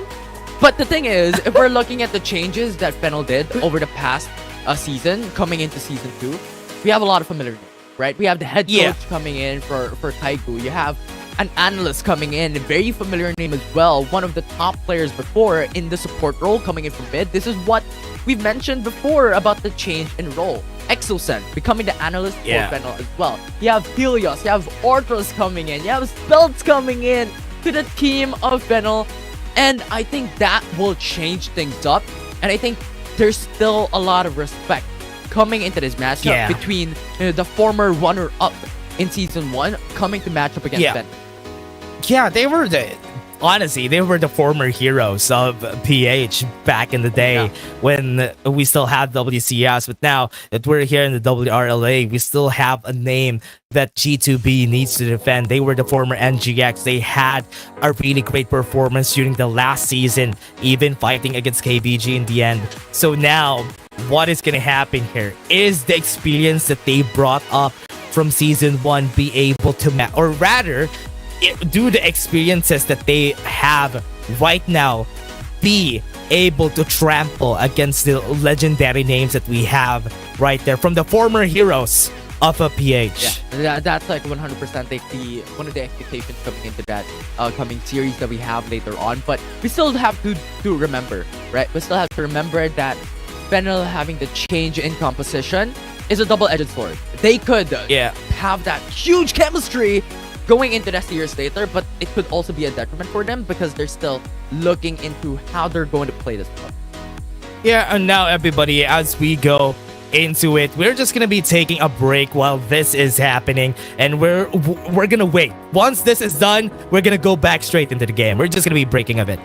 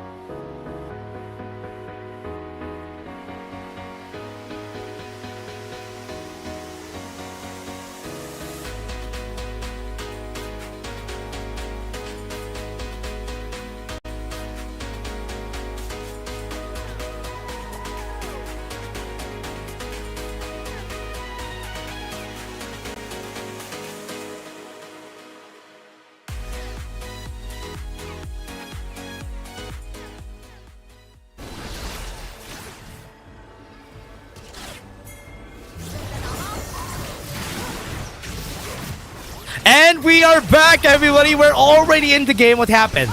Okay, wait. Huh? DO's alive. Wait, what? DO's alive. But the thing is, this is what we mentioned a while ago, right? See, KT.RY just couldn't take it anymore, and they just have to look for somewhere else to take gold at the very least to match up the pace. Wait, how did that happen? Okay, so DO died. Was there a fight that happened even before this? I want to backtrack on what happened before that. So I need to see Lee Sin's death. If DO died, yeah, that could have happened. Or they might have resetted everything just because of that kill that happened. They rolled it back. They rolled it back a bit to when DO's still alive. Because I feel like it's still, you know what, really unfortunate he was moving forward. But nevertheless, we're already back into the game. Now, KT.RY engage. Yeah, gonna go for the fight though, and Luna already has a lot of damage, and even though they got the dragon a while ago, they still are very strong. And this is what we have mentioned a while ago. They have to look for another place, another source of gold to just bring back their advantage from losing the Infernal Drake onto CES. And I think the answer to that is pushing on top side, having a Zero and DO shadow Luna. Yeah, even though they haven't won a lot of this, the dragon that happened a while ago, one of the good things about Roster Y is their ability to find something on the map that they can go for, especially this objective in the mid lane. Once they saw that BMM also backed away, tried to help out the top lane, and even Genza goes to the top side, they found the opportunity to take the tower in the mid lane. Yeah, and that is the power of KT.RY. Just the amount of capabilities to go macro plays into this game just allows them to gain gold from nowhere. They gain gold coming in from the mid lane turret because they lost the Infernal Drake. They just have to do that consistently to not be able to give the breathing space that CES wants. CES really needs to do something about this. So, I mean, Genza is already in a healthy state right now, and this is what I like about Genza. You always can depend on Genza on the side of Cerberus Esports, but especially in this point that it's going to be crucial that they need to take this Baron. The mid game here is where they lost a while ago. When it comes to this midpoint of the game, this is where CES fumbles. So they need to find a way to make use of this mid game, or at least evolve their gameplay to win in this mid game. Here they come, Roster Y top side. That's 3-man rotation coming from KT.RY, and CES has understood their assignment that, you know what, their ward was removed by Lee Sin. So they have to play it a bit more safe. They go for the face check onto the Baron Nashor. No one's starting it up as of yet. That's good information being taken away or being taken in by CES. Yeah, look at that. Horn of the Forge God was used already, and the Further Storm was there. Zero also helped out with the ult, but right now, they still haven't found any kills. Yeah, and that's really good. You know, 2 for 2 ultimate. But the thing is, I think it's a little bit more of a deficit coming in from Acrobat, because the thing is now they understand that Feather Storm is not available coming in from Acrobat, so now they can pressure in a little bit. Taku. Yeah, Taku gonna go in. Okay, they're not gonna follow through with that. Ratzel got a tower in the bot lane. Infinity, the towers are falling. Yeah, and KT.RY, it is as we have expected it to be. Luna made a bit of a mistake there, but Zero is there to help him out. He still has the Solar Flare in just a bit. Luna is going to be stunned, and that's a great stun, but Luna is still not going to survive. Really unfortunate. Now Luna just overextended coming in for that fight. Zero can't do nothing, and now CES was able to get 1 kill, and that just enables them to go into the Baron Nashor fight. They're going to go for the Baron. Zero is still here, but everybody's just going to the bot lane. They're going to be taking this inhibitor after that, and because of that call, that inhibitor turret on the bot lane is going to fall down. Now, I don't think this is really a bad situation coming from KT.RY. Yes, CES got the Baron Nashor, but the thing is, the wave is pushing in mid lane. The wave is pushing in the bottom lane. They're able to take a lot of turrets on top of that, so I think it's really just an even level playing field coming into KT.RY, getting those turrets, getting the inhib in bot lane in trade for the Baron Nashor. Yeah, that's still good though. They still got the Baron Nashor in the end, which is something that you always would want to have. Second tier turrets are still alive on the side of Roster Y. They can still defend this even with the Baron buff on the side of the CES. Yeah, the only thing that they have to do at the moment is to just burn the Baron buff coming from CES. Just to clear down the wave. They have Luna, they have Acrobat to just play this out. You also have Fiora on Rattel. You also have Lee Sin to be able to catch it up.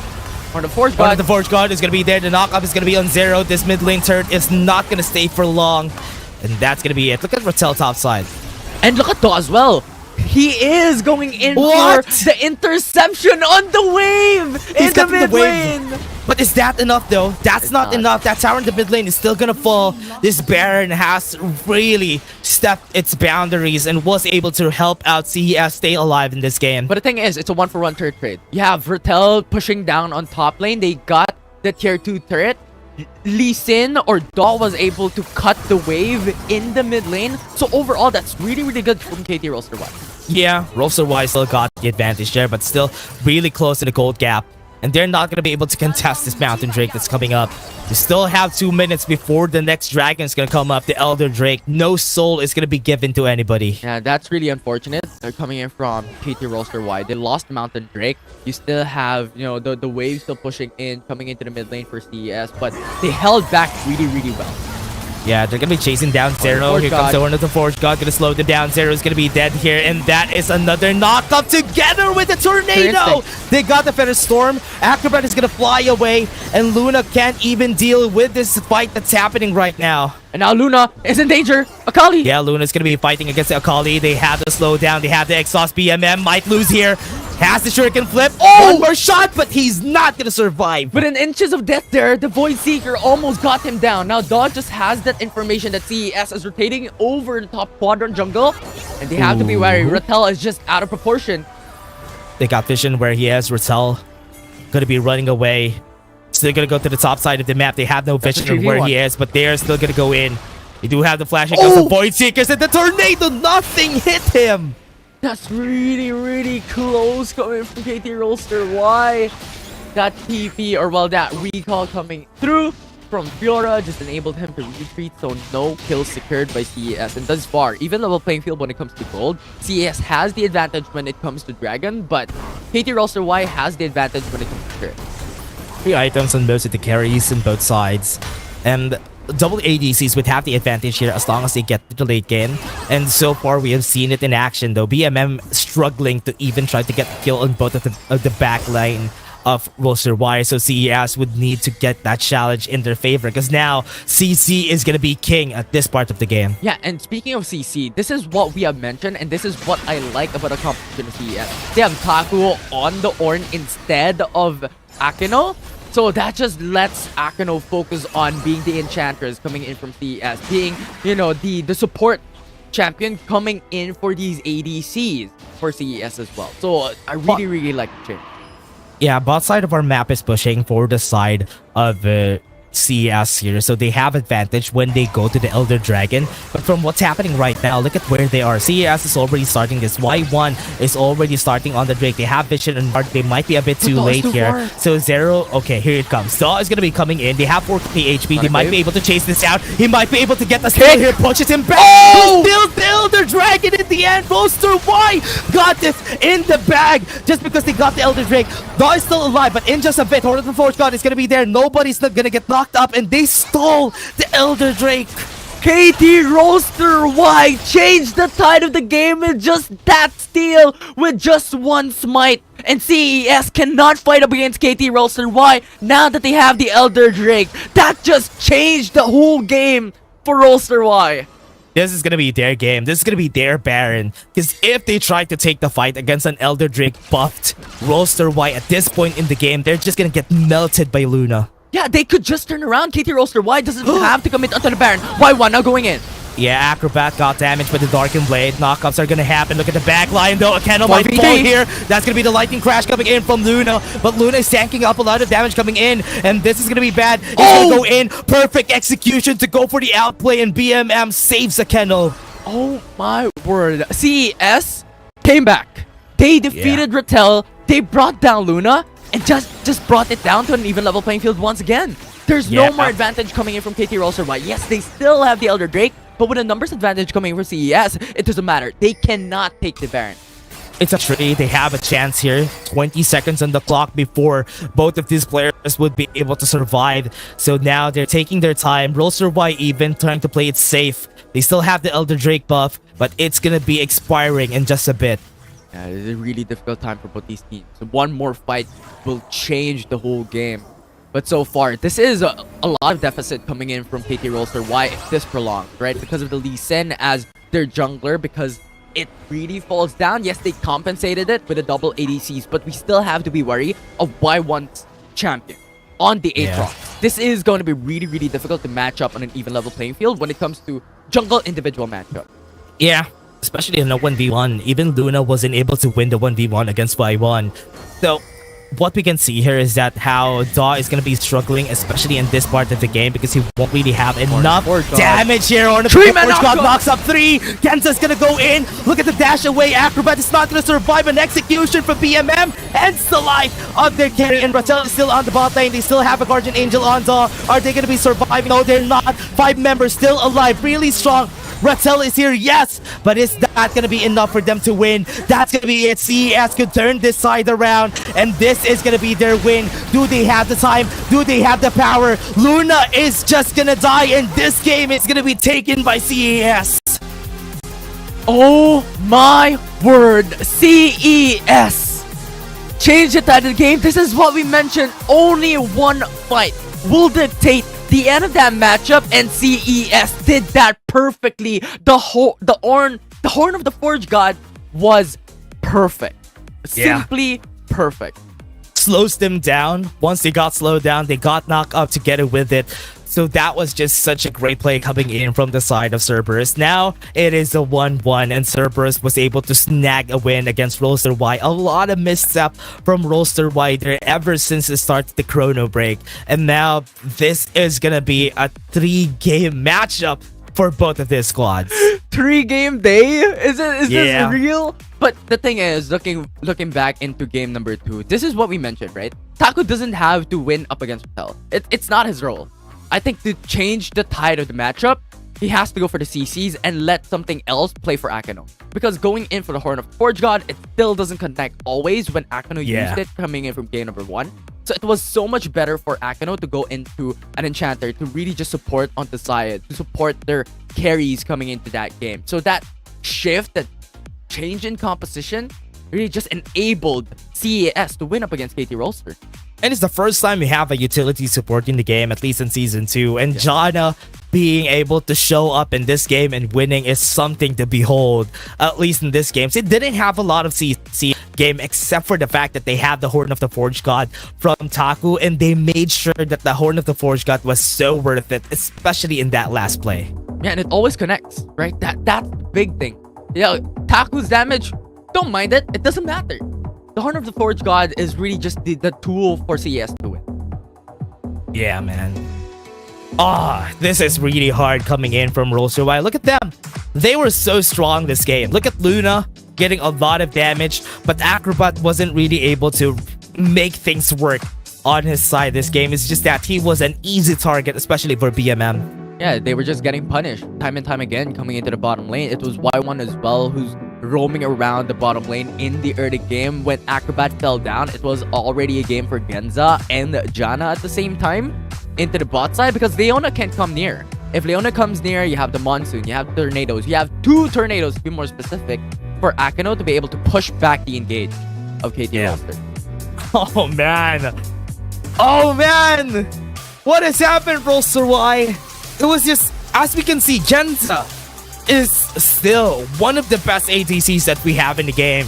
It's just that so far during the games that we had, there's a lot of hesitation coming in from the side of Roster.Y, especially for Daw. There has been a lot of missteps coming in from Daw, a lot of errors, and that's why they haven't had the greatest of performance today. I do hope to see Roster.Y adapt to the change in this coming game, or if not, we can say that this is not a day for Roster.Y, because in Worlds, Roster.Y got eliminated, and now are we gonna see Y again losing against CES? But before that, everybody, we're just gonna be taking a short break. See you guys in just a bit.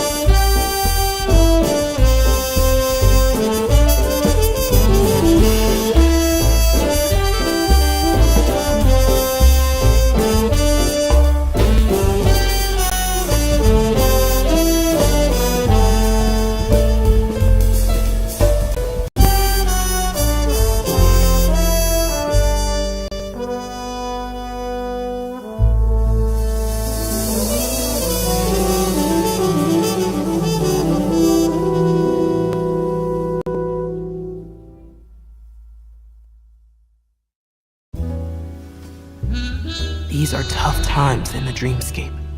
The phantom roams the dark corners, corrupting ideas and stealing dreams, leaving nothing behind but his calling card. Calls himself Thresh, and he doesn't play by the rules. But neither do I. That's why Detective Cinna put me on the case, I think. So, Swirly, what are you planning next?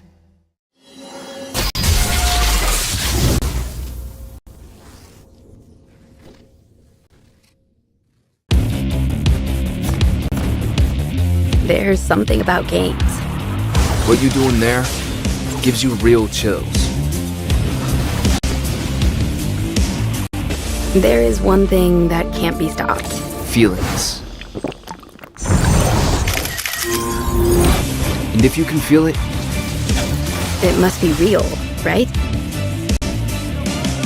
And that's real magic.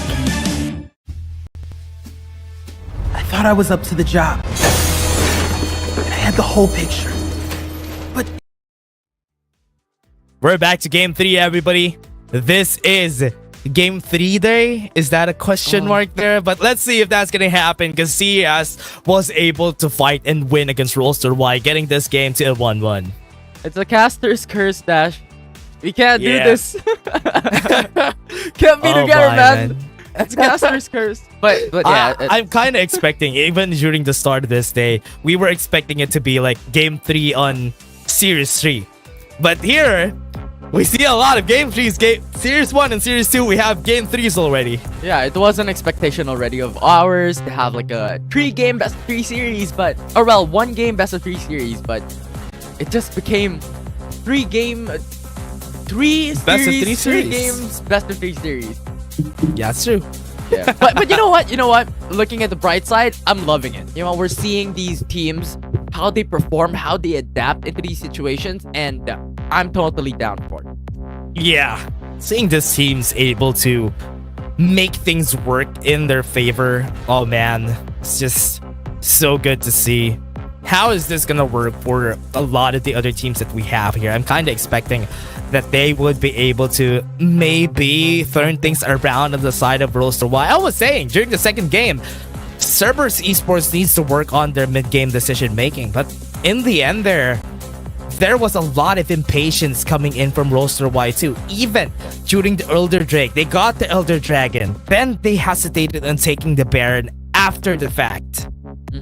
There's just a lot of overconfidence, I feel like, for KT Roster Y as well, because they're able to really match up against CES when it comes to taking objectives. We could take turrets, we could push down the bottom lane, we could push down the top lane, but they did not understand like the potential of CES still when it comes to those team fights, just because that Taku built or went with the Ornn instead of the traditional top lane. Okay, let's see this. Infinity, same bans we're gonna see for the first rotation. The Varus and the Jax are always gonna be banned. The respect that they have for Acrobats, Varus is still there, and they don't want to get destroyed during the first objective. That is one of the powers of the Varus though. Remove Ornn.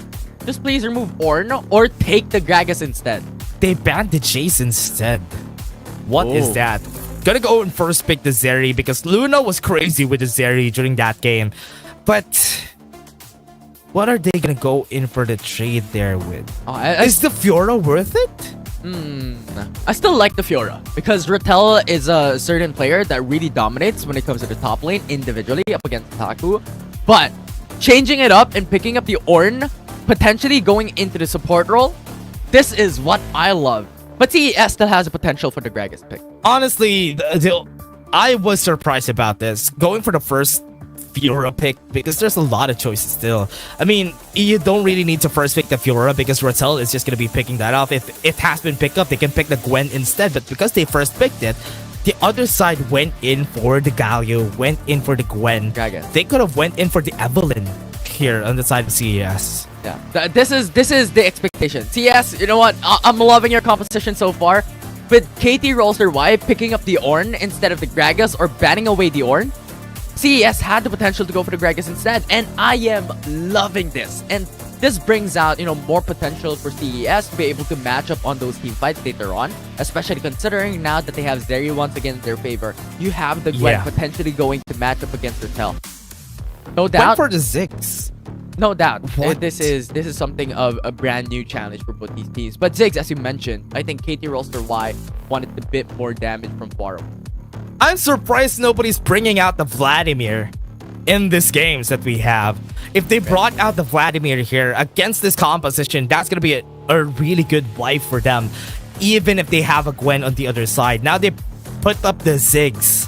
And Ziggs, yes, just because of the AP item changes, has been really strong, but the double ADC can't even be done by WY here because Gwen has been picked by CES. Yeah, and the thing is, if KT.RY doesn't go for the double ADC, I don't think Vladimir is going to be such a high priority for CES overall as well, because you want other champions as well for BMM to really just have that high pressure up against Luna, disable him to go and build up into that late game advantage from what we've seen prior. So that could be the option for CES. If, KT.RY, we're gonna wait for your fourth pick. We're still gonna hold up our mid lane. If ever it comes down, it could still be Zeri. It could be something else. Yeah. How is this gonna go though? Because with the Xayah getting banned, the Lucian getting banned, there's not a lot of options. Kai'Sa could get picked here by Y. I mean, on the other side, CES could also pick up the Kai'Sa themselves because they picked up the Vi. Yeah, that's the interesting part. But the thing is, I'm not a hater of this pickup because Vi is an untraditional pickup, but it could be locked down into the Zeri, into the carries of CES. And this is what KT.RY wants, is that point and click. You want that CC coming through for these hyper carries for CES and remove it. Especially considering now that they have they have Ornn and they have Ziggs, it has potential. The hard part about this though is a while ago we have seen the playstyle coming in from Y. Kai'Sa could get picked here by Y. They could still take that up and give that to Luna. But for now, one of my problems is, yes, they have a lot of potential for damage. Yes, they have a lot of CC. It's a very well-balanced team for the side of Y. But Rattel needs to help them out. A while ago during the last game, one of their problems was that Rattel was not there, was not present in most fights. And when he was a bit late on the last team fight that happened. Yeah, it was a little bit more of like a disadvantage. Double-edged sword. You know what? I keep on repeating this word, but the thing is, it's a fact, right? Rattel is really strong when it comes to split pushing a while ago in game number 2, to be more specific. Even if CES had so much lead, has so much objectives coming in, it was Rattel who was able to push down the bottom lane, was able to push down mid, and then eventually top lane. But in the end, it was just so difficult for KT.RY to play it in a 4v5 consistently on those team fights. And as you mentioned, Rattel is going to be important coming through into this game.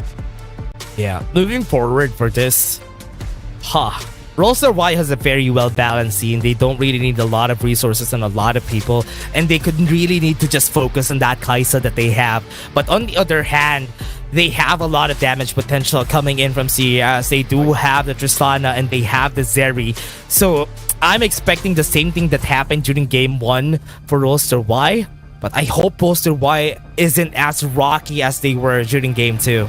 Yeah, but now the question is, how can CES perform without these high-level team fight engages that they priorly had? Because they always had Aatrox, they always had these Ornn to engage onto these fights. Now, it's a little bit different. They have the Gragas, they had the Shen to change things up a bit, but these champions are not high engage tool aside from Gragas as an exception. You have the Gwen, but it's also not an engage tool, so it's high dependency onto Gragas for CES.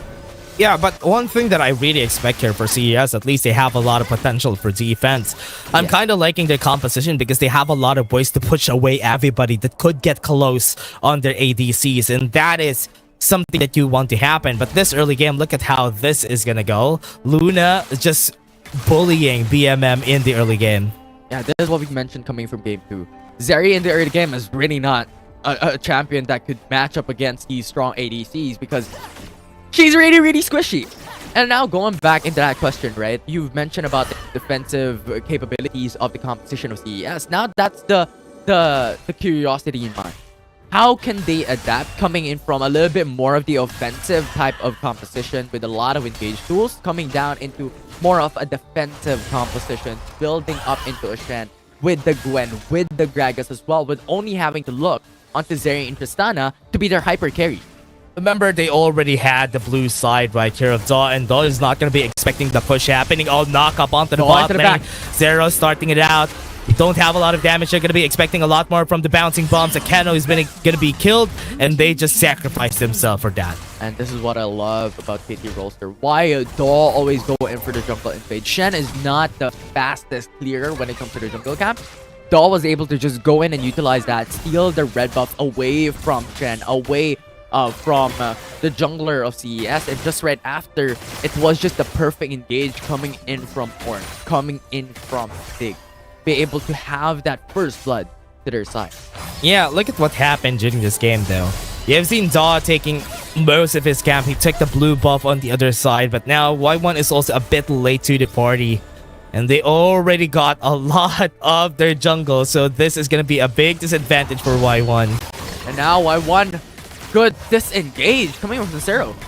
Yeah, was able to run away just with that dash.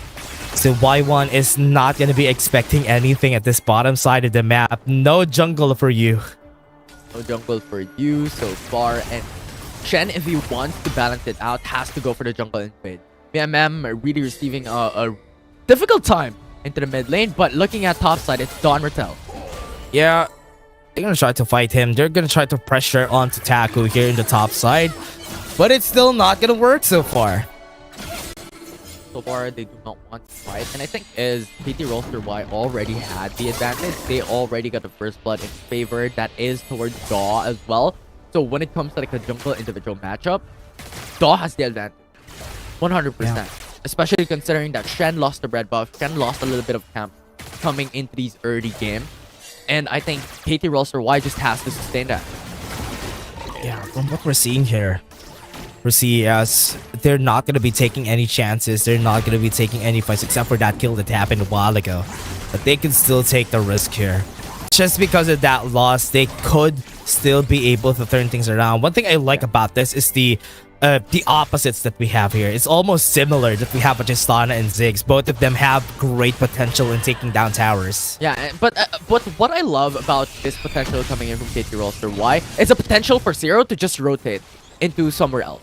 Given the fact that you have Acrobat that has so much potential into clearing down the wave, and he doesn't want, or he has the possibility of not overextending into the lane. Yeah.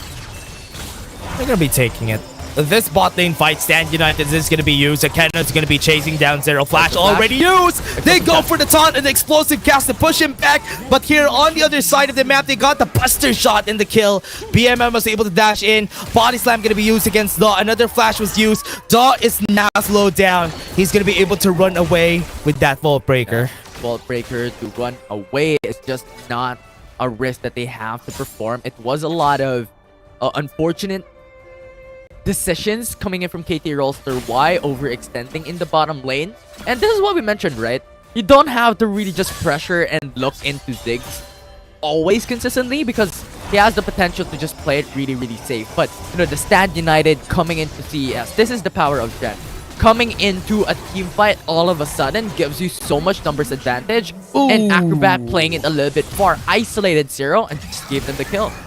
And one of the things that's also good about Acrobat, if ever he would be able to hold down this mid lane until maybe the first objective, that's something that's good whenever you pick up a Ziggs. Ziggs has a lot of potential for wave clear, and that's what you want to happen in the early stage of the game. Defend the mid lane as long as you can. Yeah, it's just now a battle of patience here on forward. Yes, KT.RY still has the advantage, but soon enough, I think it is up to CES to be able to match up the pace. It is only 1k gold, so not as big as in the early game, because you still have the lane, you still have the wave, you still have the What a great way to stop them from taking this. That is a great explosive cast from Akeno, denying the Horn of the Forge God. Here they come. Akeno might be killed here, but they got the dragon instead.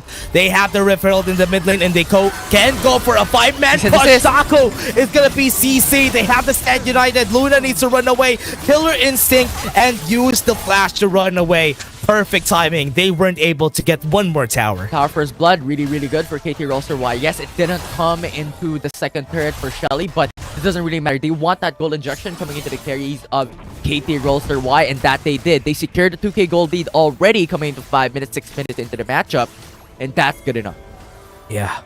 And that's what we're seeing right now for KT.RY, what they can do here.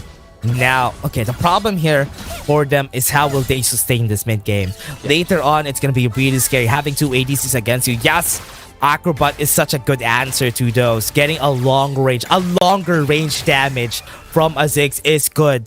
But how are they going to be keeping with the DPS? Yeah, that's just the really scary part. We see these ADCs be activated, especially those double ADCs coming to competition. And once that happens for CES, it's over for KT.RY if ever they're able to utilize Akino really well, because that's going to be the main engager. Akino. Knock up onto Akino. They have one right there. They have the Mega Inferno Bomb, pushes them back with explosive cast, but it is still not enough for them to not kill them. Y1 is in front. He does have the taunt. He was able to run away. He's moving towards it. The killer instinct is going to be there together with the exhaust. Luna was able to get 2 kills already. BMM is going to be next. They have the satchel charge. They're waiting for it. They're going to slow down BMM. Acrobat is going to be here. They have the satchel charge to push him back on the wall, and BMM is going to be dead. And that is what we're talking about. You asked the question, how can KT.RY sustain their advantage coming to the mid game? And they just answered it right at the get-go. They get kills after kills after kills. Honestly, what I'm about to say, they didn't need to. CES done it for them because they overstep on the tower. Look at this replay, everybody. They were so far forward. Yeah, and yes, the Horn of the Fourth God did not connect. But the thing is, the most important, crucial moment into those fights is the isolation. Time and time again, it was Y1 who got isolated coming into this hill. And then Genza got isolated, and then BMM got isolated. If you are fighting up against the composition with Daw, with Zero, having Vi, having Ornn, and having these damage dealers dealing 3-hit damage, you're not gonna live, right? It's just a good play coming from KT.RY. Methodical when it comes to isolation. This is their key strategies, even in the prior game. And this is what I like about Roster.Y. Why did they lose this player during the last game? They really needed this. Maybe that's because of the chrono break too. But now they can easily take down Taku. They got it. They got the cease and desist, and that is Taku just going down. Yeah, and we've asked the question also of why Vi? Out of every single jungle champion available into the game, why Vi? It's just because of this point and click CC. You just have to click one, and then it's automatically going to lock down a single target champion. And that just enables KT.RY to follow through, not having to think about CC and just have to think about damage. Having to think about how Acrobat can follow up, how ADC can follow up, right? And KT.RY utilized that to a T. 7k gold lead already. Ease of execution is what we're looking for there. Right. That is the reason why you're going to be picking a Vi. And now, together with Zero having the Horn of the Forge God, it's way easier to execute. Yeah. It was not able to connect onto Akino, but it doesn't really matter. I think Zero just used the Horn of the Forge God to disable that engage potential coming in from CS. But Taku has information and is just playing it a little bit more safe, shadowing Akino and against them. Yeah. And what is going to be good here for them is the next objective is going to be up in just a bit. 30 more seconds before the Mountain Drake comes up. And Roster.Y needs to stop this from happening. Tower in the bot lane might get destroyed because Y1 and BMM are already at point and they're just going to take it down. And look at Acrobat is now here as well, along with Dog going into the backside. This is a 4v3. Oh, cease and desist. BMM gonna be her target. He was able to flash away. They can go in. That's gonna be a flash in also from the side of Roster.Y. Y1 was able to run away with its taunt, but it's still not enough. Here it comes. Killer Instinct. He's in front. Too aggressive from the side of Roster.Y, and Genza is gonna run. Quick rotations, quick responses. KT.RY did it again with the Mountain Drake alive, with no possibility onto getting that steal, onto contesting this objective. It is another gold source for KT.RY with another advantage in their favor. They lost a tower, but they got a lot of kills out of that loss. And also the dragon together with it. Now we're 10 minutes in the game. 12 minutes is a good sweet spot for them to take the Baron. Yeah, now looking at the replay, once again, BMM overextended, stuck with assist and desist. This is really just the highlight of DO picking up the buy, right? Having a point-and-click CC, isolates on BMM, gets the kill, no more damage output coming from CES. Genza still doesn't have his power spike readily available for him. So, it's just a lot of lacking at the moment for CES. And KT.RY, if this continues, they're going to landslide Game 3 out of proportion. Yeah, and this is gonna be the start here though. Akena, ooh, this is gonna be them just securing the space towards the Baron. Rattel got taunted. Rattel is gonna be dead in the bot lane. Okay, that's really good coming for CS because they needed that. Now, Horn of the Forge God though, top lane. Now, Horn of the Forge God was still able to get that. Mega Inferno Bomb to lose their HP. They can't even start the Drake just because of that loss in the bot lane. Yeah, they couldn't. It will be a 5v4. And yes, they Baron, had sorry. so much lead with a 6k gold lead, but it doesn't really matter. We always consider the numbers advantage into consideration when it comes to these team fights because one member being lost is 4 utilities, 3 utilities lost in those team fight overall as well.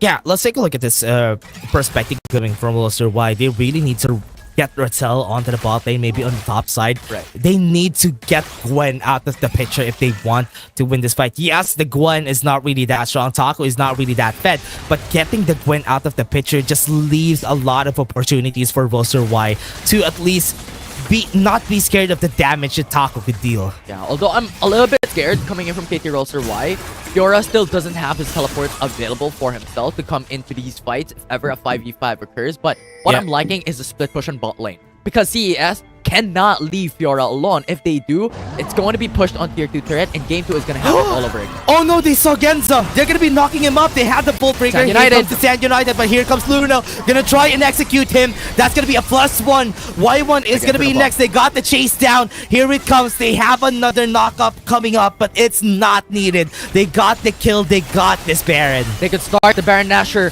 Y1 has to reset first because he has no HP. And Luna with Kaisa along with Acrobat as well, they could ease up and melt down the Baron Nashor easily. Ooh, look at Rattel though. He's already here. He moved towards the mid lane just for them to have a chance here in this fight. If ever a fight breaks out, really smart, and the Baron is going to be theirs. Yeah, and this is just really unfortunate for CES. And the rotations coming in from Rattel, impressive stuff. Coming into the bottom lane, they understand that they could now take the Baron Nashor. Now he has to go into the mid lane and just shadow these Baron Nashor takes. So if ever it comes down to a fight, they still have the numbers game of a 5v4. Yeah. And how are we going to start this? Especially for the side of CES. If ever they're going to be starting this fight, they don't really have that potential until Genza gets his third item. Third item is going to be crucial for Tristana at this point in the game, and that they don't have. Yeah, and that is the reason why a while ago we mentioned if BMM dies, there's a huge chunk of damage that will lose onto CES. That is the reason also why DO always focuses on BMM at the moment. And now another turn secured by Luna in the bottom lane. Yeah, and now they're starting already onto the mid lane. They are just trying to pressure the members right here of CES, making them make a mistake from this rotation. Let's take a look at the top side too. Rattel has taken down a tower. He has been given some space, so this tower on the top lane is not gonna stay for long. God coming in, will not connect, will not be able to push through, but Akeno still knocked up. Yeah, but now onto the bot lane though, the fight has already happened. It's already break out. Taku, super low in HP. Y1 is trying to tank some damage, but Luna is out super low already. They haven't been successful.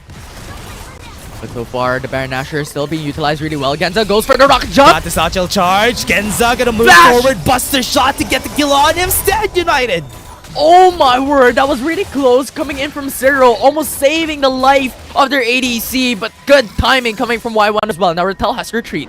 10k gold lead onto the side of WBG. How are they going to be able to pair this up? It's still a 4v5. It's still a hard fight that they need to deal with. But this dragon is taking so fast, and this is going to be theirs for sure. But it was really a bit of a questionable move. Y1 just stayed out of the dragon pit for quite some time. And I think there was still that opportunity in the opening for them to take it down. Mid turret now being pushed. Oh, tower in the mid lane took down really fast. But now Luna, look at how aggressive he is. Still gonna go in, goes for the killer instinct. They have the Horn of the Forge God! Knockup is not gonna be there. They got the slow at least on the members of CES. They're gonna be trying to run away. BMM is already in front. They're fighting a 1v1. They have the exhaust. And now the wall push back. CES. Void Seeker! Oh my word! That was so close again. That was scary. I thought that's gonna be a kill Infinity, but that was too close for comfort for the side of CES. It absolutely is. It was really close. Y1 had 1 HP overall, and Luna is just wrecking havoc at the moment. Still sustaining their 10k gold lead, which is really good for KT.RY. They have to buy a bit more time. Baron Nashor is gonna come up really soon, so they do not want to force out the risky plays and risky fights, because if they lose one member, CES could take the Baron Nashor and take the advantage back in their favor. Man, I love how the items coming in from Luna though. Duskblade Nashors and also a crown at the Shattered Queen. What? This is so cool. And seeing them not going for the classic route that everybody has been going for. I love the damage that he could be dealing with these items. A Cathian Rain damage is going to be crazy, and even the Void Seekers. Yeah, the Void Seekers is going to be hurting, especially right now, right? Having to build up more AP item. The Leandra's already secured, so that is going to have more magic penetration coming in. And you also have magic damage, or AP damage rather, for the Void Seeker to hurt much more.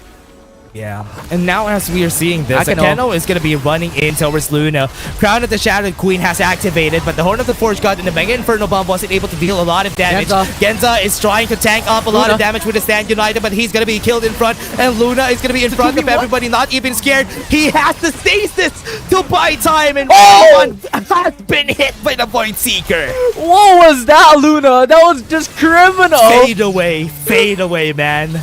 Yeah, it was criminal. Going in for the stasis enchant and then Void Seeker securing a kill. Oh, man.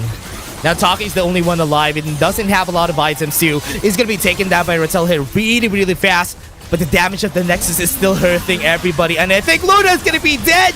And WBG is still going to be ending this game. And they take a win that they deserve. 2-1 for WBG. KT.RY ended with a bang. I mean, Dog going in for the Vi. Untraditional, unorthodox pick, but they made it work. And they were just able to utilize their macro plays consistently every single time in this series. And it was just an impressive showing coming in from this team, especially how they isolate targets every single moment that they get. They had to try, which is why Cerberus Esports had to try during Game 1 and Game 2. But here on the next game, they were a bit lacking. As we said, the Game 2, the reason why WBG lost that Game 2 was because of that mid-game decision-making. It all comes down to that mid-game decision-making, and CES had a lot of hard times here, especially when they went in. The first loss that they had was the reason why they lost. When they went into the blue buff, and they got destroyed by WBG, that is the signal of their downfall. Yeah, it was just insane. And coming down from what you have mentioned, going into that blue buff engage, they were always isolated. And this is, I think, is one of the key traditional characteristic of KT.RY. Like how they're able to find targets, find objectives after the opposing side got so much value out of dragons or Rift Heralds, and then they're able to isolate their target. I think that is what we have to take note of KT.RY. Yeah, and I'm kind of really scared of what KT.RY could be able to do with this composition, especially in this meta. The way that Luna is now in the mid lane, just because they're confident that Luna could be playing ADCs in the mid lane, and it's not going to be a problem for them. But we're also going to the point in where AP champions are just gonna be as strong. I'm really surprised that we're not seeing a Vladimir here in this game, but because of the AP item changes, I think there's a lot of potential too for a lot of the other AP champions that we have in the roster. Yeah, and it also gives the possibility of that hybrid build, right? As we saw a while ago for Kai'Sa, he went in for the Duskblade and then went in for the Crown and then Leandris. There's just so much potential, along with, I believe, the Nashor's Boot as well. And I think we can also expect it in the following weeks, in the following days, that you can expect hybrid builds coming through into the ring.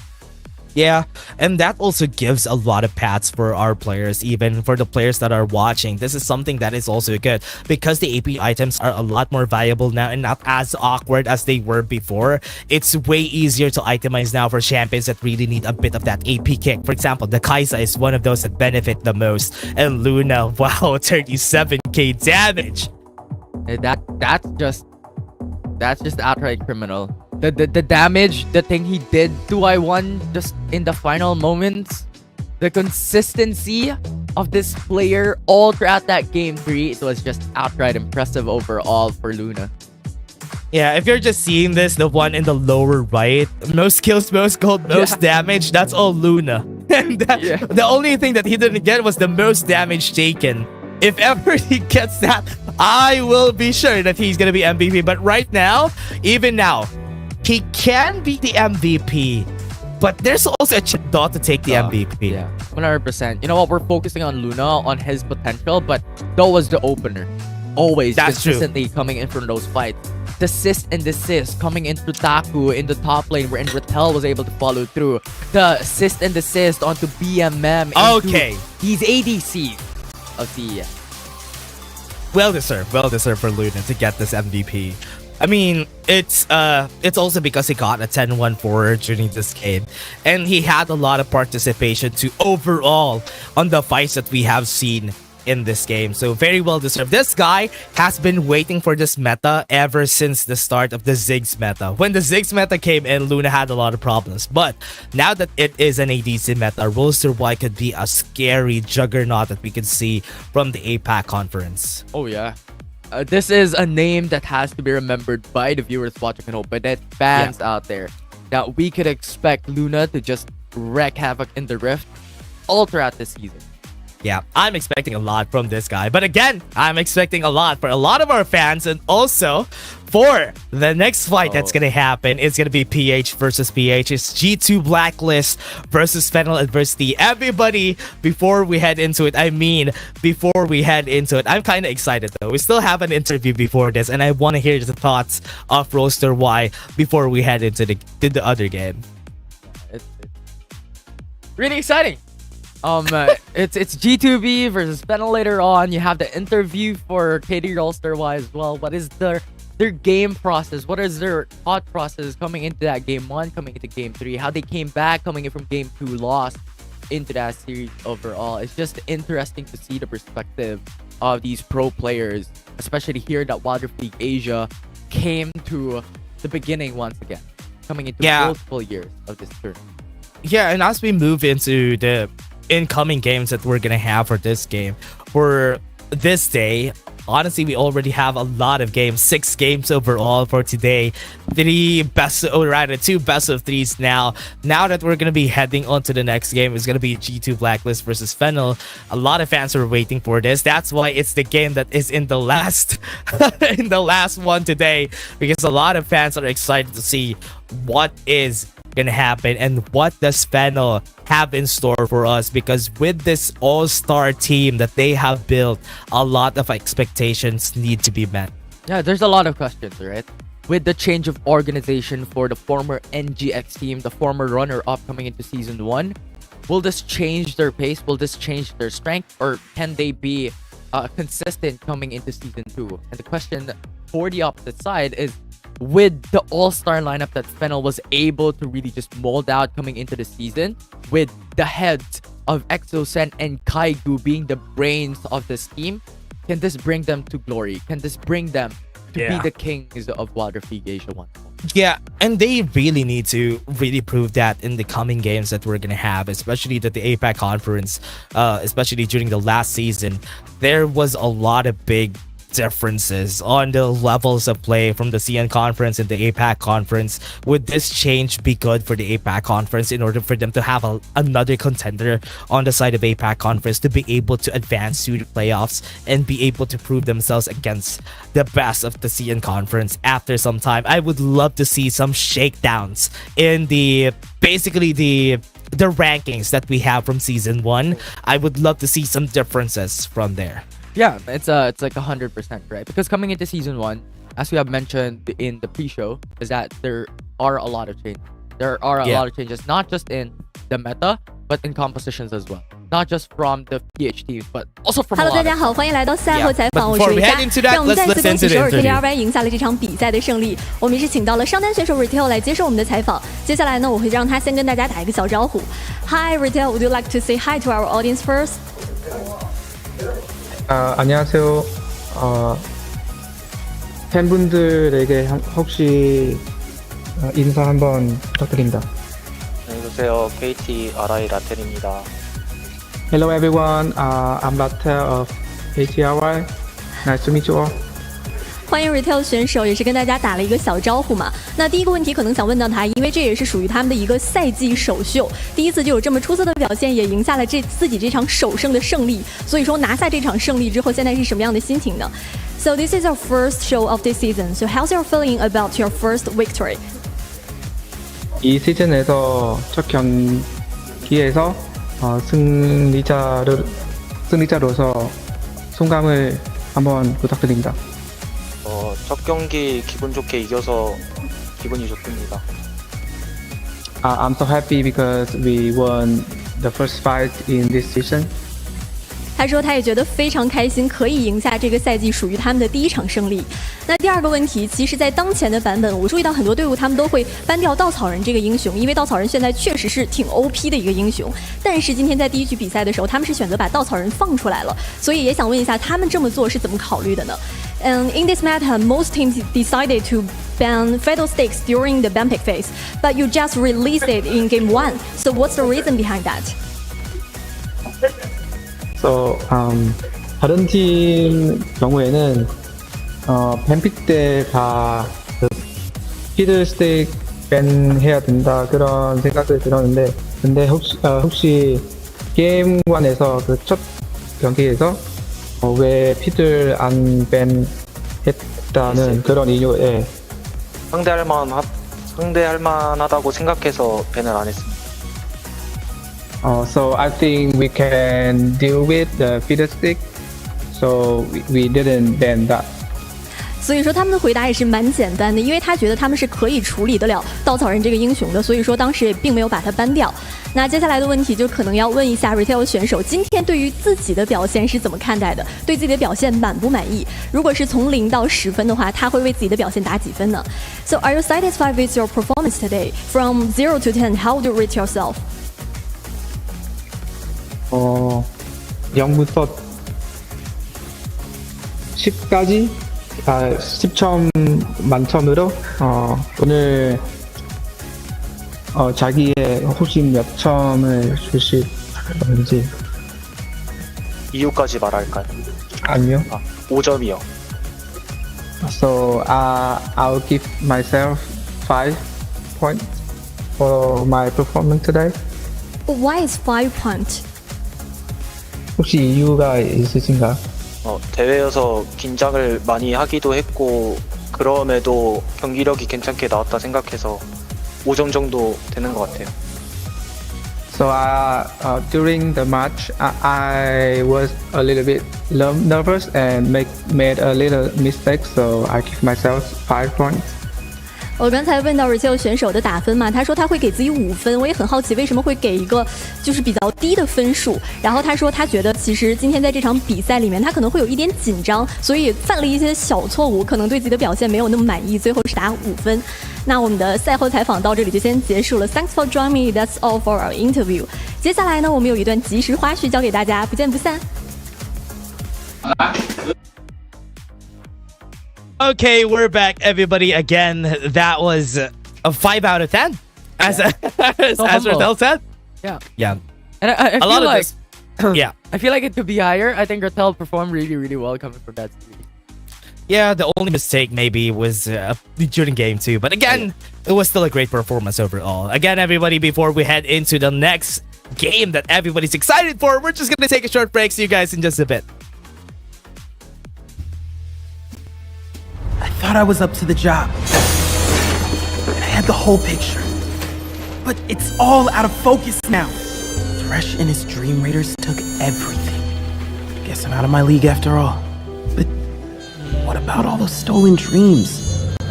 Those people. I can't give up. Maybe I am out of my league, but there has to be something I can... Wait a minute. What's this? A piece of art?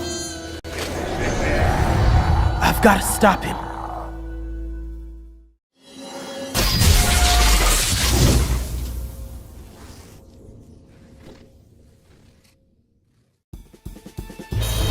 I knew Thresh was up to no good. But this was bigger than anyone at the agency imagined. I tried to arrest him, but he slipped through a portal. Not before I busted his lantern, though. And that's how I saved the dreamscape. Sure, Thresh got away, but I restored the stolen dreams. Not bad for a rookie. And now for the paperwork.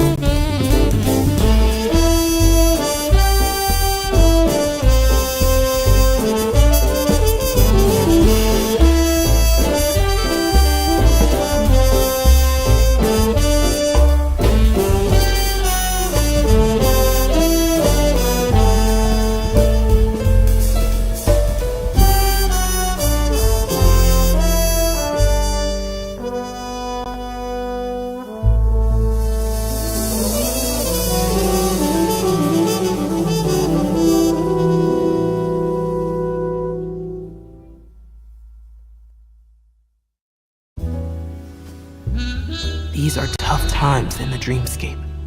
The phantom roams the dark corners, corrupting ideas and stealing dreams, leaving nothing behind but his calling card.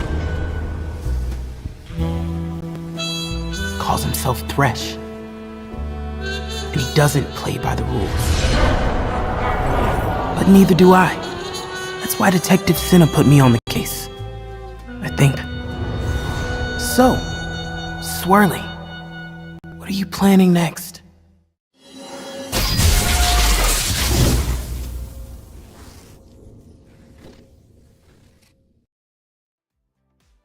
Welcome back to the game that everybody's been waiting for today. Everybody, it's gonna be G2 Blacklist versus Fennel on the Series 3 of the day. Expecting a lot of games for this one, especially that both of them have something to prove to the PH fans. Oh yeah. So much to prove. The change in organization for one, and then a total shift in composition for the other. It's just so much built into the history between these two teams, being familiar to each other as friends and as rivals. Yeah, and let's talk about how this is gonna start, Infinity. Let's talk about the first encounter that both of these squads, both of these organizations have been able to fight. G2 Blacklist, before, when they still have their first roster, fought against Fennel with a 2-1 during the phase 2 of WRLA season 1, and that was way before. And now with this new roster, or rather not new roster, with NGX, former NGX, now on this organization, this is the hero of APAC from the last time, and I'm expecting a lot from this, guys. The childhood heroes coming through into today's matchup up against Fennel. A lot of different names, but still, it is the same players, just a different name and branding overall. But here for Fennel, this is the shift in composition that we're waiting for. I kind of miss seeing the spaces though. I kind of miss seeing the spaces, but on a different light now. Fennel having this, but now let's go to the stage and listen to Hi Alora. everyone, welcome back to the stage of 2023 Wildrift League Asia 2. I'm Alora. The last match of the day is Quizen G2B versus Manila Final. After experiencing a game, G2B is unsure if they have adapted well to the rhythm of the field and why their final can bring us surprises this season. Let's check it out. And now it's time to welcome Quizen G2B and Manila Final. We're getting stronger and stronger against you. 8 minutes per match will be enough. You guys will be invincible if you use your mouths to play the game. Ooh! Those trash talks, man. Oh man, 8 minutes is enough from the man himself. Ime has talked, and this is really fun to see Ime and Danny going at it. Yeah, and the only talks to play, you won't be invisible. Like, man, those trash talks, dude. But oh man, this is it. I mean, we're talking about rival, and this is the friendly banter in the beginning, but coming into the rift, it's all about bloodshed and chaos. Yeah, and now Arisen was there. Sorry about that. But again, everybody, this is... How is this gonna start though? Because it's gonna be an ARAM game, we're gonna be seeing how things have changed. That's what I want to see. We're seeing Exosen also here on the side of Fennel.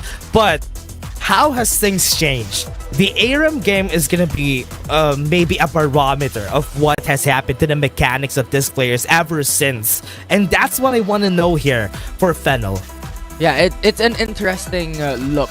How Fennel won't be able to play the fight for sides. They're up against G2B. Are they going to play something uncharacteristic or something that they're really familiar with? But there's just so much history built into their composition, into the lineup that Fennel has today. The heads and the brains of Fennel at the moment are pretty much the OGs, the legendary of the Philippine League of Legends. And pretty much the composition itself has so much of history as well when it comes to League of Legends Wild Rift. We're looking at Orcross, we're looking at these team players coming in from Fennel, coming from RRQ, from Liab, from different aspects, different teams built and merged into one. Yeah, and it has been honestly a great journey for a lot of these players because they have been in different organizations before. Remember, Ime, who was formerly known as Hyde, was in the same team as RRQ together with Chaz and Helios. So this is a great battle that I really want to see. And also, during the last WCS that we have seen, it was this team, RRQ, with Chaz and Helios heralding the team, was the reason why they were able to get to the biggest stage of Wild Rift. Ooh, and here we go. We're going in to the fight for sides between G2B and Fennel. And so far, like in the composition of G2B, they have really strong early game damage built into KT with the Jace. And you also have AoE CTs built into the Ornn, into the Aatrox, and the Red. This is so funny though, having Draw playing the Janna in this type of game. There's a lot of damage potential that they can have with this composition, and I'm kind of liking it for G2B. Chaz used up the flash. It's these friendly banters, man. It's these friendly banters in the beginning of the game. This is so funny. Honestly, a lot of these players are probably friends from before. That's why when it comes to this fights, they're probably played a lot in scrims too. So this is something that I am expecting. A lot of friendly banners, especially for the ARAM game, because they can do that in the ARAM game. Yeah, they could do like a lot of things and increase the friendly banter of the level of degree burn that they could do up against the opposing side. But Spelts, okay, we're gonna be starting the fight onto the backline already. They already used the Wily Strat a while ago, but a lot of damage is still coming in for the side of Fennel. Yeah, it's just too much. He has to go back, he has to retreat, has to sustain himself. Artros at a moment with a Yuumi. We all know Artros uses this champion really, really well. Especially coming back into his team before. I believe Amihan was the former team. He was really strong with this champion, and I think he used it really well. Look at the knockout coming in though. They have another one. The CCs are coming out, but Helios was still able to run away. KD is gonna die, and that's gonna be it. This is gonna be the start of it. Fennel got the first blood. Yeah, the unfortunate thing about Yuumi is that it's not really that strong when it comes to their game. So you have to buy time a bit to really just delay this moment coming in from Fennel to be able to scale up onto Yuumi. We'll see if we could reach up until to that point. As for G2B, it's a lot of balance between this composition. A lot of early game strong points with KT, with draw onto Janna as well, having that CC potential in the early game, and a lot of mid game, late game as well for Hime and Era. Yeah, let's see how this works. They'll knock up onto 2. And I thought that's gonna be the start of it, but nobody followed up. So far, everyone's playing it a bit more patiently. Remember, Fennel already got a first blood, but it is G2B who has that pressure up against it. The Fennel, the hook coming from Chaz. Got the hook coming in from Chaz. Got the pullback, but nobody started the fight. Wasn't really successful here. Yeah, and now that we're playing a little bit more stale coming into this ARAM or fight for side game, I want to talk about the brains coming from both these teams. Because Coach TG for G2B and Coach Kaigu and Analyst Exosen are teammates before in League of Legends, but now we're gonna have a fight, Chad. Oh no. And as we're going back to your point though, yeah, that is true. They are former League of Legends players. They are on the same team before and fighting again in the same battleground that they were on before. It's now in Wild Rift. It's a different battleground, yes, but this is still something to behold. A lot of history on these coaches that they have. Yeah, the brains out from these two teams has such a long history, and remember from what we've mentioned, friends and rivals being born across these two teams as well for G2B and Fennel. They represented the Philippines before in their League of Legends team, in the same team as well. So pretty much when it comes to experience, when it comes to knowledge, these two teams has it. Yeah, and now, Danny is gonna fall down on the back line. Great start from the side of G2B. They also got some CZs coming out, but that's just 1 kill on the board. They got their trade backs 2-4-1 as of yet. Spells. Okay, Spells is starting, but they are still gonna be running away, and Spells is just Spells is just dead. Got melted, and now Helios and Chaz forced to just defend the turret. And the knockup coming in from Ime from far away. Helios super low in HP, but they're not gonna be able to get it. Oh, great hold from far away, and that is gonna start the fight. Danny wants to go for the flash, but the shield was perfectly timed. Great defense there by Draw. Unfortunately, Chaz was not able to reset his ultimate coming into that fight, but now Helios just jumps in, forced to just push this out. Might just go for the reset instead. Yeah, gonna go for the reset. They would really need to get that reset, get the items first before going for the fight back. But for now, Fennel just lost 1 team member. See how Fennel will perform on this. Their power spike is still not yet unlocked. They want to just delay this for now. But we have Spells coming into the back. Yeah, they got to the back line, but they aren't successful in getting more. They at least get 3, which is good. But Danny, look at how aggressive Danny is this game. 3-4-1 trade. So far, you now have the Horn of the Forge God. Horn of the Forge God. Got it. They're gonna get close. Ime's gonna fall down. That's just 1 more shot. Want to get the kill and Draw. This tower is gonna fall down. Chaz is gonna get the pull back on him. And Draw is still, wait, that is still gonna be killing Chaz. That's really, really good. Coming from Artros, and now even Helios as well. The power of Fennel being now shown. A tower for his blood into their favor. Oh man, G2B got their tower down. It's still gonna be hard for them to take down, or honestly, it's not gonna be hard. They just need 1 hit from Golden Kite and they can take down this tower really fast. That hurts so much. The shock blast coming from KT. Oh man, KT. Oh, the move forward from Speltz. Still not gonna be the kill there. Speltz too aggressive though. And that is gonna be Helios trying to get onto the back line. They got the death lotus on them, and KT is gonna fall. 4 shots from the ultimate, and that is gonna be the curtain. Has been called. The ultimate wasn't able to hit the right target. No resets for Chaz, but he's still gonna go in. He has 5 stacks, and this is gonna be 3 kills to the board for Chaz the man. Who can stop this guy? Now goes for another hook, while the rest of the team goes for the push. Oh, gets the HP. Helios gonna try to go at it. Draw is gonna survive. I love the pressure coming in from Fennel. Their playstyle is really phenomenal. Now let's see how Arcus will play this out. I think he hopes just to go for the reset instead, stacking a lot of gold from 6 minutes into the game with first strike as well. Yeah. What are they gonna do here though? Honestly, for now, what I'm really scared of is the potential of Helios, especially with Infinitor Orb, and even picking up the Magi's this game. This is gonna be scary. Yeah, and you know they really want to snowball out of control, buying the Magi's coming from Helios and Ortras as well at the same time coming from Fennel. And we've mentioned this a while ago. Ortras onto Yuumi, it's not going to be that big champion in the early game, but now with those items already locked in, those damage is gonna hurt. Yeah, and as we are starting this, let's see how this Aram is gonna go.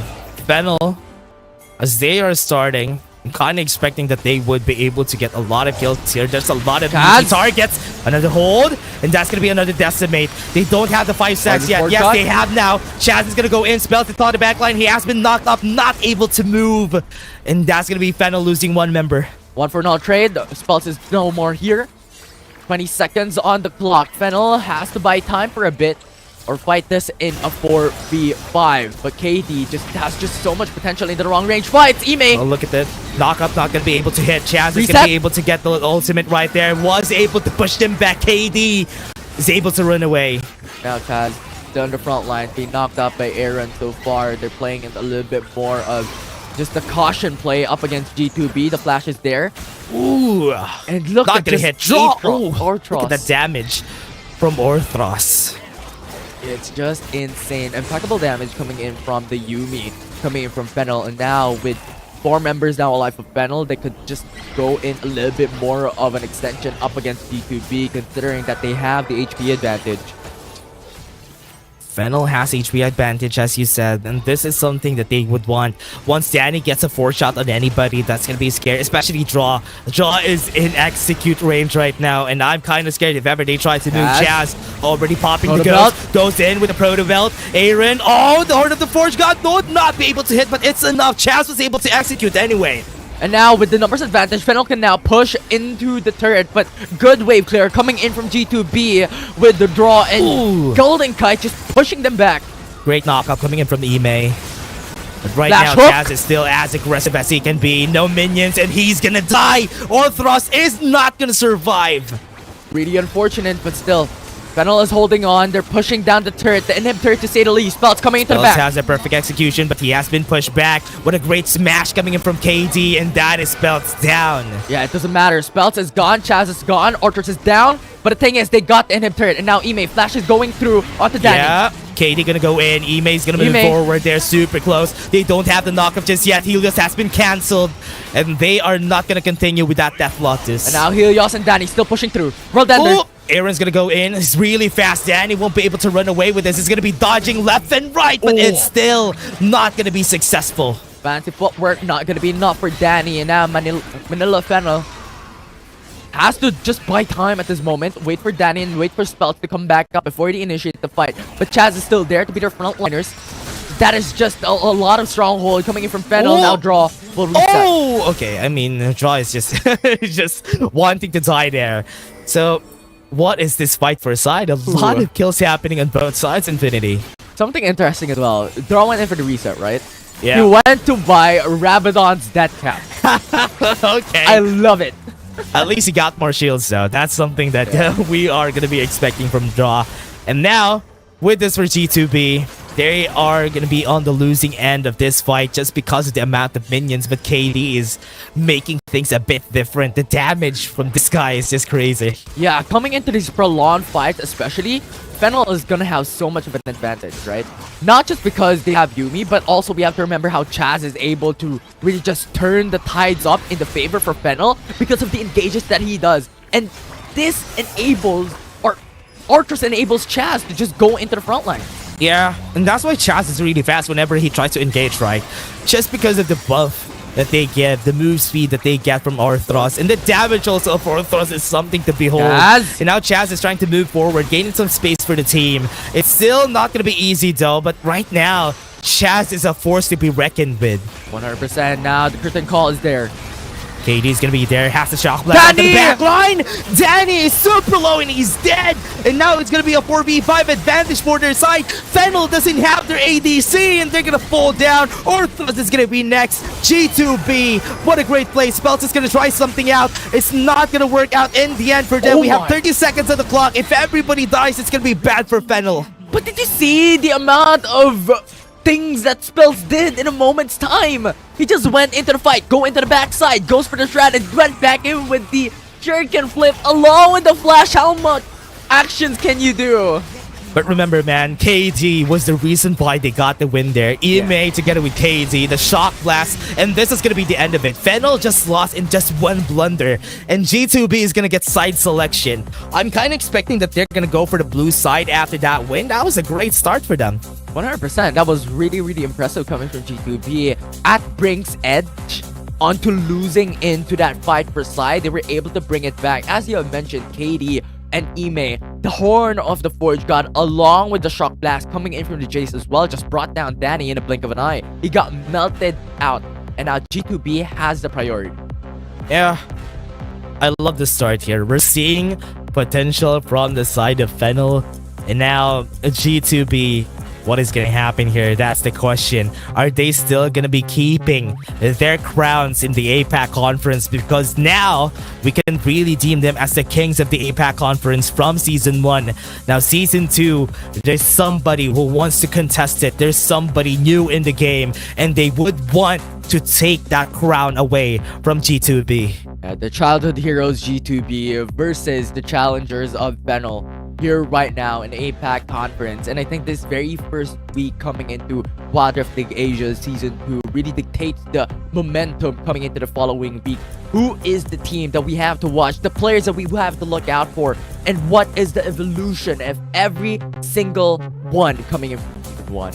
Yeah, I'm excited how this new organization of G2 or of NGX, the former NGX, has been helping them out. This new environment that they are in, is this gonna be for the better for the team? Is this gonna be the chance for them to really show Fennel that yes, we are now the new kings of PH, of APAC? We'll see if this can happen, but still do have to remember the former king of kings, the former RRQ, is in Fennel. You have a lot of players, you have a lot of former composition right now in that team itself. You have Kaigu, you have Exosan, you have Helios as well, being, you know what, one of the multifaceted player in League of Legends Wild Rift in the very first year, using, you know, the Fiora in the mid lane, using Twisted Fate. He was the one who started it up, and now he has the potential to do it once again. Yeah, and even during the Zed meta, Helios was the reason why Zed was a scary champion during the WCS times last year. So now, is there gonna be a new meta that he's gonna be starting again come this time around? Or is he gonna be playing the likes of Vladimir that everybody has been playing on the CN conference? Yeah, that is indeed like the mystery behind the team right now for Fennel. Like, will they break the game once more as they did in the past? Or are they going to fall towards the current meta that we have? But regardless, either of these two, I think Fennel could do it in the brains, or with the brains, the help of Coach Kaigu and Analyst Exosen. Yeah, so let's start this. The way that we're gonna start this is gonna be different, everybody. So now we're gonna go to the picks and bans. We still don't know what side they picked on for the side of G2B, but there's a bigger chance that they're gonna go to the blue side because the blue side is way more advantageous here. Because the first pick so far, because there's a lot of champions that are really strong, first pick is still so good, and G2B is gonna go for the first pick. Yeah, and I'm really curious as well how Fennel will be able to draft this out, because we remember Artros is the type of player that goes for the likes of Yumi, that goes for the likes of Jana. He was the one who initiated that champion before in the past. Are they going to bring this up once again here today up against their rivals G2B, or is this going to be back at it again with a meta? But right now, going into the bans, we have Gwen and Jax removed for G2B, Fiddlesticks and Hecarim removed for Fennel. Yeah, and let's take a look at this. Now, the start of the game, Gwen, Jax, and even Fiora has been banned now. Infinity, oh my, this is a lot of respect coming into Spells here, just in this game, just because of the champions that they banned. They don't want to see this. They want to have a double ADC on the side of G2 Blacklist. But now, Evelyn also has been banned. Chaz, or now named KT.RY, wouldn't be able to pick that up. Yeah, but the thing is, now there's a lot of chances open. Camille is open. Gragas is open for G2B. What will you prioritize, Coach TG, coming into this game number 1? And I think Camille is a lot of favorability coming into this first pick, because remember, Fiora is already removed. Jax, Gwen also removed. Yeah, and now let us gonna be start right here. Oh, Camille to the Ornn. Are we gonna see a Zeri getting picked by Fennel at the first spot? Are we gonna see them pick this up, or is there a bigger chance that a Lucian gets picked? Because I remember during the past times that we've seen Helios, Lucian is one of his best picks. Could possibly be Ziggs now being covered, but Gragas is left open for G2B. If they want to leave this open, there's a lot of utilities now built into the composition of G2 Blacklist. But are they going to double down into the composition of having a lot of engaged tools and disengaged tools here early on, or are they going to double down when it comes to the damage aspect of their composition? Let's see. I want to see how this is gonna go. Akali has been taken off the hands also of Helios, and Aaron wants to take a dip and play this against Helios. I want to see this happen. And we remember Ziggs being locked in onto the opposite side. Akali is a really, really good threat to this specific champion, but Varus is now back. Are we going back to the Are we going back to the season 1 meta? This is something that you pick up on season 1. Once you see a Ziggs, you see a Varus on the other side, and they want to play this. Fennel and G2B wants to play here, and Riven, this is not what you see now. But Riven is gonna get picked up by Fennel. And now the question is this the jungle or is this the mid lane? Because we remember, Riven is also being played by Helios before. Former Baron laner coming into the mid lane as well. It's just so much flexibility built in the composition of Fennel and individually as players coming down here for this team. But now coming into the second phase ban, Kha'Zix is removed immediately by Fennel. Oh man, this is gonna be the start here. That is Kha'Zix. They don't want that to be picked even by Chaz. All right, this is gonna be scary, man. Chaz has picked that up. I am really scared of what they're gonna pick here. They banned the Kai'Sa. There's still a lot of potential picks here. There's still a Xayah opened up. There's still a Zeri that they can pick up. But I think G2B is not going to prioritize any of this because you already have Camille, you already have Akali, except if they want to go for a glass cannon type of composition wherein they're going full on damage from here on out. But I like the answer here coming from Fennel. They removed the Shen, so a lot of sustainability now removed for the side of G2B because that is what they need. They need a frontliner in their composition. Yeah, and how is this gonna work out though? I'm really scared. Okay, Chaz is gonna go to Vi selection. On the other side, what are they gonna be picking for the firmer Just She on the name of KT now?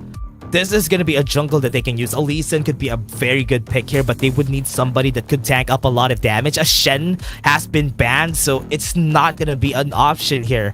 So there's still not a lot of options. They're gonna pick up the Galio at least to play it safe. Gragas is open. Yeah, Gragas is open, but Yone is also open. Remember, one of the interviews coming in from Coach TG onto Otulus's podcast is that it is G2B having a huge dependency on their jungler, onto former Just G, onto KT that can carry the game. We see a lot of utilities now with Camille, with Varus, with Galio, and we could expect their jungler to be able to wreak havoc here today in the ring. Easy setup combos coming in from the side of G2B. Together with the Galio on their side and the Camille, it's gonna be easy for them to set up. Now they need damage. That's why the Yone has been picked up. But on the other hand, Fennel Adversity picking up the Riven. This is deja vu for me. Seeing the Riven now back in the game in Season 2 is something that I would like to behold. And now that we have that, there is a lot of potential for the other players to actually react to this. If they're fighting against a Camille, they might be able to do something with this Riven. Yeah, this is pretty much exactly the classic moment. El Clasico, if you will. Because the composition just dictates it, right? You have the Camille, you have the Galio combo that is really, really strong before. That is really just the hyper focus for a lot of teams to lock in because of its potential to jump into the backside and just locking through a lot of champions with the Hextech Ultimatum and Galio going in for the ultimate. Yeah. Oh man, I'm excited for this fight. This is what everybody was waiting for ever since the start of this day, everybody. I'm sorry it took so long, but here it comes. G2B versus Fennel, and this is the start of their battle. Friends and rivals born together, now fighting it up. G2B up against Fennel, the childhood heroes up against the challengers. We'll see if they're able to just bring down the current kings of the APAC conference. But so far, looking at it, it's really just the huge expectations that now it is KT or Just G who has to really carry the whole team in his back, with Akali having to focus on to Zeri and Zig. Let's talk about the history of some of these players, right? Bot lane, right now, ever since the start of Season 1, there is a lot of skill expression, a lot for our supports. Draw has proven himself during the last season. Now Orthros has been known as one of the best utility supports back in the PH scene. But now that we're in this meta and where there's not a lot of utility supports, and also he has a mean trash. But now in this meta, I would want to see how Orthros is gonna pair up against this meta. Yeah, and I feel like he could really adapt to it really well. Why? Because ever since before, during his team onto Amihan and his following team onto another team coming into WCS, is that he's really strong when it comes to engaging, right? He's able to really just look for that opportunity and look for that opening for his team to be able to go in for that engage. And I feel like in the hands of the likes of Ornn as a champion as well, he's going to have to look into that specific opportunities for the Horn of the Forge God to connect up against G2B and those. Look at the rotation from both of these sides. So they know that KD hasn't been taking the blue just yet. So this is going to be a potential for them to go for a fight back. That's going to be Orthros. Was able to flash away, but he's not going to survive. First blood for G2B. Oh no, there's not that good. Helios now hoping to get those shots in the back. Fight's not done yet. Spelt was able to get one down, and this is not gonna win in their favor. Aaron was able to get a shuriken to get the kill, and that's a 3-0 for G2B. 3-4-0 trade is not exactly what you want coming into the early game, coming here for Fennel, as it's just going to push G2 Blacklist into a much more favorable type of play. Helios, as we all know, going into Zeri, not that strong when it comes to the early game. And now going into these type of fights wherein Spells and Chaz is too far away. Going into that fight, it was an isolation play for such a long time. And G2B was just able to secure 3 kills, using up 2 flashes, but overall it doesn't really matter. They're able to get a lot of kills, delay a lot of champions, and a lot of players, and a lot of lanes up against Fennel. G2B is showing Fennel how it's done. And right now, it's just working in the favor of G2B. Even if we didn't see a lot of Yones come to CN conference, KD is making it work right here in G2B, even working out the early game in their favor. They now see where Chaz is. They get that taunt. Fate sealed to seal his fate, and he's dead. He's gone. He's dead. 4 kills already to the name of G2B here in this early game. It's only 3 minutes into the matchup, and 1k gold lead already secured along with the jungle invade that KD is doing. Remember what we mentioned before. The jungle will be the carry of G2B, and KD is doing just miracle here in game 1. 3-0 onto that jungler Infinity, and this is not what you want. A Yone that is fed is a Yone that would win games. And Just G, even during the last time that we've seen him during Season 1, he was one of the players that really loved to play Yone. Yeah, it definitely is. I mean, it's just really, really strong on it. And I remember, during the beginning of the plays of Just G in the past, having to utilize the Sin at the very beginning as former NXP player, he was just the most aggressive jungler that ever touched League of Legends Wild Rift. And now to the side of G2B, he's using that aggression for his team to be the carry. Yeah, and ever since Autolus has been talking about this guy, Just G, or should I say KD, has always been one of the best. And that's why he's just showing this to Chaz especially, that he could really contend. And G2 Blacklist from their former selves, now they are just moving around. And what thing that Fennel could do here is just try to find a kill, maybe get a shutdown, maybe get a gold injection onto the carry. And that's what they're doing here in the mid lane. Will not push through for the Vault Breaker as Golden Kite just hugs the turret. And as you have mentioned, KD is just really, really strong. He's just built different. But now looking at Aaron here in the bottom lane, Chaz is going in for the flank. Okay, that's gonna be it. As a season this is, it's not gonna be able to move. That's one dead for the hands of Fennel. That's really good because now they're able to push onto the turret in the bottom lane as well as just have vision into the bottom side with Mountain Drake now available. Yeah, they're gonna get the Mountain Drake in their favor and just straight up the Rip Herald that is going to be taken right there on the top side of the map. And G2 Blacklist is going to try something, but they're not going to be able to try and take the steal on here. We got the vision on where they are, and that is going to be Chad securing the Mountain Drake, and this is KD just taking off with that Rip Herald, and they might be able to take this mid lane turret. Yeah, and I like this coming from G2B because they want to snowball! They didn't defend this mid lane tower. That's going to be a Rip Herald in the mid lane, and they're going to try to push this. There's not a lot of people here. And now Rift Herald pushes it out. Turret already down to 400 HP, but that's good enough for G2B with no more waves to come in. And I think this is what G2B wants. You know what? Snowball out of proportion here in this early game. This is what they need as well. Looking at the composition of Fennel, they have Zeri, they have Ziggs, they have Ornn. So when it comes to that late game potential, they still have it in the bag. So that aggression in the early game, capitalizing on the early game kills is something that G2B wants. Yeah. They're going to be starting this Infinity. G2 Blacklist losing the objective right there. Got the Rip Herald, was not able to take down the tower. This is one of the powers of the Ziggs. The reason why Ziggs has been meta ever since is because of this power. The power to hold down the mid lane and not let the enemy team take this tower. Once you fill that spot and not give them the mid lane tower, that gives you a lot of space. It's just two things. Safety and damage from far away. Well, that's like 5 words, but you get the point, right? Safety and damage. That's pretty much Ziggs overall into this specific champion. That's why it's really, really strong. And even if you leave him alone, it doesn't matter. You can just hug the turret, but still able to clear the way. Yeah. And one of the things that I really love about the Ziggs is the wave clear. The amount of wave clear makes you not be able to easily push some lanes. But right now, from what we're seeing, KD is still in a spot that everybody needs to be scared of. Yeah. A 2.1k gold lead up against an individual matchup up against their opposing jungler is really huge. Immortal Shield Bow as well. Yeah, Face Shield. Hextech Ultimatum is not going to be there, and that is going to be the hold. Face Shield was not able to hit, but still, Ime was able to finish it off. Nice follow-up flash coming from Ime, being able to secure that kill onto the top side. Now Chaz, Vault Breaker. Vault Breaker top side, gonna be able to hit on one. They have one more. That's gonna be the hero's entrance from Jaw to help them out. They're not gonna get any more. They got 3 plates at least.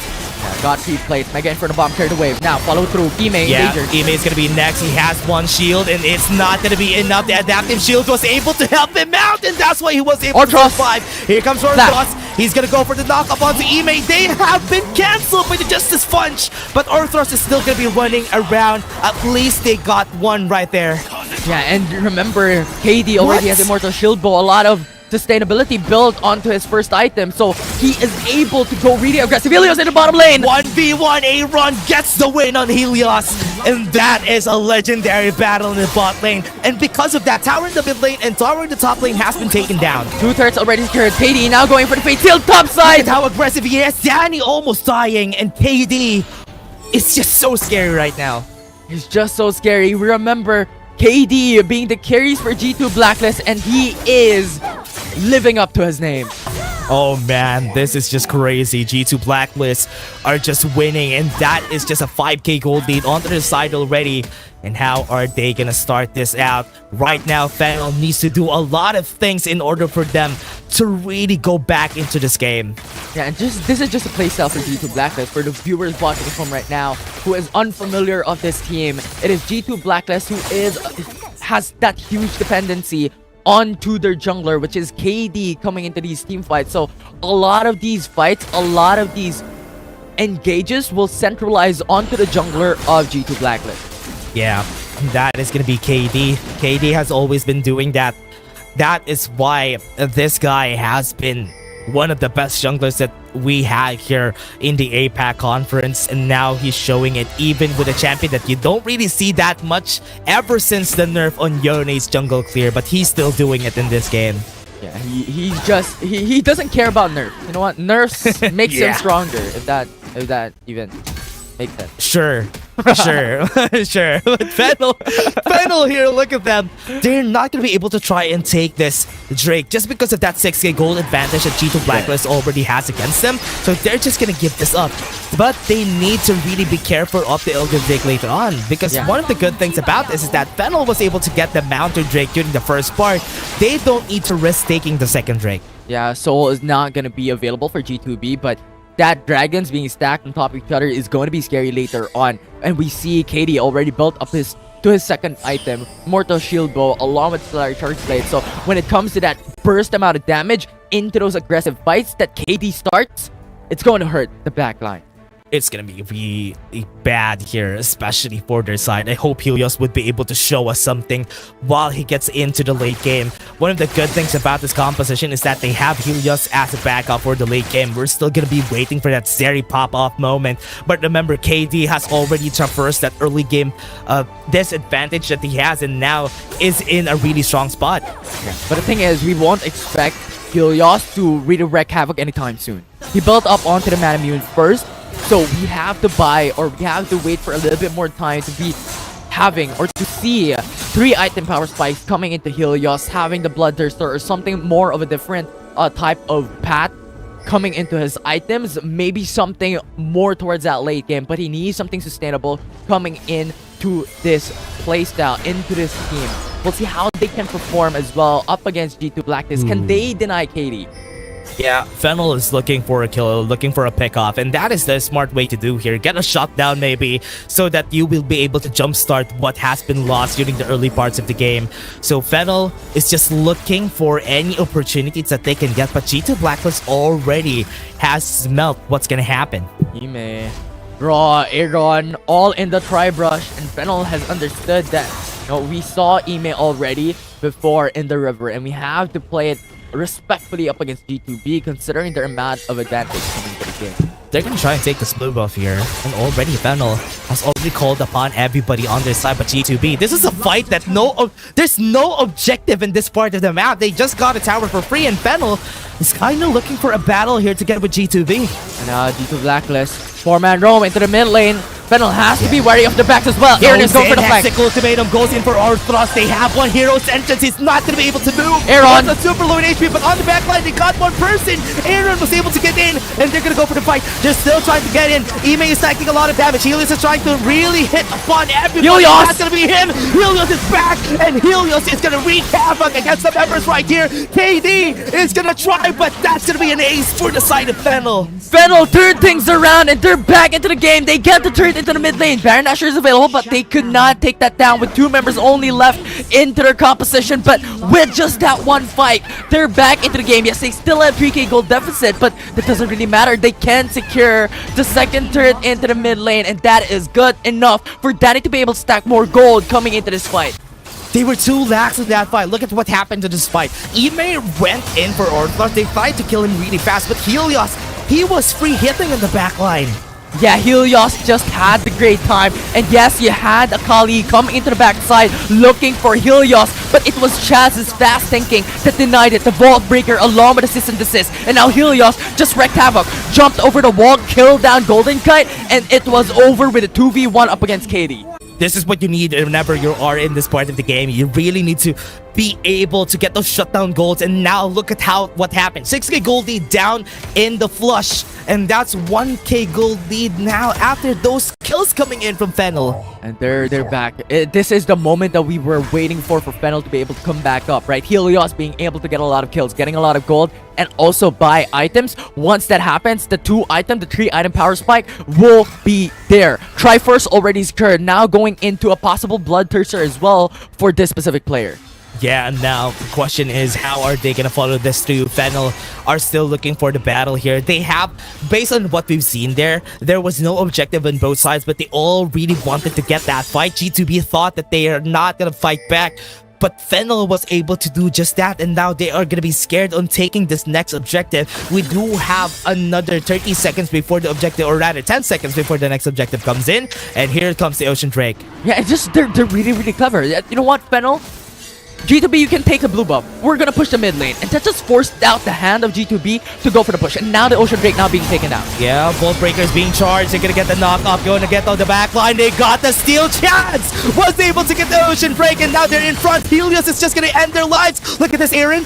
On there, on the back, tries to get Helios, but wasn't able to follow through. G2B are crumbling to the hands of Helios, and this is working in their favor. Aaron tried his best, and he was able to get one kill onto Danny. Gets the shutdown. They got the stasis. Helios is being a bit closer. They didn't get the shuriken flip flash on Helios, and they still have 2 members still alive. Ime against everybody else, and this is what's gonna take his life, and Fennel still won that fight in the end. You cannot leave Helios unattended! And time again, once that happens, Helios is just gonna break loose in the rift.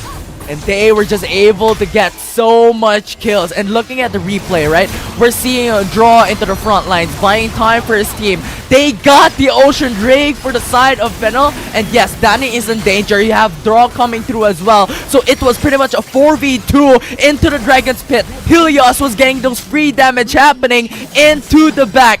Aaron was just clueless. Goes onto Chaz, gets the kill. But in the end, it was a 3v2 since draw was just so much of an outside into that fight. Helios was just dashing back and forth. And once again, those free hits coming in from the mid lane of Fennel just hurts the power of G2B. And their constant advantage now removed by Fennel. And Fennel was able to get back into the game with just 2 botched fights coming in from G2 Blacklist. They're now close as they can get to each other. And Fennel might get the better advantage here. So far, it's been really hard for G2B to position themselves on a front to back. And it's way easier for Fennel to just make a move on those types of plays. They just have to remove Helios, have to target Helios out of from that fight. And yes, you have to look at Danny as well, because there's still a lot of potential coming in from these champions, coming in from these players, considering that he is 4-1-4, having the Ludens, Leanders, and Rabdon stat cap already. So much damage built into this specific player. But the thing is, Helios just reheating it to the backside. Their tanks, their champions is just gonna get melted. Yeah, positioning also, I would love to commend how Danny has been playing this game. The Mega Inferno bombs, the way he has been pushing back everybody, making it awkward for them. It hasn't been seen a lot, but Danny has been doing a lot this game. Utilization of the satchel charge as well, because when the time came, it was Camille who wanted to go and force out the fight. Look into the backside, remove Danny coming in from it. But the thing is, the satchel charge removed the position that Camille wanted for the hero's entrance to come through to stack up against Danny, and that just bought so much time for Fennel. Yeah, and now Fennel has advantage. The map isn't theirs just yet, but they would want to take this Baron. 20 more seconds before the next objective comes in, and that's gonna be the Elder Drake, and both of them would want to take that. And the thing is, coming from a 6k gold lead for G2B, now down to 0. It is even level playing field for Fennel and G2 Blacklist here in 18 minutes. Yeah, let's see what's gonna happen here. Fennel would want to take the Baron, but the Elder Drake is already spawning in just a bit, and that's it.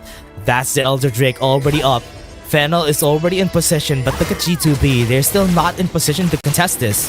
Yeah, and I like to commend Chaz as well. Coming into those team fights, we have to look at how Chaz plays it out, because always having the sights onto Aaron, disabling the potential to have their access onto Helios and Danny. So looking at the eyes of Chaz, looking at how Orcus will play this out will be crucial as well for Fennel.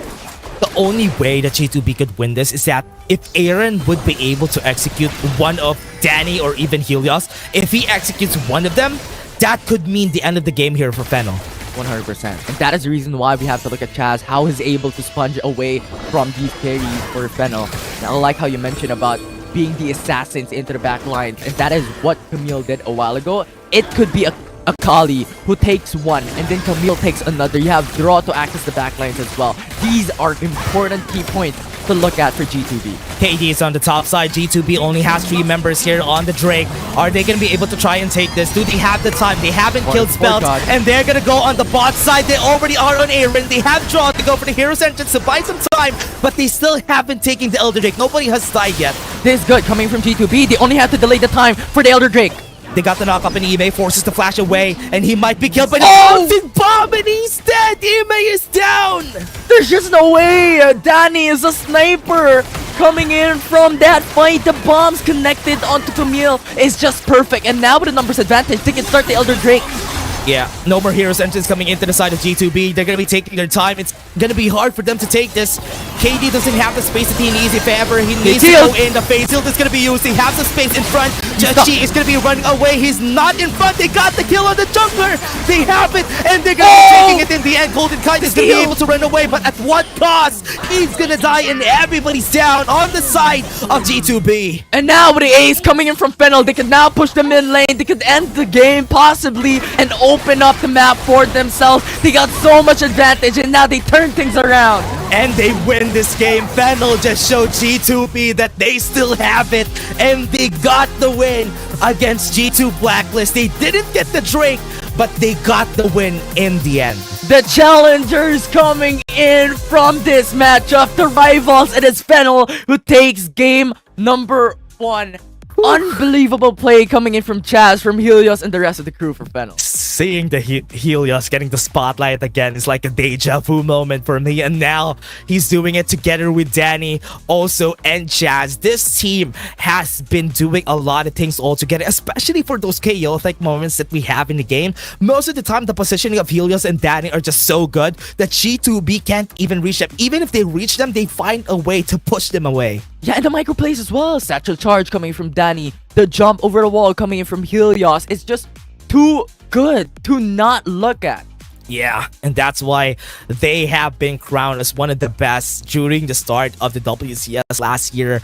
And now it's going to be a different story here in Infinity. Wow, what have we seen today? Fennel winning against G2 Blacklist, and they have lost tremendously because they had the big advantage, but Fennel was able to come back. Yeah, with only one fight to change it all. I mean, 6k gold lead is not something that you have to belittle. It's really, really massive at that stage of the game, but Fennel just outdid themselves. It was Helios free hitting into Dragon's Pit, changed the tide of the game. Only 1.5k gold lead left for G2B, and right after, it was just a landslide from there on out.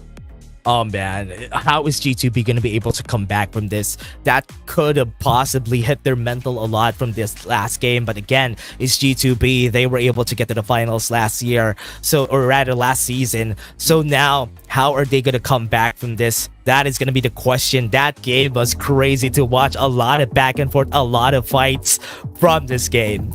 Yeah, it was definitely a mayhem from that game number 1. But remember, G2B still has a lot of history. They still have a lot of knowledge, and they have a lot of experience built into these players, into the coach of G2 Blacklist. So they can definitely adapt into the situation and make it back into game 2 and bring us to game 3. Oh man, let's see. Let's see how this is gonna go for G2B moving forward. Because look at the damage from Danny. As you said, Danny and Helios getting a lot of chunk of damage from this game. And that says a lot in what happened. And this is what we're saying about how the Varus coming into this meta is a bit different from before. It's way harder to make the Varus effective unless you really find a way to shut down the early game against an ADC. Right. But if it's against a Ziggs, it's gonna be way harder. Yeah, it's just too difficult, especially for those utilities to attach. And I think the mindset of G2 Blacklist coming into that game number 1, the reason behind Varus, and we're seeing Galio come into fray as well, is because they really want to centralize onto Yone. They really want to centralize onto KT, being that hyper carry, and Varus acting as, you know what, a supportive damage dealer and also that utility.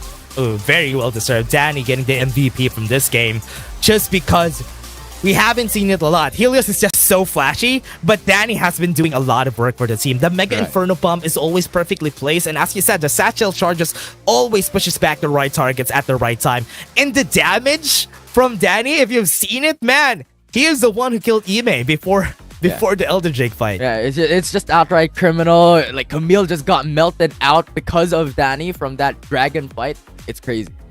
And now it's going to be a chance for G2B to come back from this game. Again, everybody, that was just our first game. We still have 2 more or maybe just 1 more from this next one. Yeah, let's see what's going to happen. We're just going to be taking a short break. See you guys in just a bit. These are tough times in the dreamscape. The phantom roams the dark corners, corrupting ideas and stealing dreams, leaving nothing behind but his calling card. Calls himself Thresh, and he doesn't play by the rules. But neither do I. That's why Detective Cinna put me on the case, I think. So, Swirly, what are you planning next?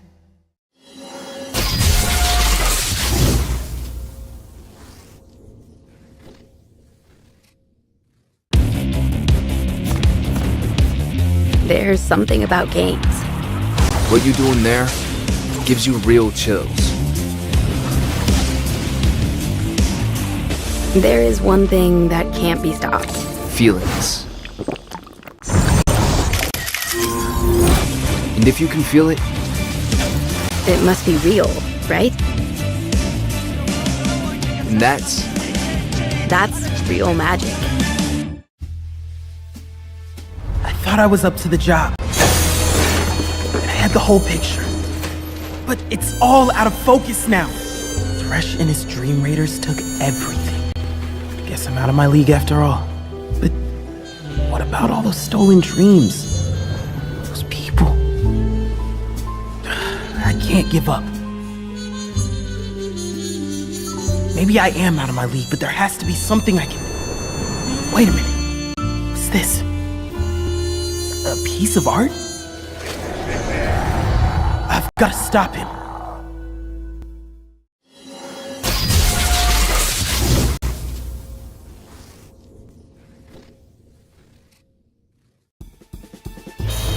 I knew Thresh was up to no good. But this was bigger than anyone at the agency imagined. I tried to arrest him, but he slipped through a portal. Not before I busted his lantern, though. And that's how I saved the dreamscape. Sure, Thresh got away, but I restored the stolen dreams. Not bad for a rookie. And now for the paperwork.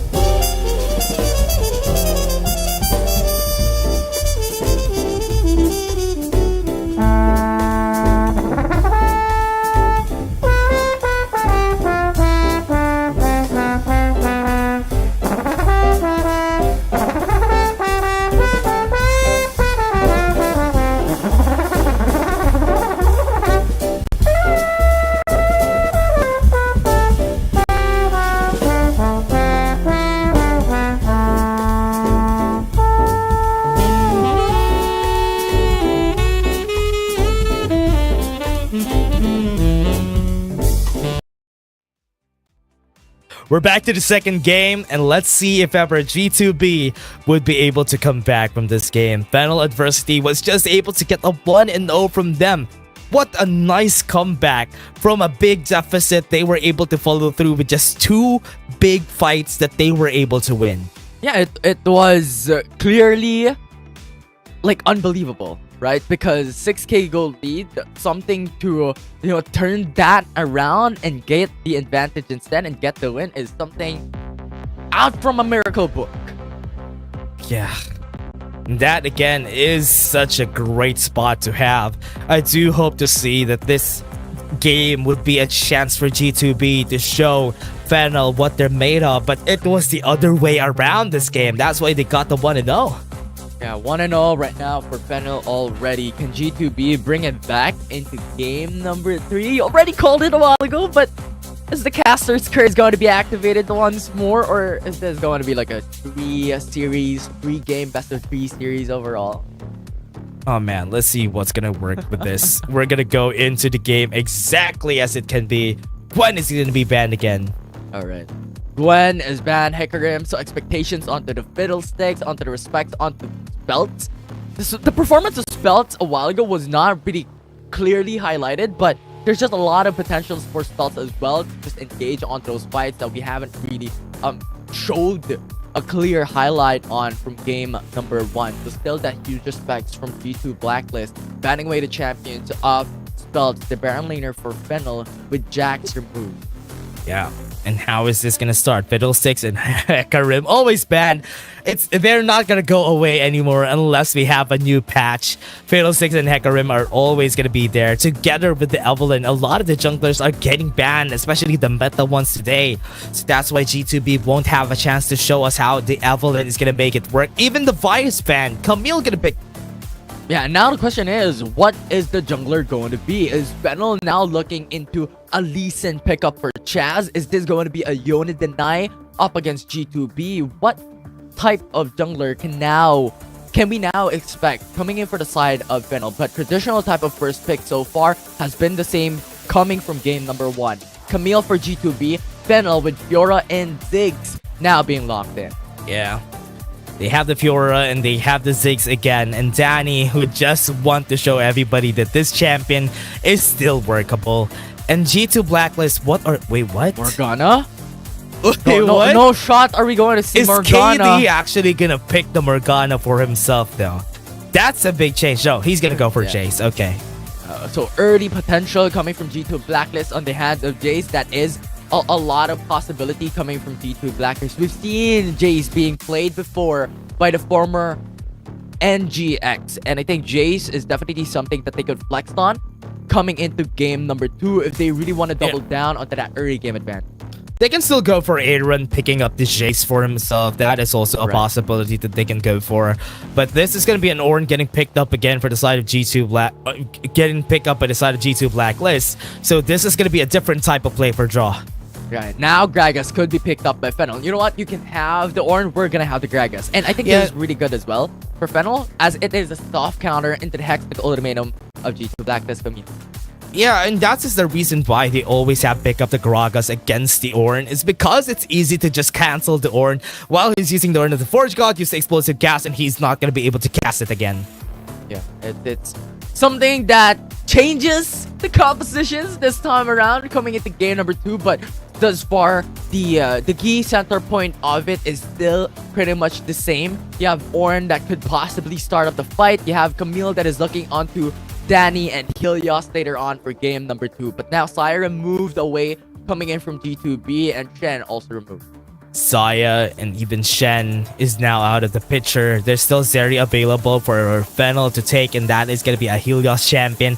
But are we going to see it getting taken off by Fennel too? They can ban the Kai'Sa, take the Zeri for themselves. I think what they could also do for Fennel is they could go Lucian. If they want to match up the pace up against G2 Blacklist, right? Because traditionally, when it comes to the individual matchup, it is always Jace and Lucian meeting in the same lane, as they're both strong when it comes to early game. So Fennel could still pinpoint into this type of aspect or double down on the late game with Zeri once again. That's the hard thing about this though, because one thing that they can do here is that the Zeri could get picked up by G2 Blacklist because they still have that option to go for and pick another jungler. Even if KD goes for the same champion, goes for the Yone, it's still gonna be okay. Yeah, definitely okay still. Lee Sin denied away from G2 Blacklist, the OG jungler for KD or former Just Chi. Kai'Sa Zeri? That's a possibility though. They can go for the Kai'Sa Zeri here for a run and even Golden Kite and let KD go for the Jace jungle. This will be a really glass cannon type of composition though if they go for this, and Camille should be available into this team fight if ever they double down onto the double ADC while having Jace into the hands of KD. Yeah, that's gonna be a Kai'Sa. Are they gonna go for a Zeri? Vladimir makes it way better. So is Aaron gonna be able to pick this up and show Fennel how this Vladimir could work on this meta? Fennel could still go for the Zeri. Yeah, there you go. That's gonna be a Helios pick. I love this coming in from G2 Blacklist. You know what? Let's change things up. Let's bring Jace into the jungle. KD has used it before in Season 1. Why not use it again? Yeah, that's gonna be a Zeri working out. If it's against a Vladimir, that is a good matchup though. I would really love to see a Vladimir versus a Zeri in the early game, because both of them don't really have a lot of damage in the early game, so you won't expect a lot of kills in the mid lane. So most likely what's gonna happen here is that G2 Blacklist and Fennel are gonna be rotating the Kai'Sa and the Ziggs in the mid lane as fast as they could, so that the solo, or rather the mid laners, would be able to have a better time in the side lanes. Yeah, in addition to that as well, we have to remember that Jace and Lee Sin are an early game champion, so they're really strong when it comes to the early game. Level 3 already. KD could jump into the lane. Lee Sin could jump into the lane at level 3. So both these junglers will dictate the pace of the game for game 2. Let's see how they work this out though. They were able to make this work during the last game. Fennel would still have a chance to win this again and make it a 2-0 against G2 Blacklist. But how are they going to do that when they have a Kai'Sa and even a Vladimir on the side of G2 Blacklist? It's really difficult, right? We have to look at the double ADC, or well, rather, the Zeri and the Ziggs of Team Fennel, and for Team G2 Blacklist, we have to look at the Vlad, we have to look at the Kai'Sa, because these 4 champions overall for both these teams are going to be scary late game insurance. I really like this composition that they have here. They have a lot of damage potential. They have the early game coming in from the Jace. G2 Blacklist has a lot of chances here, but Fennel a while ago, this is almost the same composition that they were able to make it work. It's also just because of the elements that we had a while ago. It was also because of the Zeri, it was because of the Ziggs, but now they have different tools on their arsenal. Yeah, it is now looking into, you know, the frontliners coming into these teams. We mentioned a while ago that G2 Blacklist, if ever they go for the double ADC, this is going to be a glass cannon. Now, with the Vladimir into their composition, it changes things up a bit. Yeah, this is going to be a big change for them. Look at how this is going to start. Chaz already starting up explosively with him taking the Raptors for free. No info as well. So Chaz is going to take this freely, and now KD is now seen by Chaz. Could get denied of the red buff. If Not even aware though. Oh, he's moving on the top side. Oh, he sees the Raptors. Now he's afraid of what could happen here. Look at the reaction coming in from Helios. He's going to push back KD. He's already starting it back up. But here comes G2B. Most of the members of Fennel are also here. This is going to be a big fight at level 2. And Chaz is super low. Golden Kite is the first blood going to go to their side. Yes, it is. G2 Blacklist gets the first blood. And they're all going to go back. That's really good. But the thing is, I think it is G2 Blacklist who has the better, and they removed the jungler away from Team Fennel. And we mentioned a while ago that junglers will dictate the pace of the game. With Lee Sin now being delayed of the fight, having to remove the potential for the blue buff, red buff early on, it is going to be KD who will have the better potential. And yes, Golden Kite died, but it doesn't really matter. He's able to go back into the lane as swiftly as possible to garner more gold immediately. Yeah, that is actually good though, especially how Fennel already started that fight. It's a good reaction coming in from G2B. A lot of players use their flashes, and this is the point in where not a lot of players from G2B are really strong. That's the reason why Fennel just charged in. Now, fight is also going to happen. KD trying his best to get something out of the Raptors he lost, and that's another kill for Fennel. We mentioned the possible delay that brought onto Chaz, but it doesn't really matter. It is KD who died on hands of Chaz and Helios. Now Fennel is back. They needed that and they got it. Yeah, they got the kill, and this is how it's gonna start. Let us see how this is gonna work, man. Aaron, let us take a look at this. We're still waiting for Aaron to get to the late game and even Golden Kite, but what is really scary in how this Chaz is giving advantage to his laners. Yeah, it definitely did. I mean, this is what we have mentioned a while ago. I know I keep on repeating that junglers are going to be key here, but that's just the reality of the fact. It is G2 Blacklist who has a huge dependency onto their jungler. We saw it in game number 1, and right now, it's a little bit different. Golden Kite will be their main carry along with Vladimir into the mid lane, but look at top lane. Ultimatum, they have it, and they have the Grand Challenge to together with it. Ime won a 1v1 top side. That's really good coming from G2 Blacklist. They needed that kill as well to even out the level playing field when it comes to the kills, when it comes to the gold. And now it is G2B who has the advantage on top lane. But going back, it is a huge dependency on Kai'Sa, on Vladimir. And now it is up to KT, who changes up the pace in the bottom lane! That's gonna be a Horn of the Forge God. They're gonna be going in. That's damage coming in from KT, and G2B takes 2 kills on the board. That's really, really amazing. We just mentioned it. And KD did just visit the bottom lane to garner 2 kills for the whole squad. And now G2B is still matching up the early game aggression coming out from that, and Ime from that fight up against Spelt as well. Really, really clever going into the corner of the Hextech ultimatum for the Grand Challenge to not be activated. Yeah, and this is gonna be the start here. At least G2B was able to get the 2 kills onto the bot side of the map, and that could really help them out in the first objective. And this is what you want to do. KD coming back from the fight is something important here for G2 Blacklist, because if he doesn't get the early game, that is gonna be bad for this guy. Definitely does. And now, with a ward there, the information provided for the whole squad of Fennel that KD is on to the blue buff of the left quadrant jungle. And now Chaz will be able to might visit into KD, but for now, KD's playing really, really safe. Yeah, and what they can do here is, because they don't really have a lot of wave clear, they're going to be putting Aaron on defense mode into the mid lane too. And if this is something good for Aaron, because if he gets a lot of gold in this early game, because Danny's not going to kill him in the early game, that's why this is good space for Aaron too. Yeah, and plus the thing is, Vladimir could just go underground and not be targeted by Zeri. That's the advantage, or well, Danny. Like, that's the advantage of having Vladimir and having that potential to go into these team fights, because Vladimir could just go into fights and go out. Yeah, and that's what's good about the Vladimir. And that is why the CN conference gives respect for this champion, is because of the fact that the Vladimir could just do this, especially in the late game, could easily just run in and out of the fight and doing so much burst damage. Yeah, and that is also one of the reasons why we weren't as surprised to come into a conclusion that, you know what, Vladimir is there. This is not a glass cannon composition because they have Vladimir, and that changes things up. Now, they're in Herald. Objective is already up. Rip Herald is being taken. Nobody has taken this. They're gonna go for the fight here early in the game. Order the Forge God would be able to hit, and they got it. KD was able to secure what they needed. They're gonna be trying to run away. Fennel would be dashing away, but Golden Kite was able to get the killer instinct in, flashes in, gets the kill in. Danny's gonna be next. He's gonna fall down, and G2B wants to go for more. They still are looking for Orthros and Helios, but they are not gonna continue. They just did not get the objective alone. They got kills on top of that, and now they have huge advantage up against Fennel. They now have 2k gold lead, and that's not gonna stop here. They have the Rift Herald to be able to secure the Tower First Blood later on if they opt to do so. But the resets coming in from G2 Blacklist is really clever because the Ice Streak is still available.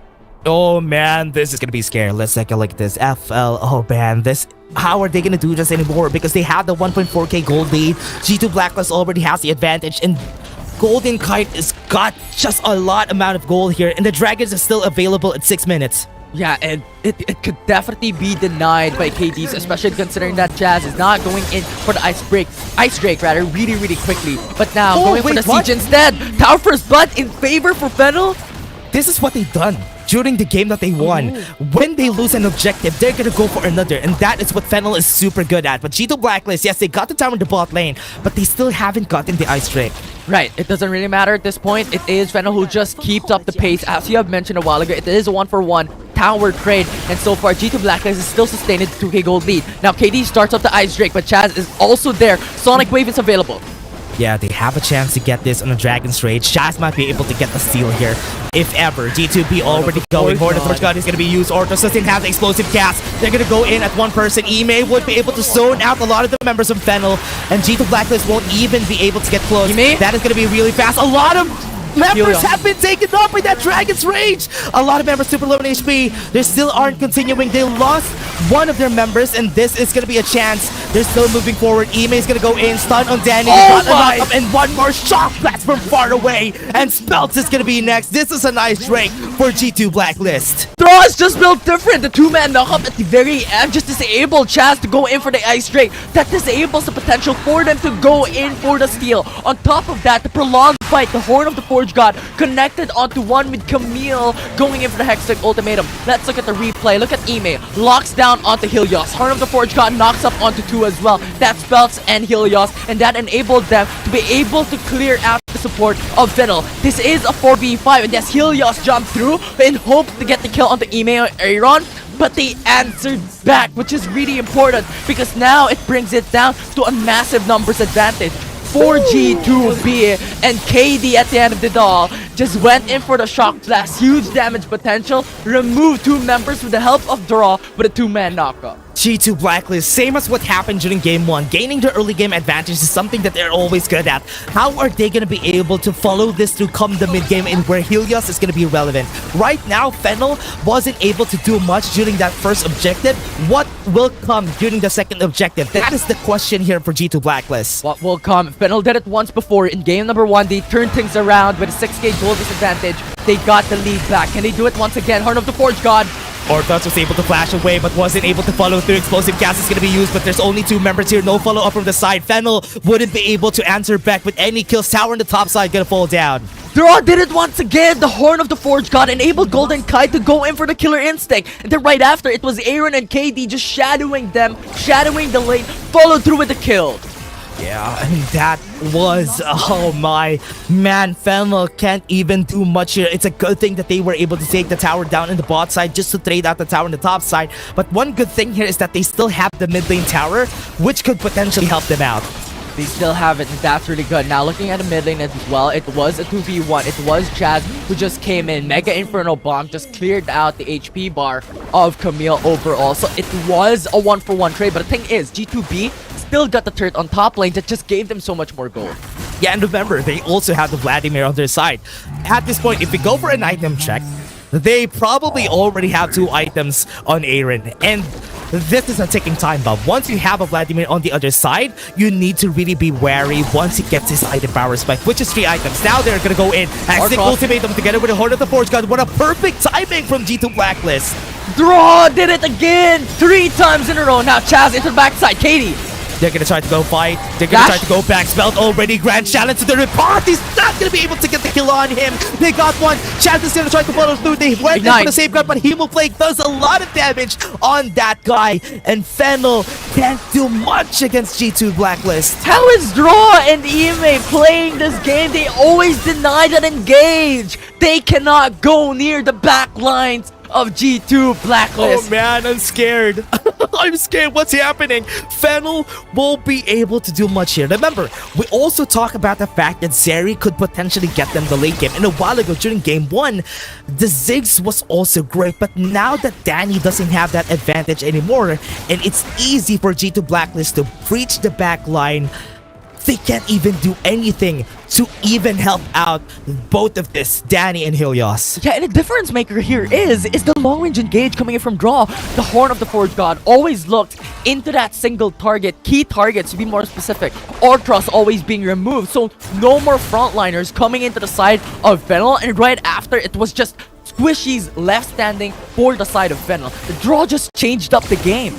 Yeah, and it's taking a long time, long time for this. Remember, 6k gold lead is when G2 Blacklist had the advantage during game 1, but now in game 2, might be a little bit harder for Fennel Adversity to turn the tides around.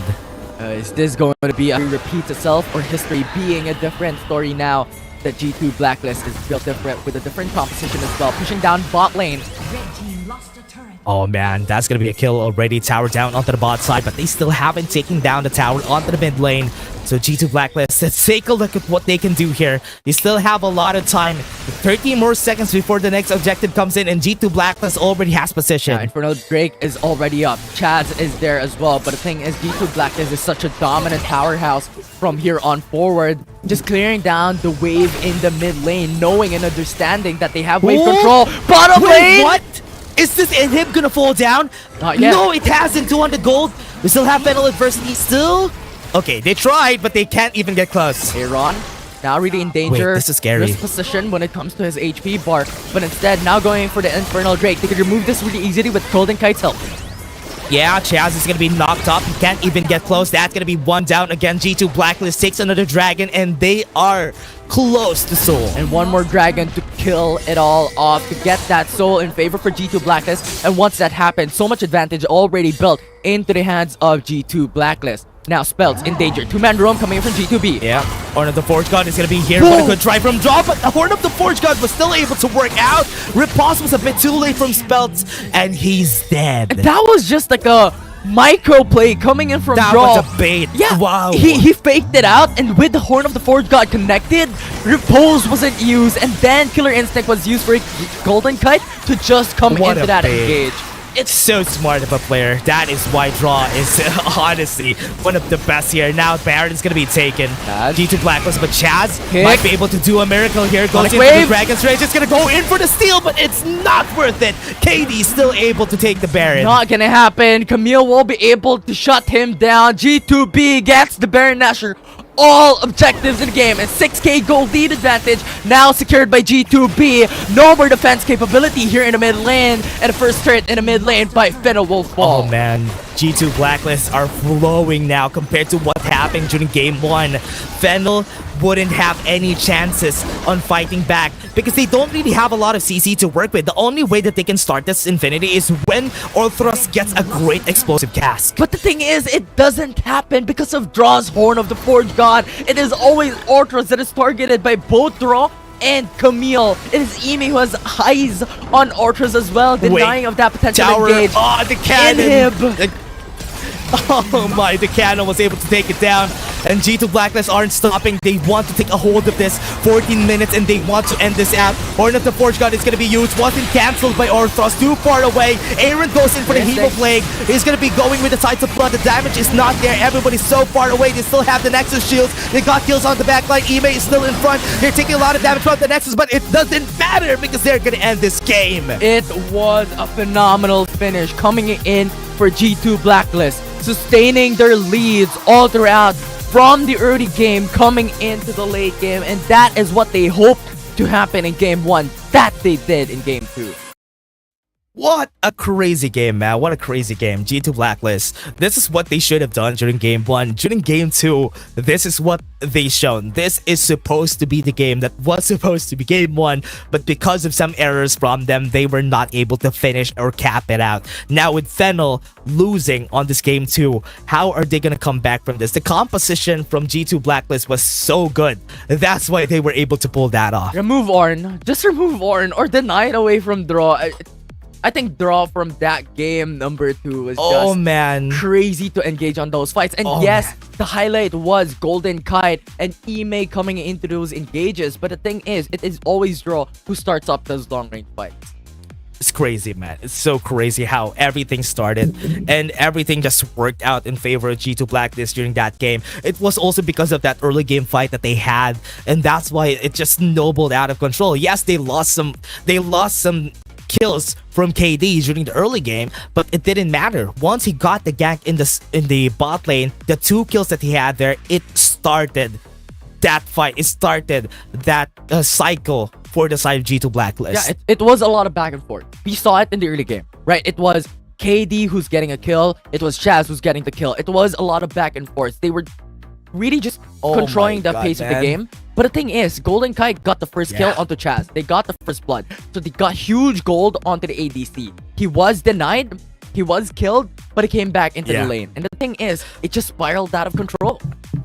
what I can't move on from is Draw in the top lane. Man, that was so smart. When I saw that, when he dashed to the wall, then casted the Horn of the Forge God recast. Oh my, man, that is crazy. That was so smart of Draw. He tried to bait out the riposte, and that was a flex that most of the time only Draw does. It's just unbelievable. We were expecting that, you know what, he used the cast onto the Horn of the Forge God too early, but he used up the flash and just reignited and recasted that. It was just impressive micro showing of Draw.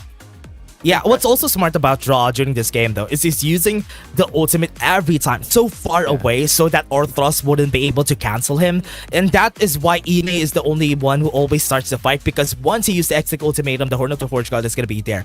Really great support coming in from Draw. Honestly, this game, I'm not sure who's going to take the MVP.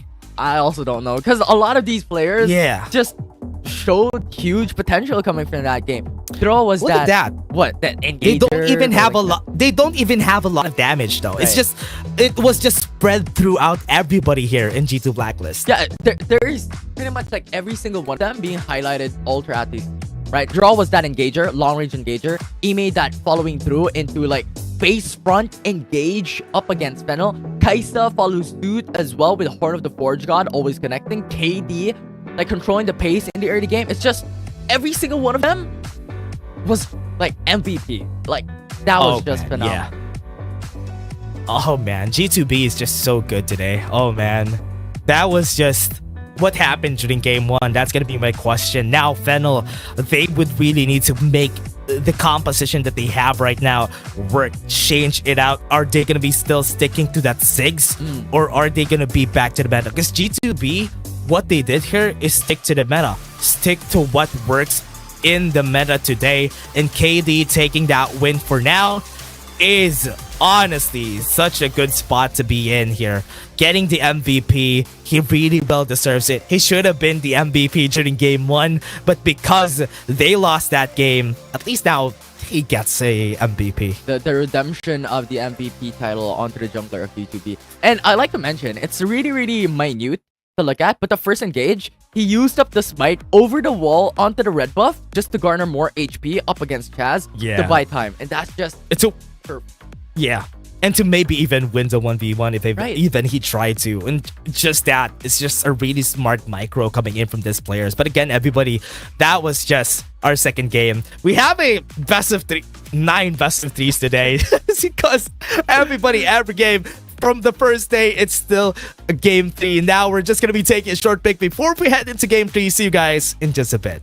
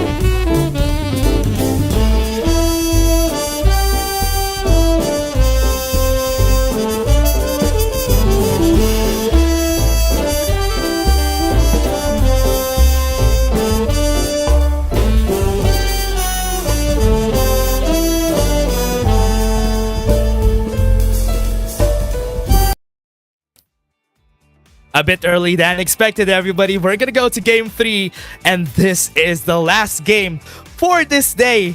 There's no more next game, right, Infinity? This is the last game between G2 Blacklist versus Fennel. So this is gonna be a fun game. So far today, we had 3 best of 3s, and I'm all in for it. Can we have more? Can we have more best of 3 series? We can call in the next game For tomorrow if you want to. Yeah, we'll get another best of 3. But yeah, it's really amazing so far. It was a journey for a lot of series today, and once again, these final moments between G2 Blacklist and Fennel Adversity, the team who takes this win wins the series. Yeah, let's see how they are gonna be adjusting from this next game. A while ago, Fennel picked what really worked on the game 1, but now in game 2, it didn't work. G2 Blacklist has an answer for it. So the question is, what would Fennel change? Are they gonna change the Ziggs from Danny and go back to maybe a Vladimir for Helios, make him use an AP champion in the mid lane even, pick up the Akali? What if? You know what? I'm gonna be a bit controversial here. I feel like Danny's not gonna change things. I feel like, given the fact of the damage that he provided in game 1 and game 2, I don't think it's going to let him change his champion, right? 30k damage in game number 1, 30k damage in game number 2. The consistency coming in from this player, coming in from Fennel, just opts to give them the opportunity for Ziggs once again. But I feel like there is a potential change in the mid lane coming here into game 3. Yeah, are we gonna see who? Now they are on the other side. They're gonna go to the red side for the side of G2B. So second picks. Are there any changes that's gonna happen here for their?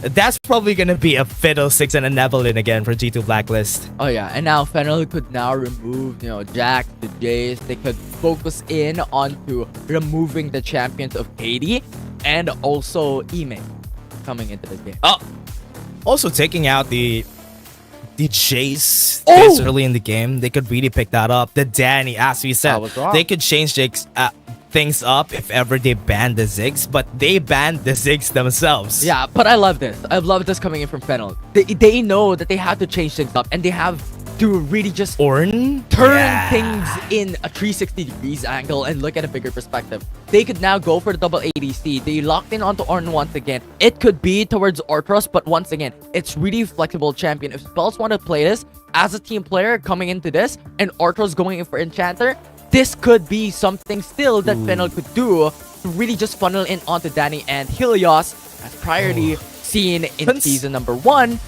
The Orthros is really that Enchanter.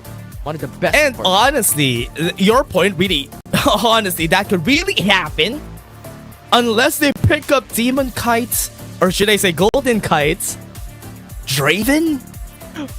I mean, if they want to go for like a full on early game, Draven's really just the best pick, but they I'm should scared. flex. Yeah, I'm scared of that Draven pick. That's not a late game champion. Draven is just gonna get destroyed in the late game. If ever there's a late game, that's what you want to happen. They go back to the Varus, they go to the Gragas, and the Ornn is not gonna be in sight for the side of G2B. I think so far, whoever has the Ornn has won this games. Ooh. The Xayah being locked in, Zeri potential could also be locked in by Fennel. It could still be, Zeri going into Helios, and now Xayah going into the hands of Danny as well. John is still available for them. It could still be Ornn to go into the support role. There is a lot of flexibility thus far coming in for Fennel's side, but Evelyn going to be the priority instead. Evelyn on the hands of Chaz, an assassin on demands. Are we gonna see making this work? Are they gonna make this work? That's the question. But G2 Blacklist, they can go for... What can they go for here? They can go for a Kha'Zix against the Evelyn.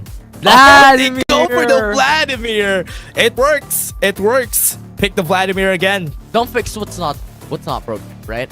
And that's true. It really worked out for Aaron in game number 2. Was able to just jump into those fights and go back to safety really quickly right after. So G2 Blacklist wants to double down onto this, but Fennel Adversity could now look into banning away the champions of KT, ban away the Lee Sin, the likes of Yoni as well. Focus in on the carry of G2 Blacklist. Goes in for the Akali. They don't want to see that on Helios's hands. They have Aaron already with the Vladimir, a very safe pick. What mid lane champion could they use? They can ban the Zeri here for G2B. Or maybe get the Zeri. No, they don't have a chance to get the Zeri anymore. They should ban the Zeri. They should definitely be, because that could still be a Zeri pickup coming in from Helios, having the double ADC, with them having a frontliner already onto Ornn, and they could still have another one coming in to the 4th and 5th pick. Now, G2 Blacklist still has a lot to think about, because where is this Ornn going to go? One of the things that I'm excited for, a Renekton could get picked here by Yuumi! eBay. We called That's it! the champion of Orthros. Okay. We called it. The Enchanter going back to the hands of Orthros removes that potential, but still, Janna still available for Fennel. We remember Orthros using the Janna and introducing it into the meta, but Vi also removed for Fennel, considering that Fennel wants to do a double ADC and they do not want the point and click CC onto their carry. They can pick up the Renekton here and let KD pick last, but no, they're gonna be picking this Kha'Zix up. And as we said, Infinity, Kha'Zix is a good way to fight against an Evelyn. Double assassin, or well, an assassin matchup into the jungle, and considering if Fennel goes in for the double ADC once again, this gives them a lot of opportunity to go into those fights and go for those carries. But having Aatrox means that Ornn is going to Ornn. Yeah, that's gonna be it. Aatrox is gonna go to the top side. And what is Helios gonna pick here? He can go for... Wait. There's no way. Okay, it's gonna be a mid lane. That is... denies it. So what is G2B gonna pick? That's a ribbon on Ime?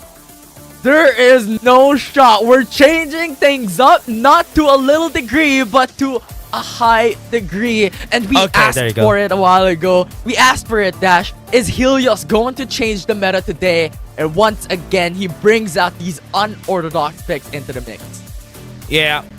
Is it actually gonna be... Yeah, there you go. That's actually way better. Having Aatrox onto the mid lane, it's gonna be a good matchup here into the mid game, at least for Helios, just because that is when he power spikes. So once you get his first 2 items, it's gonna be way earlier than the Vladimir, and having a double bruiser on your composition is also good. Yes, you do have a lot of damage on the side of Fennel, but they would need a lot of CC to make this work. Yeah, they would need a lot of CCs. And the thing is, even if they have the Evelyn in their favor, if the charm does not connect, because the thing is, we have to always remember that you still have the possibility for Vladimir to just go underground and deny the potential engage and assassination for Evelyn, for Chaz. And the only thing that Chaz has to look at, or can look at, that can really secure a kill is on to Golden Knight. But the thing is, you still have a lot of opportunity for the sponges, for the defensive frontliners to be able to deny that with the explosive cast from Greg. Yeah, Renekton is back on the hands of Ime. I am kind of excited on how this is going to work for the team, considering that the Fiora versus Renekton matchup is going to be there on the top side. And also, what I'm really scared of is how this Aatrox is going to work in the mid lane. I mean, we have seen it before during Season 1, that people, Z, Eben, but Helios is going to be picking this up in the mid lane himself, and he's going to try to make it work. It's a Vladimir anyway, and now we're on Game 3. Fennel versus G2 Blacklist. But I kid you not, if there is someone that can use a Baron lane champion into the mid lane, it's going to be Helios. Yeah. Oh, man. This is going to be scary, though, man. Because if ever this starts, what I like about the Evelyn pick, the reason why the CN Conference loves the Evelyn pick is how strong she is during the mid game to the late game. Those squishy targets that they have on the side of G2 are going to have a hard time if they're going to face against an Evelyn. Will definitely do, but considering the champions that we have into the jungle, this is expected that we will not see these early engages yet. You can see a lot of visits coming in from Evelyn, maybe from Kha'Zix at level 3, but not a full-on engage. They have to wait that level 5 for them to be able to really just pop off into those engages and gaps. Yeah, early on in the game, we're not going to be seeing any big fights just yet. Both of these junglers just want to get the clear as early as they can go for, especially the Evelynn. Chaz is just gonna full clear for sure. He's not even gonna contest the Scuttler. Once he gets to level 5, that is when the action happens. Yeah, and the thing is, Helios is gonna have the disadvantage surely coming into the mid lane, because that is Vladimir that we're talking about. The range advantage coming into the side of G2 Blacklist into the mid lane does not dictate an advantage for Chaz to be able to just go in for the guy. Yeah, and also that's a full sustain mid lane too. And Vladimir gets his sustain up earlier on, but look at this. Claw gonna flash away. He's not gonna be able to survive. No dashes coming in from Orthros, and G2 Blacklist are unrelenting. They got the first blood and they want more. It was really unfortunate. They had a ward into the entrance of the pit, off the hills, and that just gave information onto G2B. Chaz. Yeah. This is what we're talking Starting about. into the mid lane. Ooh, the Sanguine tool is just so good at denying this potential plays. Aaron's gonna be pulled back from the flash. And that's a 1-1. That was really, really good coming in from Helios. He waited for Vladimir to come back up from his pool, and then he just locked him, pinned him down. And that is what we want to see coming in from Fennel. This is the power that Helios has when it comes to his Baron Lane champion. But this is one of the examples that we mentioned a while ago. Having a Vladimir and an Evelynn type of matchup. If ever Chaz wants to assassinate two carries coming from G2 Blacklist, it's not going to be Vladimir that he has to look at, because that Sanguine pull just brings Vladimir back to safety immediately. Yeah, one of the things that I love about the Evelynn though, once she charges the charm against a Vladimir, it doesn't really go out once the Sanguine pool is used. So that could potentially be a chance for them to execute the Vladimir. But now, execution onto the bot lane is potentially going to happen. Explosive cast going to be used. Danny is out of position. No Feather Storm. And that is a dead Danny. What was crazy coming from Orcus though? The perfect timing of the Unstoppable just denied the explosive cast coming in from Gragas. And yes, it was Saya who died. It was Danny who got killed out from that. But G2B at the very least, or Fennel at the very least, was not able to have both of their players in the dual lane let. Oh, wasn't able to chase it down. They got the kill on the top side, making it 2-2 again. We're still in equal spots here, Infinity. Still equal spots coming in from that, but looking at the replay, right? Having Chaz and Spell dive into the top lane. This is the power of Evelynn, like having that initial charm, CCs onto Ime, and now it's Spell. It's coming into that fight. Ooh. It was just Chaz who came through with the switch. It was really good. This is what's scary about it though, is the Evelynn could really just go into your lane without you knowing. That's just the reason why you always need to know where the Evelynn is next gonna go. That's why when you're fighting against an Evelynn, you need a deep ward against their jungle, because at least that could help you predict where the Evelynn is. Yeah, and it is G2 Blacklist coming into them after level 6, level 7. They have to be wary of the river. They have to be wary of their own jungles. The right quadrant, the top quadrant jungle, because Evelynn could just be lurking. Yeah, and now, gets the smite. Chaz still gets it in the end. But at least now, G2 Blacklist, 4 minutes, 30 seconds. We're waiting for the dragon to come in at 5 minutes. 30 seconds in the clock. Yeah, but this is really expected. We already have called it that, you know what, there's not gonna be like these huge engages coming in from Chaz, coming in from KT, because their champion is built a little bit more differently this time around. It's not a little bit more that they can play aggressive in the early Helios game. flashing in. Wow. But that was great flash from Helios. Burns it against Aaron. And that's going to be a big advantage here coming in to the next objective. Because at least Helios is going to be way faster. That's why it doesn't really need the flash as much. So this is going to be the start of the battle. I could also jump over walls with his skills, right? So it is something that he could do these objectives. Takedowns, Ime into the back. Lines, flank, draw. Yeah, Chain of Corruption is going to be used. Unstoppable on one. And Dabello's breath wasn't enough to save his life. And Fennel is going to try to take this up.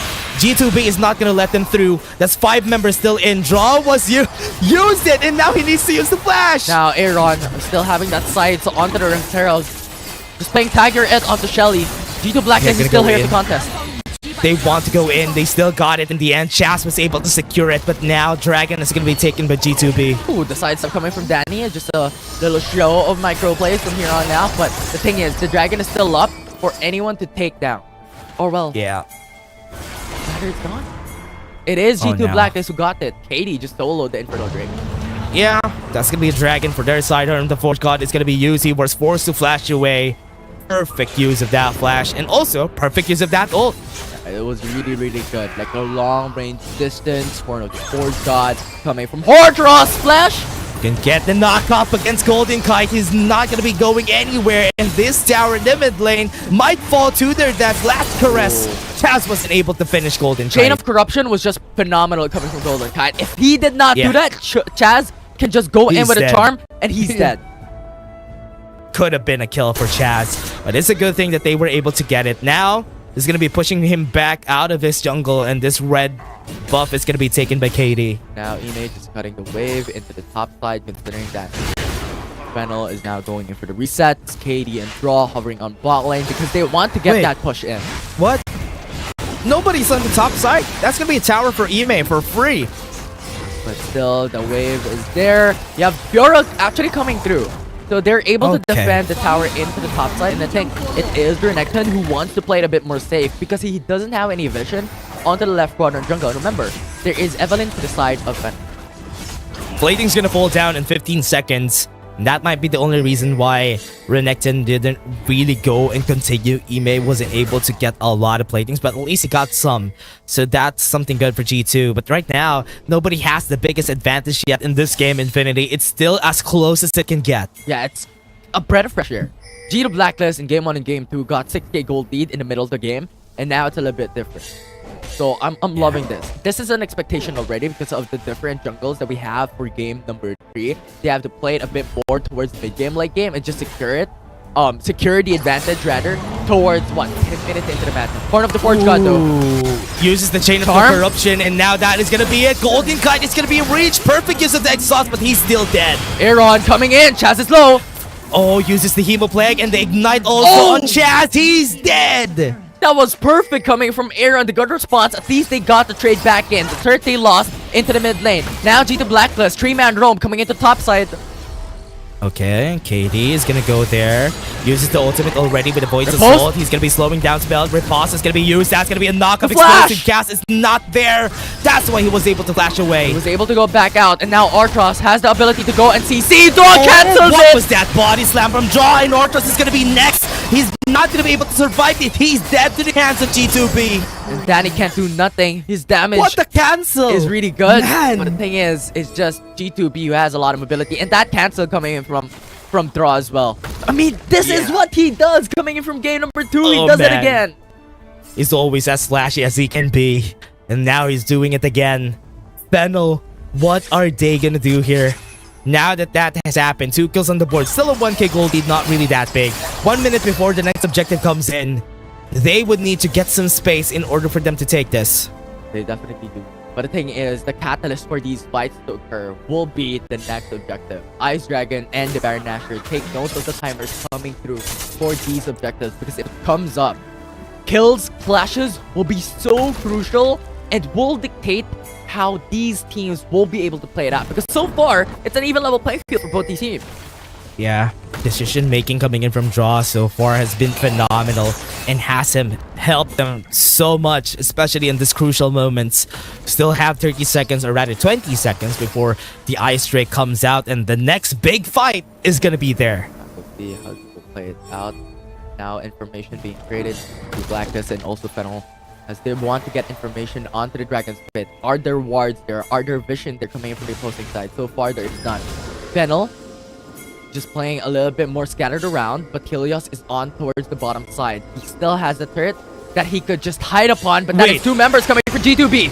KT is gonna be trying to go at it. They have the World Ender. Helios is gonna be as fast. Demo Plague was there, and they are still able to finish him off. Sanguine Pool was used to dodge at Horn of the Forge God. They don't have that big ultimate anymore, and that is gonna be them getting chased down by G2B. Look at Ime, looking for a play. Yeah, the Quicksilver coming from Arthas was phenomenal. Now KT jumps in.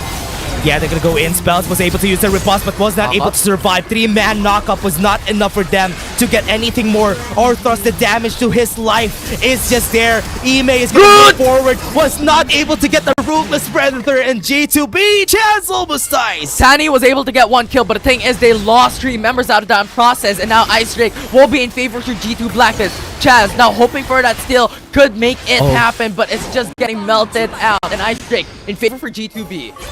Yeah, a bit too late, and now Chaz is gonna be chasing down KD, but no, he's not gonna continue.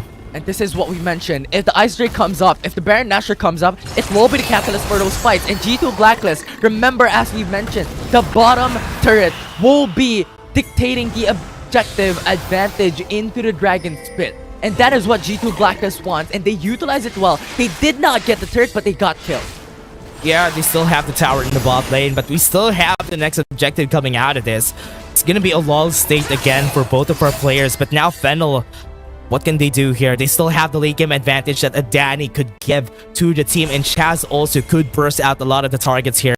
But on the other hand, what is scary on the side of G2 Blacklist is gonna be Aaron. Now they have a lot of people here onto the top side, gonna force him to use the Sanguine Pool, and that charm is gonna be out of the picture. 5-man top side to get the tower. But this is really good coming from Fennel. They don't need to fight up against Aaron. They only want the turret on top side to get the advantage onto the Baron Nashor, and that they did. And the thing is, that will also give them a lot of advantage, but not anymore because the turret falls down into the mid lane because of KD. Bot side too. They got the tower also in the bot side. G2 Blacklist got a lot from that.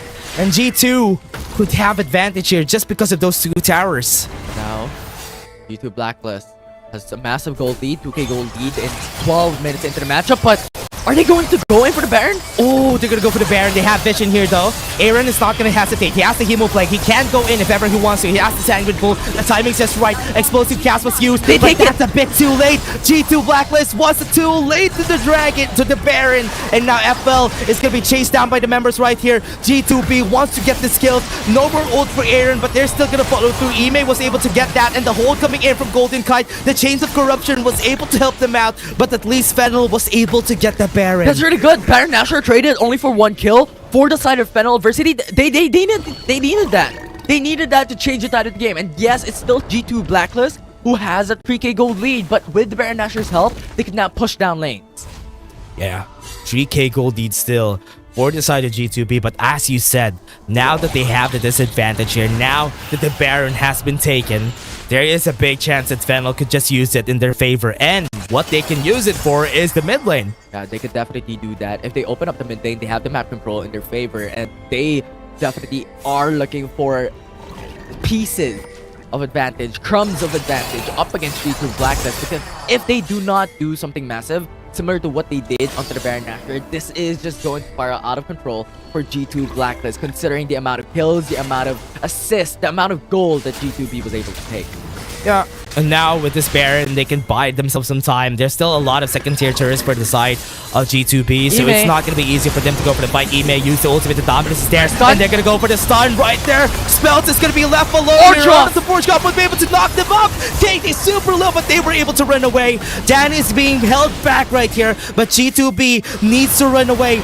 Fennel has 1 kill already, but the Sanguine Pool is there for Aaron to back away. It doesn't matter. Danny was just holding Aaron down. They only need Helios and Arthurs to go through! He got the kill. Tides of Blood from the transfusion. At this point in the game, you should be scared of what a Vladimir could do. And now that changes things up. Danny is gone. They have to retreat. It is a 3v3, but Aaron has so much more damage. Knockup is there. Yeah, or goes for the stun. They still have the Sanguine Pool coming in from Aaron, but a bit too late. Chaz is gonna go in. They have the stasis. Can they buy some time? Golden Kite is also gonna fall. That's a lot of kills. Chaz made it work, and G2B loses 3 members in the process. G2 Blacklist became overconfident from that mid lane, and now Fennel answered back. They got the triple kill up against G2B, and now Fennel got the gold back that they need. Only 1k gold advantage now for G2 Blacklist. This is what happened during game 1. They have a big advantage. A 3k gold lead that they had.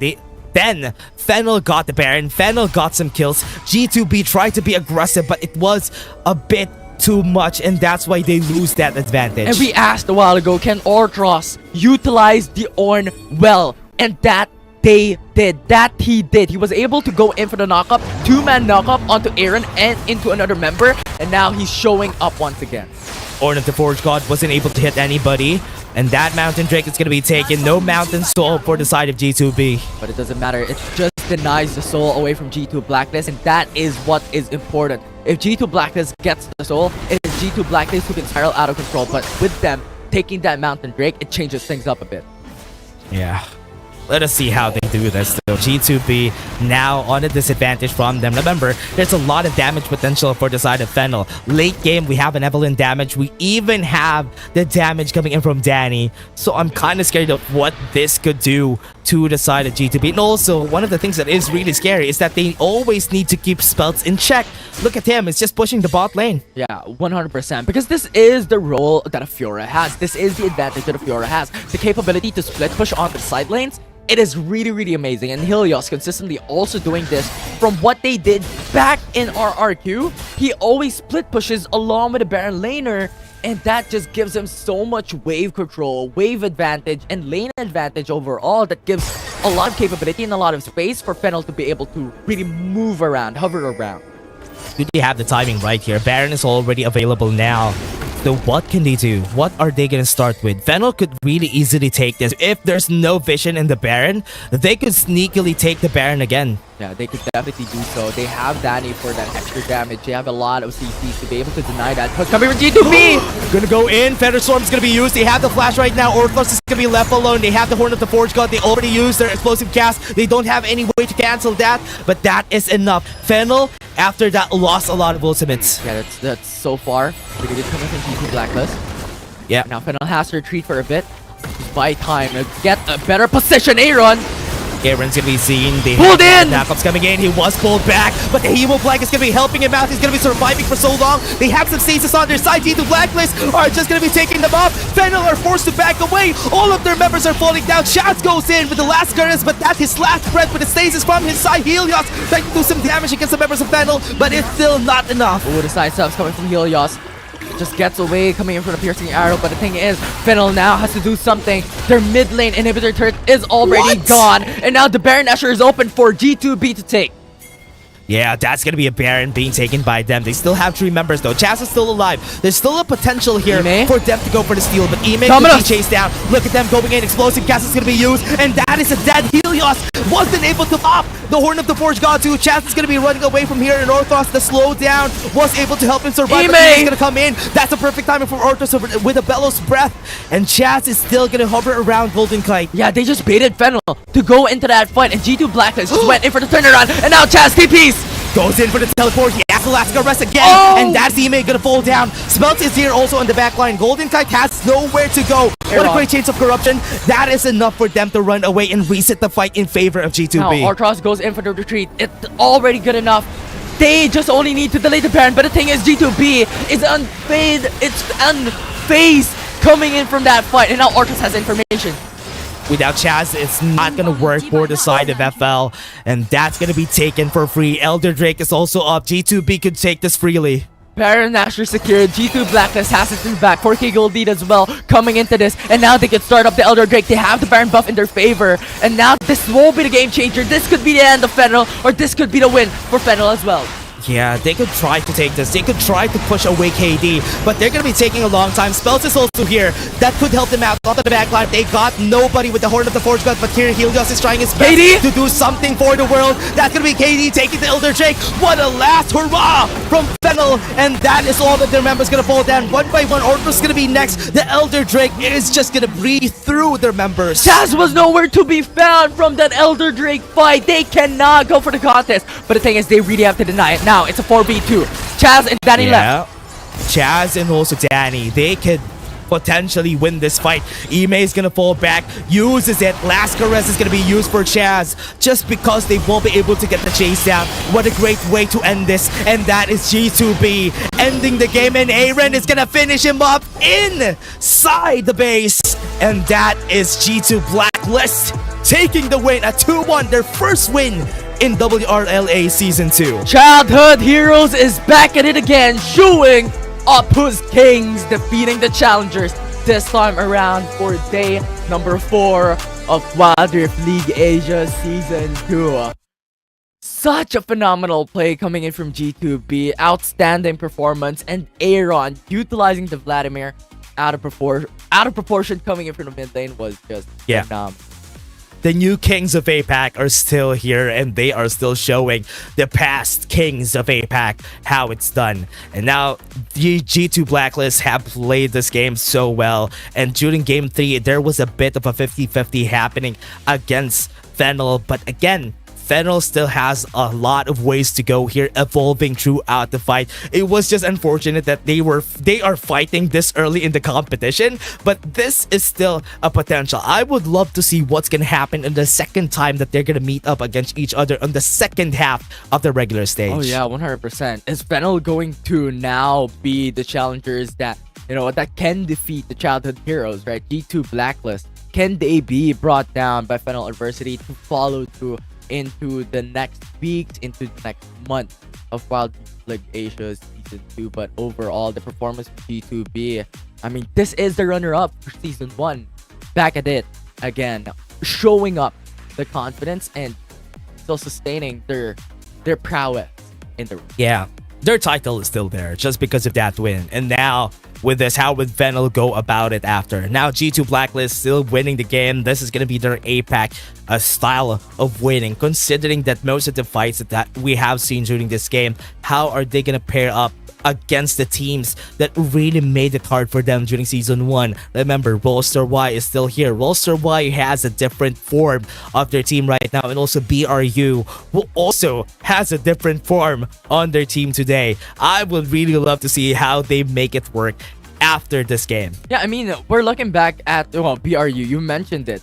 In Season 1, it was the all-star lineup they had, and once again, they're bringing that power here in Season 2. But looking at that game number 3, look at the damage of Aaron.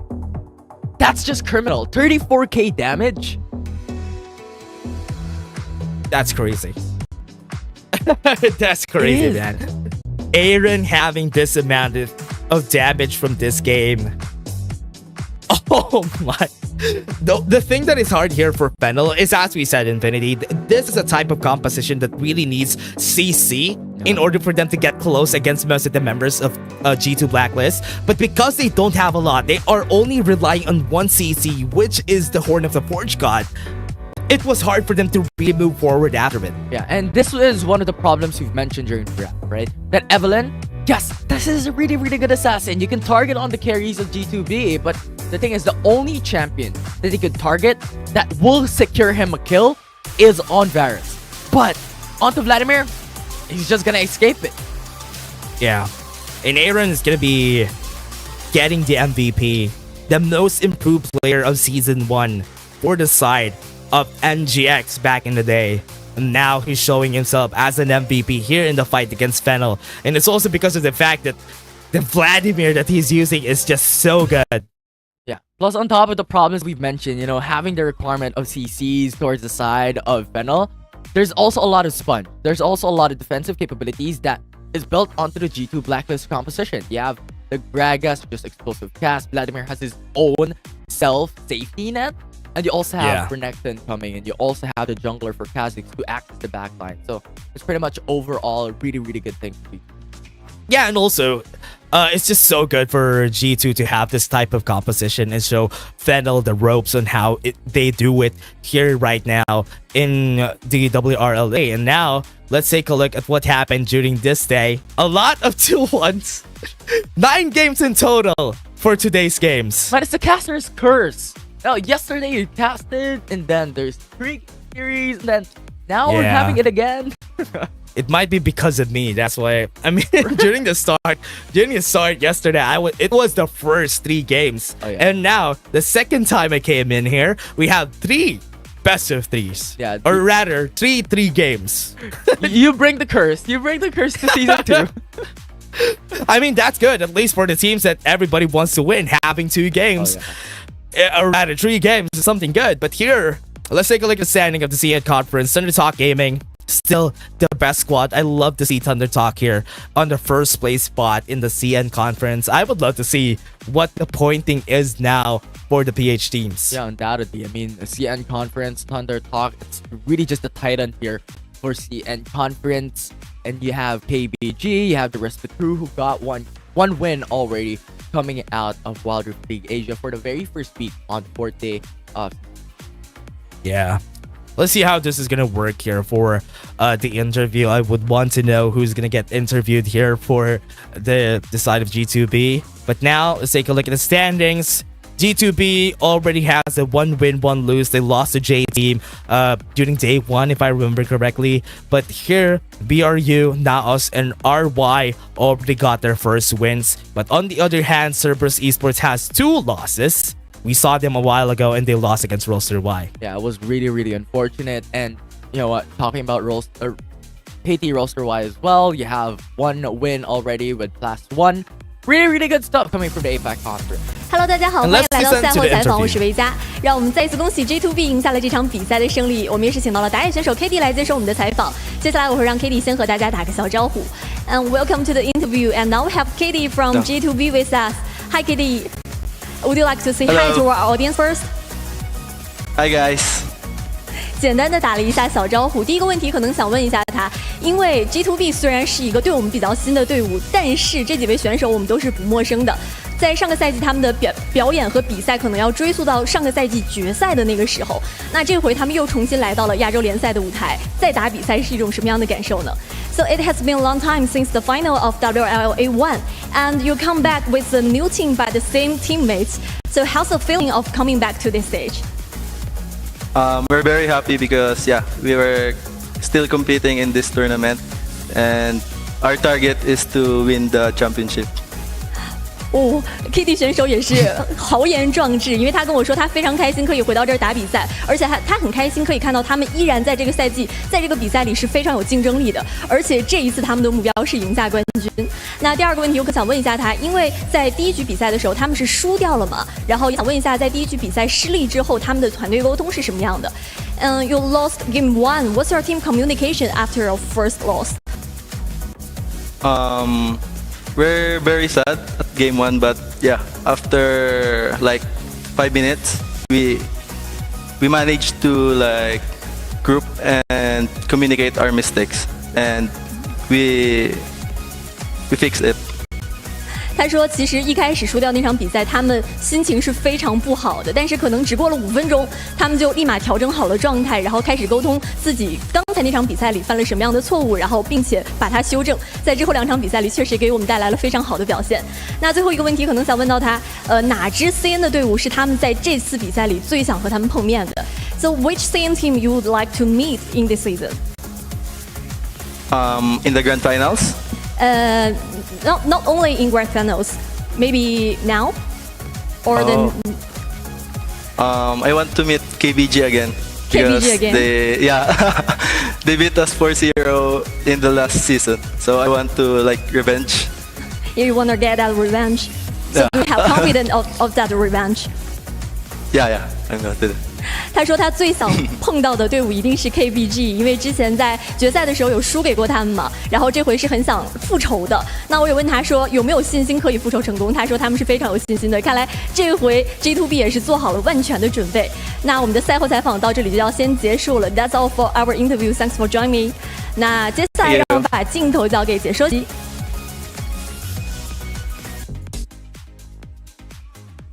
I love how Alora got surprised when KD said that he wanted to get back into the grand finals, and she was like, ooh, okay. I think there's a big chance though. There's a big chance if they're gonna be performing like this to the start of the APAC conference, considering that Roster Y also has a bit of an adjustment during the start of the season, and also BRU with Golden Feet going to the mid lane. There's a lot of big chances here. The only thing that I'm afraid of is when they face off against Naos this coming times. I don't know when, but when it comes, that is what I'm looking forward to. Yeah, there's just a lot of differences from coming into season 1, coming into season 2. There's just a lot of changes that happen, and there's a lot of improvements coming from the opposing teams as well. So definitely not going to be that easy once again for G2 Blacklist to come into the finals, but could definitely reach that point, especially with their knowledge, with their experience coming back into the past season. Yeah. And now let's take a look at the matches that we have for tomorrow. We're going to be seeing now us fight against Team Flash. EDG versus FPX is going to be our first match. Last match is going to be BRU versus Invade. So that's a lot of APAC matches again tomorrow. A lot of household names as well coming into tomorrow's matches, right? You have Naos. You just mentioned this team fighting up against Saigon, Team Flash for the second series. Yesterday, BRU, one of the powerhouses into Wild Rift League Asia Season 2. Yeah. Now, considering that Flash hasn't had the best time yesterday, I hope that they would be able to at least pose a threat against Naos. Let's see if that's going to happen. But again, Infinity, any last thoughts before we close this out? I'm just excited. You know, it is only the first week that we have for Wild Rift League Asia Season 2, and we're already down into a lot of bloodsheds in the ref, a lot of 3 games, best of 3 series, so I'm expecting a lot more. Yeah, I hope we don't have that tomorrow. Let's see if that's going to happen. But again, everybody, we were your casters for today's matches. My name is Dash, and I'm here with Infinity. Thank you very much for staying with us throughout the whole night. See you guys tomorrow for more Wild Rift. Bye-bye.